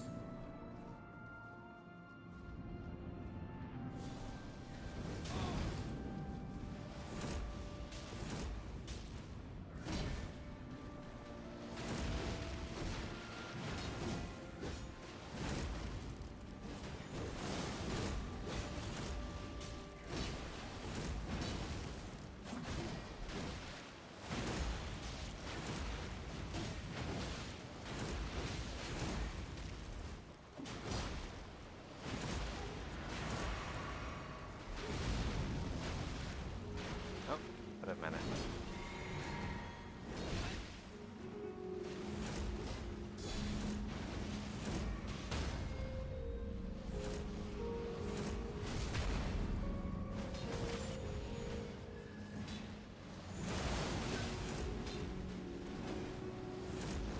Ah!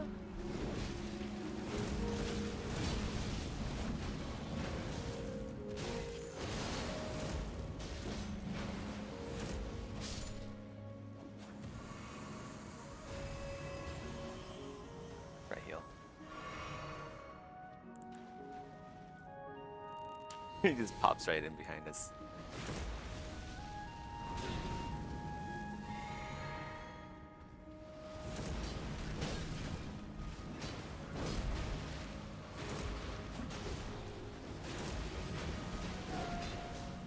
I'm surprised Galham isn't using crab. Like, crab plus bull goods would be really good.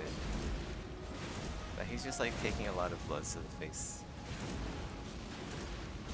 Well, so am I, but... okay, whatever.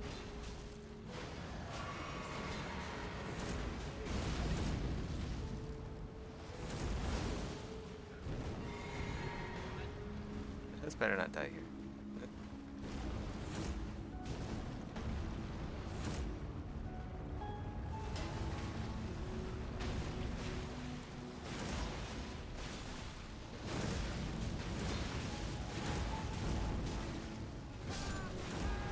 Galfam.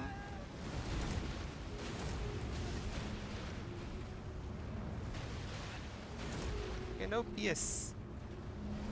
Better heal. Better heal, dude. Better heal.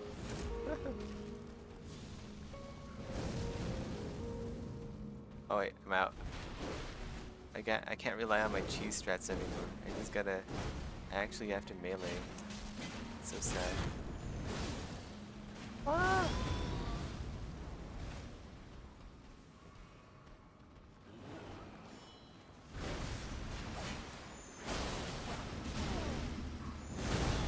Holy crap.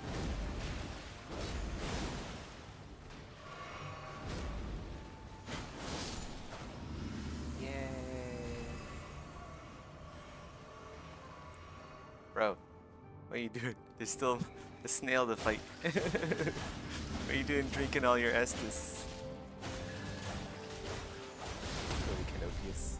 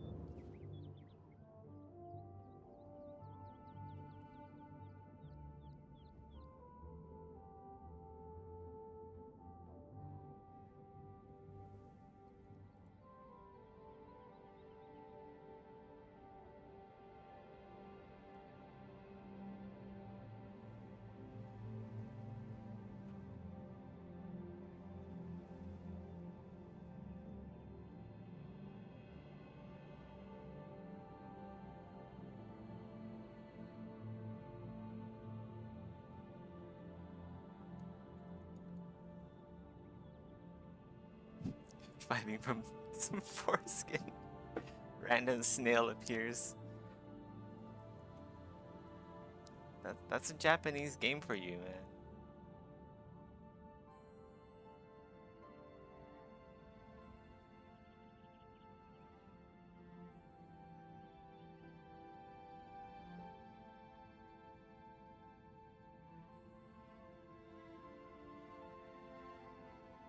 It's not even a real snail, it's actually like a snake carrying around a shell.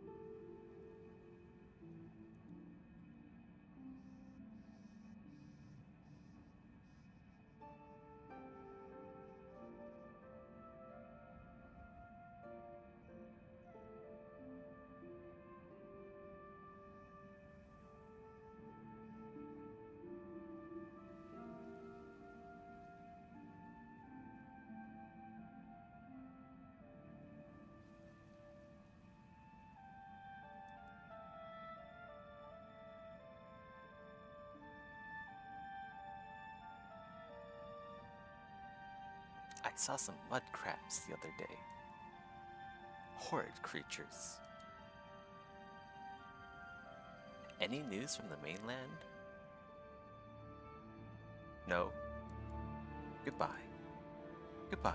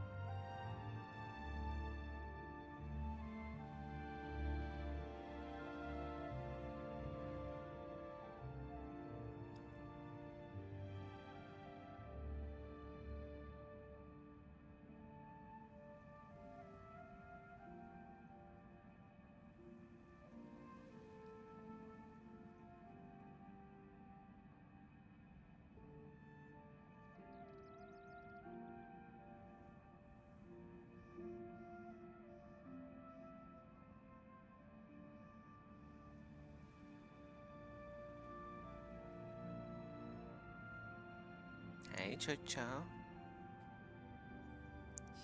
Chucho. You bored again?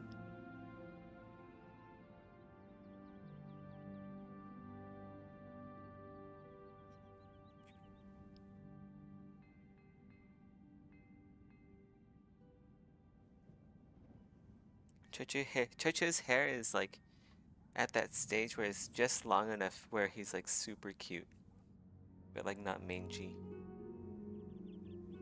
Isn't it right, Chucho? Yes, good Chucho. Good Chucho.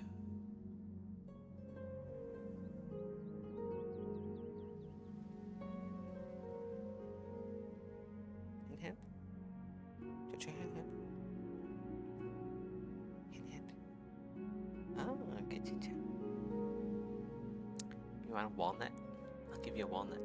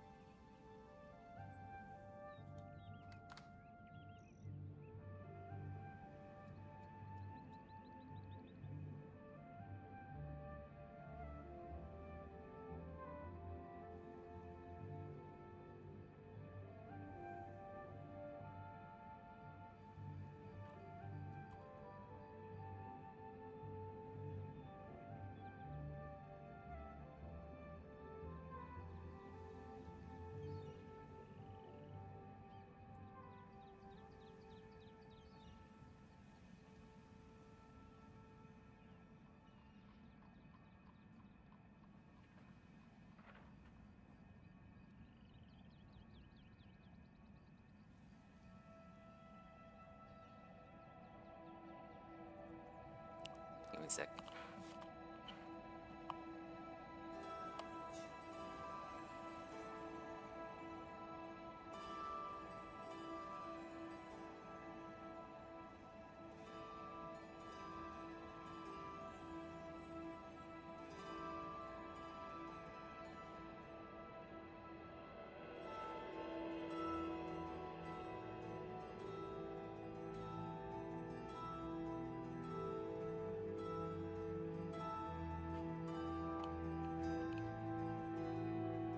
Okay, back.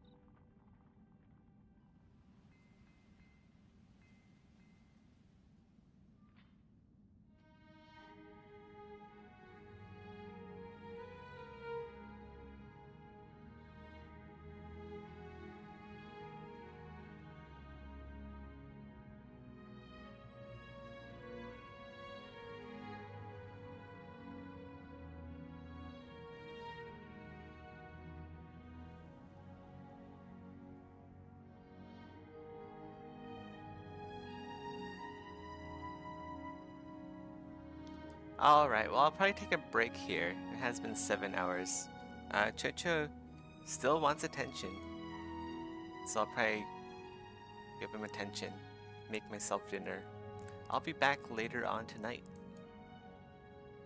But yeah, I'm probably gonna take like a hour-long break or something, so I don't really want to just have an hour-long gap in streaming.